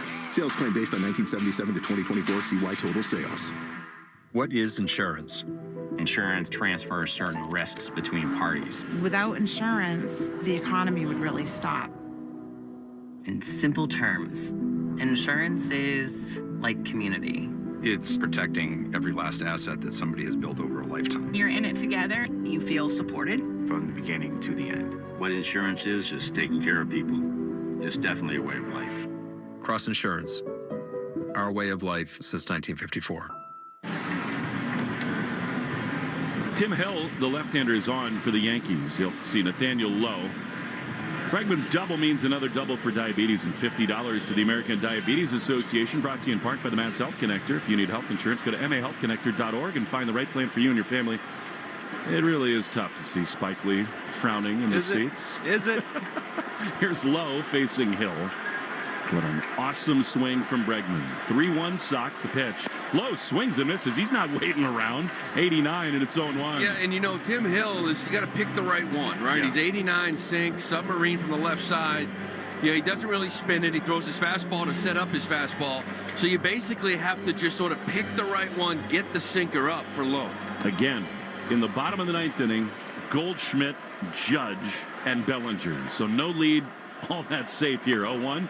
Fouled off on the third base side. How about this for a sinker? It drops 14 more inches than the average left-handed sinker. Now the sidearm will do that. It'll add more, but it's just absurd how much sinking ground ball action he gets. I'll never forget it. We were in Chicago 2 years ago when he was with the White Sox. He threw nothing but fastballs and he got hammered. 0-2 to Lowe, the pitch. Is a ground ball softly hit foul, but he's found something here in New York. Well, I mean, he's throwing his slider 4% of the time. I mean, it's sinker. He kind of straightens it out. He's got a little four-seam or two. He may try to elevate once in a while to change your eye level, but it is sinkers down in the zone. Yeah. Get one up a little bit to sort of turn it and barrel this thing to right. 0-2 is looped into shallow left center field. Grisham to his right is there to make the play, and the inning is over. The Red Sox get a huge run thanks to Bregman and Story. And we go to the bottom of the 9th inning. Aroldis Chapman against his former team, trying to get the save. Sox 3 outs away from an enormous win. Bottom 9, Goldschmidt, Judge, and Bellinger due up on the Shaws and Star Market, WEEI Red Sox Radio Network. Your home is a reflection of you. Who you choose to do your roofing, siding, windows, and doors matters. For 25 years, Henderson Roofing has served homeowners in Connecticut and Rhode Island. Founded and run by John Henderson himself, they pair quality materials with expert work. Just ask the thousands of homeowners who've given them 5-star reviews. Henderson Roofing, the partner you and your family can trust. Henderson-roofing.com for your free estimate. That's Henderson-roofing.com. Hey y'all, this is Maggie Freeling, host of the podcast Up and Vanish Weekly. Tune in each week as I dive into some of the most interesting unresolved cases. Search Up and Vanish Weekly in your podcast app to follow the show. The MLB postseason is here, and the only thing that matters now is winning. Every swing, every pitch, every play is amplified with the pressure of October. Every series is a new story with heroes being made and legacies being defined. I'm Rob Bradford of Baseball Isn't Boring. I'll be in your podcast feed with episodes every single day, giving you instant reactions, bold takes, deep dives, everything you need to know, because baseball is never boring, especially in October. Follow Baseball Isn't Boring on Apple Podcasts, Spotify, or wherever you get your podcasts. I'm Bob Burke, founder and chairman of Burke America Parts Group, a family of brands that includes RepairClinic.com, an appliance and HVAC parts solution company that's grown into an international brand. Before AmericanEagle.com, we partially launched a new technology platform developed by another firm. American Eagle helped take our technology to a whole new level with digital marketing, software development, and business insights into our key markets, appliances, HVAC, and outdoor power equipment, and did so both on time and on budget. AmericanEagle.com has the resources, experience, and talent needed to produce solutions. Our new technology platform, developed by AmericanEagle.com, has produced tremendous results with higher traffic, conversion, engagement, and online revenue. If you have any home repairs you need to take care of, check us out at RepairClinic.com. If you need a world-class website or technology project, then I would highly recommend AmericanEagle.com. Call AmericanEagle.com at 773-NETWORK. That's AmericanEagle.com, 773-NETWORK. We're right back to the Sox on the Shaws and Star Market WEEI Red Sox Radio Network.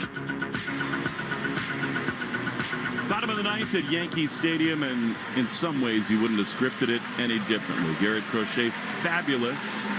And now the Red Sox dominant closer back in New York, facing the top of the Yankee order. Goldschmidt, Judge, and Bellinger. Strength on strength. Chapman got final out of the eighth from Caballero, flied to right. Here we go. Goldschmidt into the right-handed batter's box. Chapman throws, and a fastball inside. 98 for ball one. It goes without saying, but I'll say it anyway. You do not want Judge up as the tying run. He's on deck. 1-0. Chapman is ready. He throws. Swing and a miss. Great slider. Goldschmidt 2 for 12 in his career with 4 strikeouts against the Rollers. Oh, slider too. They got a piece of it right down that right knee of Carlos Narvaez. Kind of hobbles around. Junior Valentine goes out, hands the ball to Chapman to give him a little time. And ball one strike. 3-1 Red Sox in the bottom of the ninth. Red glove just at his chin. Chapman throws, and a line drive and a right field base hit in front of Abreu. And Judge will come up as the tying run. Awesome swing from Goldschmidt. Yeah, I didn't love going back off speed 2 pitches in a row to a hitter like that. He's been so good against lefties. This is the at-bat right here, it feels like. And of course, baseball has a way of creating these moments.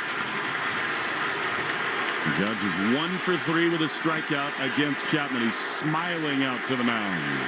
Power on power. Here's the pitch. Swinging a line drive up the middle, base hit. And the Yankees have the tying runners aboard. Now Judge, who has struggled in the playoffs in the past, has got 2 hits, and here come the Yankees. Yeah, ambush right there. That was 116 off the bat. And it really looked like Judge shortened up. Yeah, you know, he's got a couple hits. They're both singles. You take that and move on, but this is not over with Bellinger and Stanton. Just got to locate. It's all about location here now for Chapman. Terrifying moments here. 2 on, none out. 2-run Red Sox lead. The big left-hander is set. Here's the pitch, and it is swung on and looped into left center field. Cedon on the run. He will not get there. It's down for a hit, and the bases are loaded for the Yankees. I thought Rafael might dive after that thing. He couldn't get there. And 3 straight hits for New York. Yeah, no chance for Cedon. This kind of got in on the hands of Belly and it was slicing away from Cedon, so he had no chance to get to it. And the worst thing you want to do is dive and that ball get past you. So he made sure to keep it in front. And now, as Andrew Bailey comes out, in the blink of an eye, he went from thinking about one of the exhilarating wins of the year to possible heartbreak here in the ninth. Well, Chapman's done this, once this year? Right, where he's up and down. Yeah, in Philly, that didn't go great. Well, he is the guy you want up on the mound with swing and miss stuff. Sure. But Chapman facing Stanton, it's not quite the matchup you were thinking of. And nobody up in that Red Sox bullpen. Whitlock was throwing earlier. They're going to give it to Chapman. Now, Stanton here. Now, remember, Chisholm came into this game. He is on deck. A couple of lefties followed by Grisham. This seems like the at-bat right here. Yeah, it is. And the man who had so many big swings last year for the Yankees. In October, Chapman ready, bases loaded. The pitch is fouled. He was a little over-anxious on a 100-mile-an-hour fastball. Top of the zone, strike one. Well, the only pitch the Yankees haven't swung at was a fastball that almost took out Goldschmidt's knees. They have come out here hacking, or at least wanting to be very aggressive. Bases loaded, nobody out. 2-run Red Sox lead, 0-1 to Stanton. Here's the pitch, and it is swung on and missed. Fastball 100 on the inside corner, 0-2. You got to crowd it right up there, right? Perfect. Up the fastball at 100, up and in. You don't want it up and away. That's a pitch you can handle right. 0-2 to Stanton. Here's the pitch, and it is fouled back to the screen. Now, that is not where he wanted to throw that. 101, but that caught a lot of the plate. That's middle. Not high enough. And would you trust Narvaez to smother a splitter here, too, as Stanton will call for time? 3 straight ninth-inning hits for the Yankees. 0-2 to Stanton. Winning run at first. Nobody out in the ninth. Here's the pitch, and it is swung on and missed. He got him with a splitter. 92 miles an hour and an enormous first out for Chapman. Well, Stanton saw all heaters up in the zone, even the ones for strikes. That last one, he seemed to be all over it. This thing just disappeared under the bat. Stanton geared up for 101. And wouldn't you know it, they put him in for defense, and here is public enemy number 1, Jazz Chisholm. 0 for 4 in his career with a couple strikeouts against Chapman. He does have a knack for the flary big moment. The pitch is loop foul on the third base side. You can't throw a fastball better than that. No, I was going to say that first pitch, the most important one. It's got to be a strike, perfectly located. It was down and away. The Yankees obviously know he throws strikes. He was aggressive. Now you got 0-1. You can put something in the back of his head. Bases loaded, 1 down. 3-1 Red Sox in the bottom of the ninth in this essential game 1. Chapman's 0-1 is a strike on the outside corner. Fastball at 101. And Judge is definitely looking into Chapman's glove. He went and tapped his helmet right before that pitch. They're trying. You could see him trying to peek into that glove and pick up a grip. Well, what's Chisholm complaining about? That was right there. It's a good pitch. It's what he does. 0-2. Chapman is ready. The big lefty. He comes home, and Chisholm loops one foul. Another 101-mile-an-hour fastball.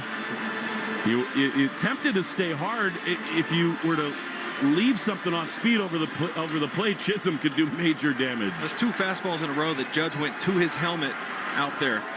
0-2. Bases loaded, 1 down. 2-run Red Sox lead. And now, time is called by Chisholm. And now he will grab, with his left hand, he grabbed his helmet. I wouldn't be surprised if this is a slider. Make it a good one. 3 straight hits and a strikeout. The Yankees have the tying run at second, the winning run at first. 0-2. Here's the pitch, and it is looped into shallow right field. Abreu's got it. He races under. He makes the play. Goldschmidt will not tag at third. The throw comes way up the line anyway. And an enormous second out for Chapman.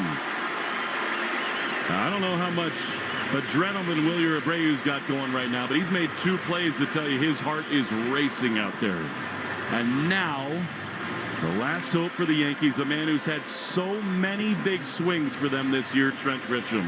And it was that slider, too. Listen, I'm all for it. It's relaying signs. It's part of the game.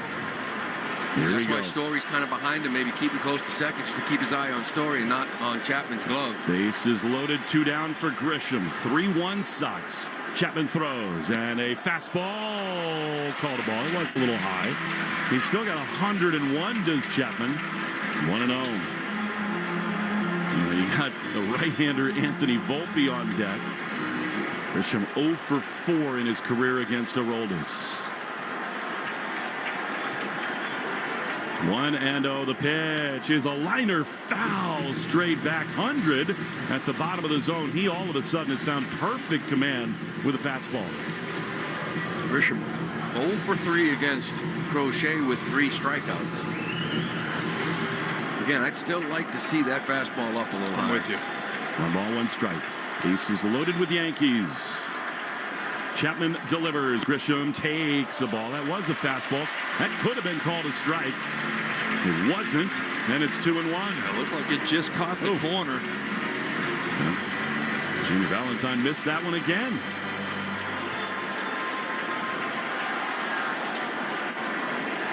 Two balls and a strike. Here it is. Grisham takes a strike that bends in there beautifully with a slider, center cut, and the Red Sox are 1 strike away.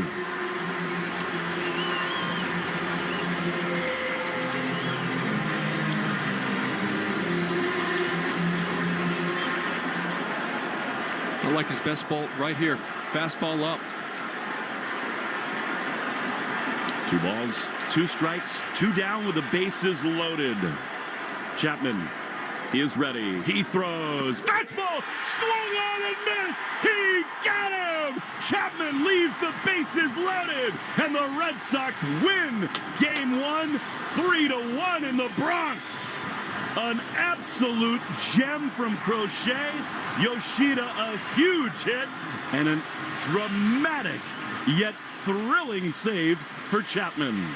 Well, these are 3 guys you went out and got for games like this. Not only are they going to get you here, they're going to get you through games in the postseason. Bregman coming up with a big one. Crochet just doing what he does. That was unbelievable. And then a 4-out save in facing the top of this dangerous Yankee lineup. Bases loaded, no outs, and getting through it.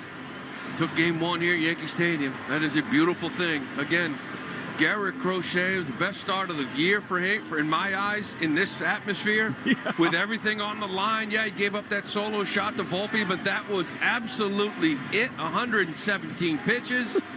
And, of course, Chapman with the 4-out save. That is a huge W here for the Red Sox. Now he embraces Alex Cora in the handshake line. They pushed it all in tonight, and it paid off. It was a little hairy in the 9th, but they get the job done. Red Sox 3, Yankees 1. We'll be back in just a moment with the Nissan Postgame Show on the Shaws and Star Market, WEEI Red Sox Radio Network.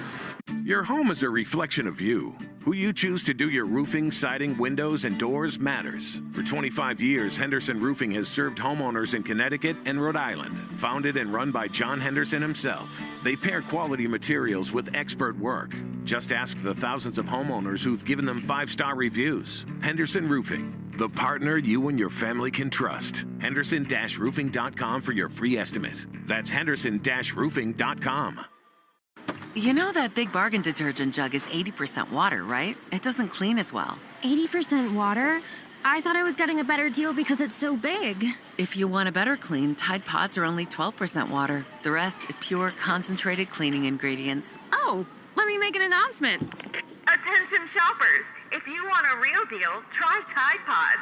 Stop paying for watered-down detergents. Pay for clean. If it's got to be clean, it's got to be Tide Pods. Water content based on the leading bargain liquid detergent. In 2013, 2 brutal murders left the city of Davis, California, paralyzed in fear. The victims were an elderly couple. It was up close and personal. I'm 48 Hours correspondent Erin Moriarty. I thought I had seen it all until I encountered the mastermind behind those murders. He's, I think the word is psychotic. This is 15 Inside the Daniel Marsh Murders. Follow and listen to 15 Inside the Daniel Marsh Murders on the free Odyssey app or wherever you get your podcasts. What is insurance? Insurance transfers certain risks between parties. Without insurance, the economy would really stop. In simple terms, insurance is like community. It's protecting every last asset that somebody has built over a lifetime. You're in it together. You feel supported. From the beginning to the end. What insurance is, just taking care of people. It's definitely a way of life. Cross Insurance, our way of life since 1954. You're listening to the Shaws and Star Market WEEI Red Sox Radio Network. This is the Nissan Postgame Show. Sun's out, deals up at the Nissan End of Summer Sales Event. What more do you want than what the Red Sox did tonight in New York? 3-1, a thriller. They win game one of this best-of-3 series in New York, and a huge reason why they did that joins us in the Red Sox dugout. That's Nick Sogard, who was just an absolute stud. Nick, your first taste of postseason baseball. We'll get you into the specifics of some of these at-bats, what you're thinking. But first of all, I mean, are you kidding me? How was your first step into the lion's den of playoff baseball? I thought that was pretty fun. I don't know about you guys, but I had a good time out there tonight. Well, Sogi, you go from, a whirlwind of the last week of the season where you don't know if you're going to make the postseason roster. Then you make the postseason roster. You don't know if you're going to start. Then you get the start, right? And you're facing a guy in Max Fried. You come up with some really big swings. Just tell me how you were feeling, what you're seeing at the plate. Yeah, I feel just faced him actually a couple weeks ago and had some couple good at-bats. So honestly felt pretty comfortable against him, and I kind of just tend to enjoy these types of moments. So something that just felt pretty comfortable, as weird as that may sound. Yeah, I would say. Nick, that second hit you got, that double, obviously scouting report. You're going to try to take advantage of Judge, right? Like off the bat, is that what you're thinking right away? I'm going to challenge this? Yeah, I mean, first of all, the bat by Rafaela before me was incredible. Never faced Weaver, so getting to see basically all of it before I stepped in the box was huge. And then, yeah, you're exactly right. I think they kind of took a little bit to pick it up. I don't know if there was miscommunication or what. And then, yeah, just kind of backhand going away from the base. I'm going to challenge the arm, and it worked out. So, Sogi, you guys have a few guys who are fresh to this type of baseball in this part of the year. How important has Alex Bregman, Story, Lowe, Chapman, these guys who've been there in these spots, how important have they been to you guys? Yeah, I think it's just kind of like that backbone, so not a lot of us have experience, but just trying to slow it down. Rafaela was pretty cool to be with for a lot of this. He's like, he kept saying, I feel nothing. So trying to just treat it like another road series in New York and win the series. I feel something, I'll tell you that much. Last one for you, Nick. That dude on the mound, well, both of them, but the guy who went 7 1/3 with 11 strikeouts, I mean, it is spectacular to watch him pitch, and he's just so calming to everyone, I would imagine. What's it like to play behind Garrett? It's incredible. We all call him Beast, and he is. We think he's the best in the world, and he showed it tonight. Yes, he did. Thanks so much, Sogi. You were awesome, and what a big win. Thanks. Thank you, guys. All right, that's Nick Sogard. And, Christian Arcand is on with us in a moment for the Nissan postgame show. And we can all take a deep breath now. I mean, that was like a roller coaster ride. It was a higher wire act. It had so many big moments, as great playoff games tend to have. I mean, this is one of those classic Red Sox-Yankee games where early on it was a total pitcher's duel. Volpe makes the big swing on a fastball away. Red Sox have chances against Fried. They don't cash in. He was fabulous himself. And then I just think it begins with that at-bat from Cedar Rafaela. I know it's a plate appearance, whatever, the walk from Cedar. If you think about the DNA of this win, Will, it had so many elements of what the Red Sox dreamed of when they built this roster, right? Like, obviously, the great start from Crochet, the save from Chapman, but patience from Cedar, and then Sogard, of all people, who's been so nails, and then the big swing from Massa. It's just so many twists and turns. Every good team in the postseason has unlikely heroes, right? Because there's so many big guys in the lineup that are circled by the other team, and other guys have to step up in those spots because they're going to get chances. but just good fundamental baseball, right? And you look at Trevor Story, had a really tough night. He was grinding physically. You could see it. The swing wasn't there. Yep. He was chasing. He gets a 2-out hit and then a 2-out double, and that was a huge run there in the 8th. I would say that took so much of the tension out. I mean, it was action-packed, but, I mean, big swings for the Red Sox. And, Lou, look, we had it on Friday night. The reason Cedon was able to walk it off with that ball off the wall is because Chapman, a leadoff double, he just mows people down after that. It's a real luxury, even after the Yankees do a great job to load the bases. He's just undeterred. Well, he's got swing and miss stuff. I mean, and that's the whole thing. You don't see 3 hits in a row off the guy often, but he has swing and miss stuff, which is the key. To me, the story is still the starting pitcher, Garrett Crochet. You got a dude. Just because some of the great pitchers in the game, their first time in the postseason, they don't look right. They don't look like what we normally would see in a regular season. Yeah. This was even better. It was a solo shot to Volpe. That was basically it. He came in here to this lineup that led Major League Baseball in home runs by 1 million. There's 20 home run power up and down this lineup, and he just shoved. He threw 117. And 100 on the final 101. pitch. Yeah. So, Insane. I mean, you got a dude who showed up in the postseason and can't wait to pitch again. Well, here's the other thing that we said coming in here, and we can say this out loud now. We felt like the Red Sox had a great chance to win this series because of Crochet and Chapman and some of the veteran leaders on this team and sort of the heat that they're feeling right now. We also felt like if they lost this game, it was going to be a huge uphill battle because you got Bayo, and then without Giolito, who knows? But they win this game, and I think the other part of what we talked about, I have zero time, for anyone in our market who ever doubts whether Alex Kora is an elite game manager. 100%. You don't know what you're talking about if you say that about Watch him. the games. I mean, look, the regular season has different choices that are made, and that's sort of part of the fun of being a baseball fan, where you can, second guess and say, why didn't you do this, hit here, make a pitching change there. We've now seen this enough from Alex Kora, where in this kind of a spot, this kind of a moment, he makes the right call. He pushes the right buttons. Tonight, he sticks with Crochet. He goes to Chapman for a 4-out save. And for goodness sake, he rides with Sogard, who comes up with a huge swing. It's understanding your players and understanding their heart rate and how they feel in those moments and knowing where other guys are at. And he's always, when you're a good manager, you have to be 3 steps ahead. Yep. Right? You can't just be in that moment. You have to say, well, what's the domino effect? Lou, you said this in the 9th inning. 2 singles for Judge. You'll take it. I mean, he's so good. That was a big swing. But you keep him in the ballpark, you can win. Yeah, Goldschmidt, couple singles, but Judge 2 for 4, 2 singles, all day, every day. Yeah. He's not really stealing any bases. That feels like an offer. Yeah, that's fine. And that's the thing with this ball club. They hit a single home run. Yeah. If you keep them in the ballpark and make them string hits together to score runs, you can beat them. And that's what you have done throughout the year. Against this club, you're in this ballpark. You're now 6-2 at Yankee Stadium.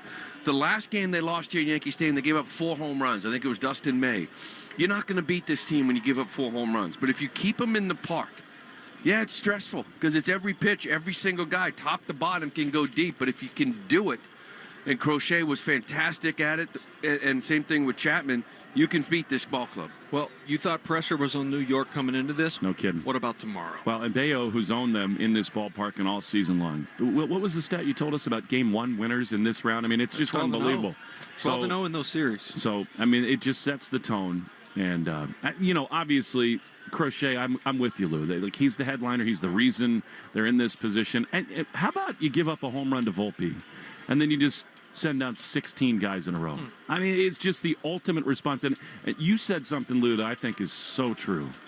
That he's done this all year long where, you learn things about guys, right? And it happened on opening day, and it's happened down the stretch. It happened in this stadium. It happened as they tried to get into the playoffs. The look on his face tonight just answered so many. Not that we needed these questions. And he just looked like, this is secondhand to me. He threw 117 pitches. Did he look tired? No. You could have told me he was in the 3rd. Yeah. If something was wrong with your bullpen, I felt like he could have thrown the 9th. By the Seriously. way, another night of rest for those guys out in the bullpen. It's true, and now you save Whitlock for tomorrow, which could be huge. I mean, let's be clear. they're going to use Chapman. If they have a lead tomorrow and a chance to close out the series, Chapman will be on the mound. As long as he feels okay. Yes. They communicate. If he feels good, he'll be back out there again.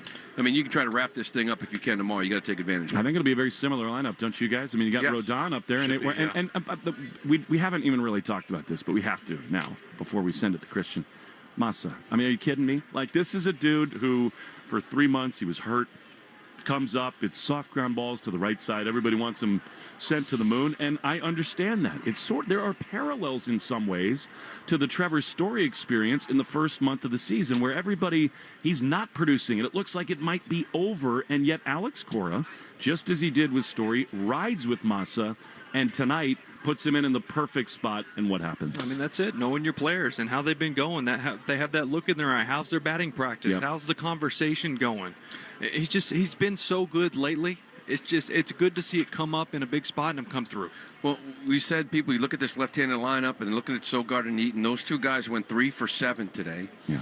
I think Sogard got the first hit. Eaton got a big double, and then, of course, the big double from Sogard late. So this is your best lineup versus lefties. Yep. And if you can get Rodon out of that game, then you will see Massa and Lowe and Abreu. But it's just the way you're rolling right now. And on top of that, those guys in Eaton and Sogard are very good defenders. Yes. And this team's got to play fundamental baseball. They've got to play good defense, and those guys give you that. Didn't you guys love what Sogard said? I mean, this is his first playoff game. He said, this feels comfortable and fun to me. Yeah, what? That was fun, huh? What do you think, boys? Hopefully it's just as comfortable tomorrow. Now, and that's the last thing we'll say before we send it away to Christian, who's standing by. Look, the Red Sox now have 2 cracks to close this thing down, head to Toronto to play the Blue Jays in the ALDS. And the thing about these games on the road, they built it, it's no longer the 1-game elimination. You get all 3 in your ballpark, which is good. You get an advantage. The flip side of that is if the Red Sox tomorrow take an early lead, like we've all been in these stadiums and ballparks, like this fan base who expected a World Series, return. If that happens, it becomes a huge advantage, I think, for the Red Sox tomorrow. But this is a team, too, if they start leaking oil at all, and you can get up early, to your point, or they make a mistake, you have to step on them because they will crumble. It is a bullpen that has been questionable all year for the Yankees. Weaver was today. I mentioned down the stretch, the last 11, they gave up 2 earned runs in 33 2/3 innings.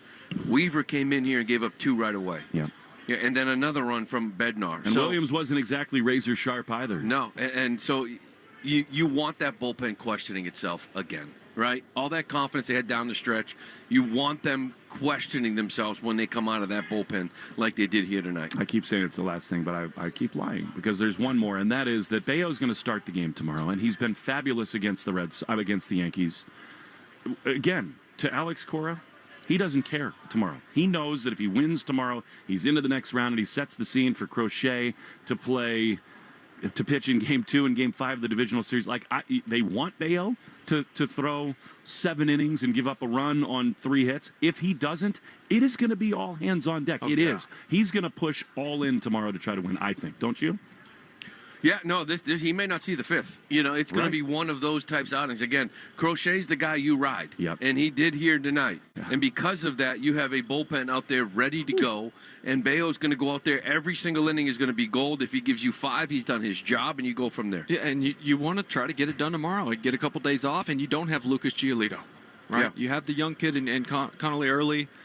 Do you trust him? Yeah, a couple times through the lineup. You can throw the bullpen at him. I get it. But if you can finish this tomorrow, it's huge for this ball club. Well, and the Red Sox have now won 6 of their last 7 games against the Yankees in the playoffs, and that was pretty darn fun here. I wish it was a 1-game playoff.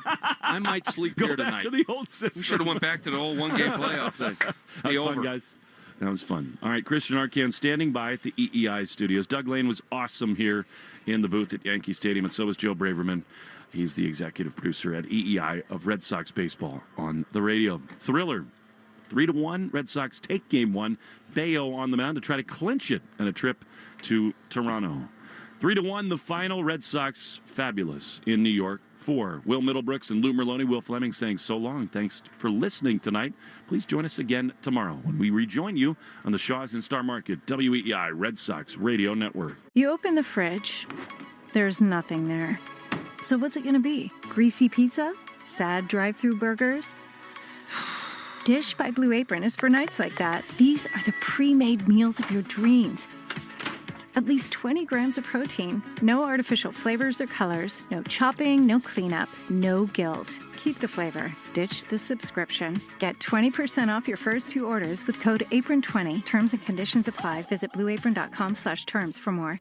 The MLB postseason is here. The only thing that matters now is winning. Every swing, every pitch, every play is amplified with the pressure of October. Every series is a new story with heroes being made and legacies being defined. I'm Rob Bradford of Baseball Isn't Boring. I'll be in your podcast feed with episodes every single day, giving you instant reactions, bold takes, deep dives, everything you need to know, because baseball is never boring, especially in October. Follow Baseball Isn't Boring on Apple Podcasts, Spotify, or wherever you get your podcasts.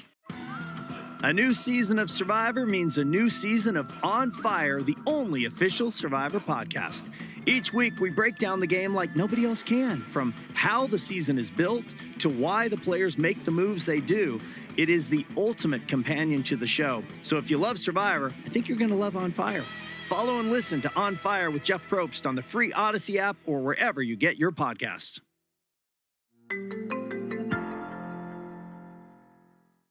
Your home is a reflection of you. Who you choose to do your roofing, siding, windows, and doors matters. For 25 years, Henderson Roofing has served homeowners in Connecticut and Rhode Island. Founded and run by John Henderson himself, they pair quality materials with expert work. Just ask the thousands of homeowners who've given them 5-star reviews. Henderson Roofing, the partner you and your family can trust. Henderson-roofing.com for your free estimate. That's Henderson-roofing.com. The Christian Arcan Show, weekday afternoons starting at 6. Now back to the Shaws and Star Market, WEEI Red Sox Radio Network. Welcome back. You're listening to the Nissan Postgame Show. You deserve a car that thrills you, and Nissan has an exciting full line that will put goosebumps on your goosebumps. Experience the thrill for yourself. Shop your local Nissan store and NissanUSA.com today. And on the subject of experiencing the thrill, the Red Sox win a thriller in the Bronx, 3-1 your final score. Sox take a commanding 1-0 lead here in this best-of-3 series in a wild card format where no team has ever come back from a 1-0 deficit. That is a fact. There's been 12 of these, and that has never happened before. The team that wins the first game has won every single one of them. They haven't all swept. Only 8 of them have swept, but all 12 of them have gone on to win, and the Red Sox hoping to be able to do that as well after a brilliant performance from Garrett Crochet. And let's go ahead and get to it. Garrett Crochet tonight is the McFarland Energy Player of the Game. Upgrade your air conditioning system before the summer rush at McFarlandEnergy.com. Crochet, 7 2/3 innings, 4 hits, 1 run, no walks, 11 strikeouts. There's 1 home run allowed to Anthony Volpe, a little cheapy out over the right field fence. And other than that, he was brilliant. Aroldis Chapman getting into some trouble there in the 9th inning.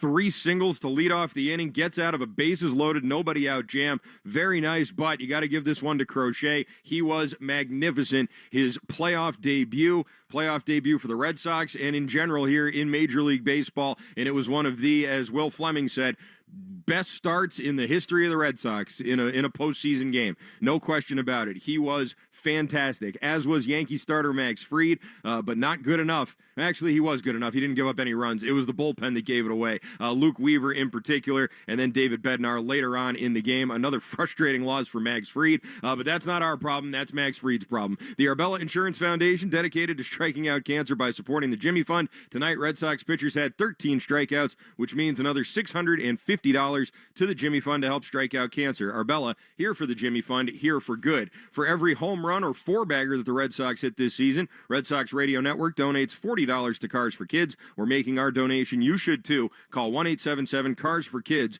or go to carsforkids.com and donate your card today. That's Cars with a K. No home runs tonight, but Red Sox come away with the win anyway, and that is certainly what matters. We'll get into the Subaru scoreboard coming up next here and your Volvo play of the game. That's all coming up next here on the Nissan Postgame Show. You deserve a car that thrills you, and Nissan has an exciting full line that will put goosebumps on your goosebumps. Experience the thrill for yourself. Shop your local Nissan store and NissanUSA.com today. In 2013, 2 brutal murders left the city of Davis, California, paralyzed in fear. The victims were an elderly couple. It was up close and personal. I'm 48 Hours correspondent Erin Moriarty. I thought I had seen it all until I encountered the mastermind behind those murders. He's, I think the word is psychotic. This is 15 Inside the Daniel Marsh Murders. Follow and listen to 15 Inside the Daniel Marsh Murders on the free Odyssey app or wherever you get your podcasts. Celebrate the night. Do Crohn's disease or ulcerative colitis symptoms keep coming back? Tremfya, guselkumab, may help, with rapid remission achieved at 12 weeks and lasting clinical remission at 1 year. Some even saw visible improvement of their intestinal lining at 12 weeks and 1 year.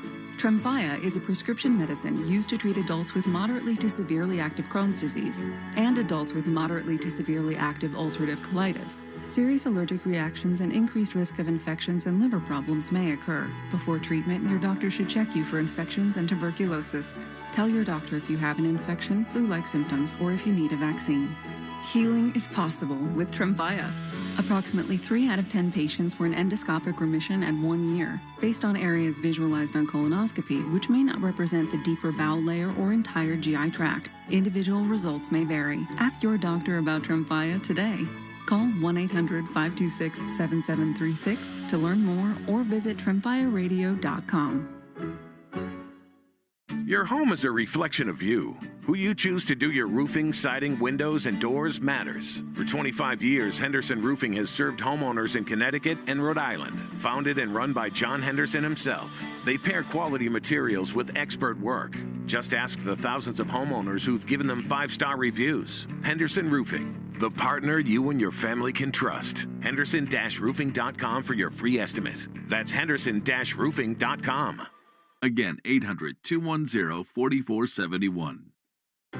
Hey there, cats and kittens. It's Brian from The Commercial Break, the mediocre comedy podcast where my best friend Chrissy and I attempt to make sense of the world. We talk about the absurd, the ridiculous, and the stuff no one asked for, like internet weirdos, pickup artists, and why everyone is obsessed with crystals and colonics. It's all gotta stop. The show is free, it's frequent, and it's probably not for everyone. You can go to tcbpodcast.com, subscribe at youtube.com/The Commercial Break, or check out the show wherever you listen to podcasts. We'll see you on the next Commercial Break, and best to you. The MLB postseason is here, and the only thing that matters now is winning. Every swing, every pitch, every play is amplified with the pressure of October. Every series is a new story with heroes being made and legacies being defined. I'm Rob Bradford of Baseball Isn't Boring. I'll be in your podcast feed with episodes every single day, giving you instant reactions, bold takes, deep dives, everything you need to know, because baseball is never boring, especially in October. Follow Baseball Isn't Boring on Apple Podcasts, Spotify, or wherever you get your podcasts. Full drops. Use as directed.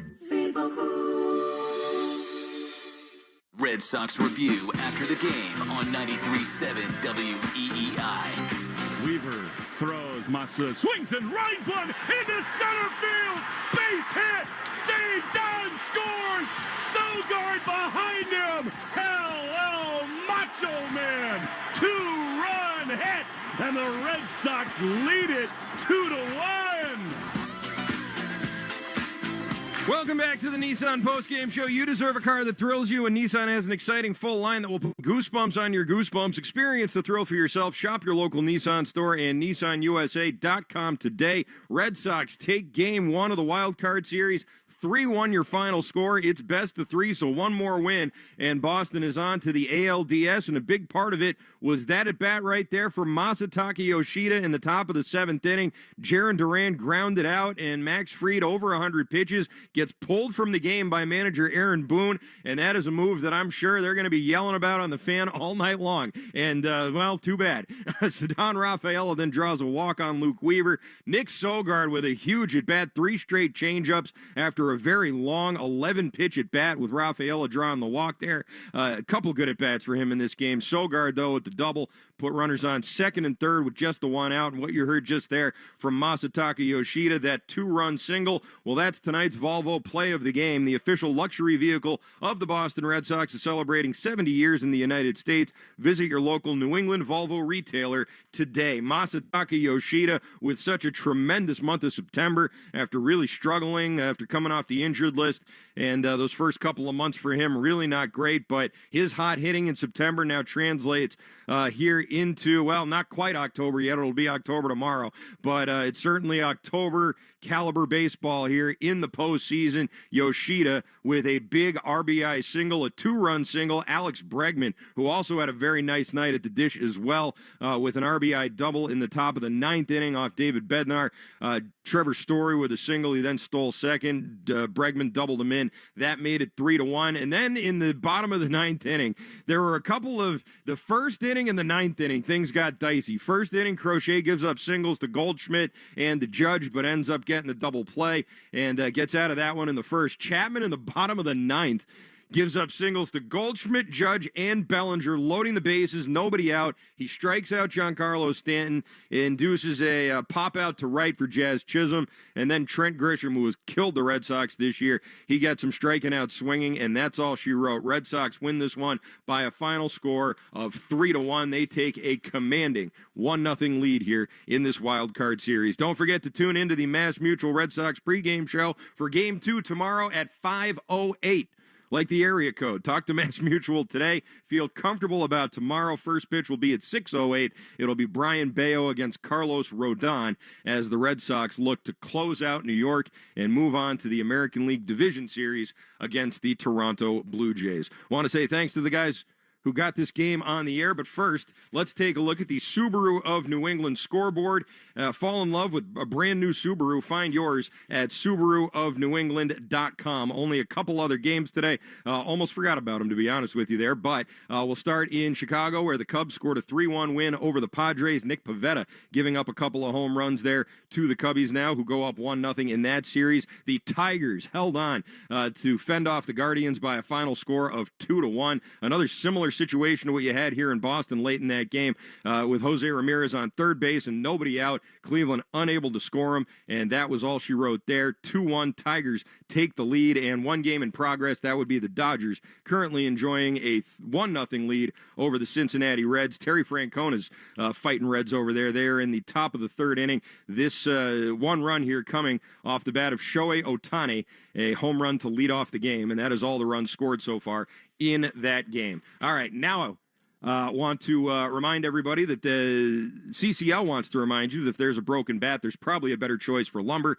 Find the lumber for your next project at CapeCodLumber.com. Okay, now I want to thank the guys who got this game on the air, in particular Joe Braverman, who keeps me on track. Certainly appreciate him. And, of course, Doug Lane, our engineer, making the trip down to the Bronx. For Will Fleming, Will Middlebrooks, and Lou Merlone, I'm Christian Arcan. Make sure you stick around on our flagship station, WEEI in Boston. We got Red Sox review, and we're staying up late tonight. We're going till at least 12 midnight tonight, celebrating this big win here over the Yankees. Get in line at 617-779-7937. Once again, your final score, the Red Sox 3, the Yankees 1. I'm Christian Arcan. Have a great night, everybody. You have been listening to the Nissan Postgame Show. Sun's out, deals up at the Nissan End of Summer Sales Event. You have been listening to Red Sox Baseball on the Shaws and Star Market WEEI Red Sox Radio Network. The Red Sox on WEEI are brought to you by Shaws and Star Market, the official supermarket of the Red Sox Radio Network. Subaru of New England. Find your authorized Subaru retailer at SubaruofNewEngland.com. Mass Mutual, insurance, planning, investments. Nissan. At Nissan, we make cars that thrill. Experience the thrill for yourself today. Shop NissanUSA.com. Drains by James. Eastern Mass's choice for drain cleaning and pipelining. And that ball is gone into the front row of the monster seats. Arbella. Here for good. Buy cars for kids. That's Cars with a K to donate your car today. Ford Trucks. Official truck of the Boston Red Sox. Red Sox win again! Morgan & Morgan. America's largest injury law firm. Sponsored by Town Fair Tire. For the best prices on tires, nobody beats Town Fair Tire. Nobody. Strike three, a no-hitter. 23-year-old Clay Buchholz has no-hit the Baltimore Orioles. Citgo. Club Citgo. Download the Club Citgo app now and instantly save 23 cents per gallon on your first fill-up. 110 Grill. Gluten-free dining done right. Duran will score. C&S Wholesale Grocers. Commonwealth of Massachusetts. Brought to you by FindMassMoney.gov. Herb Chambers. At Herb Chambers, we don't sell cars, we help people buy them. McFarlane Energy.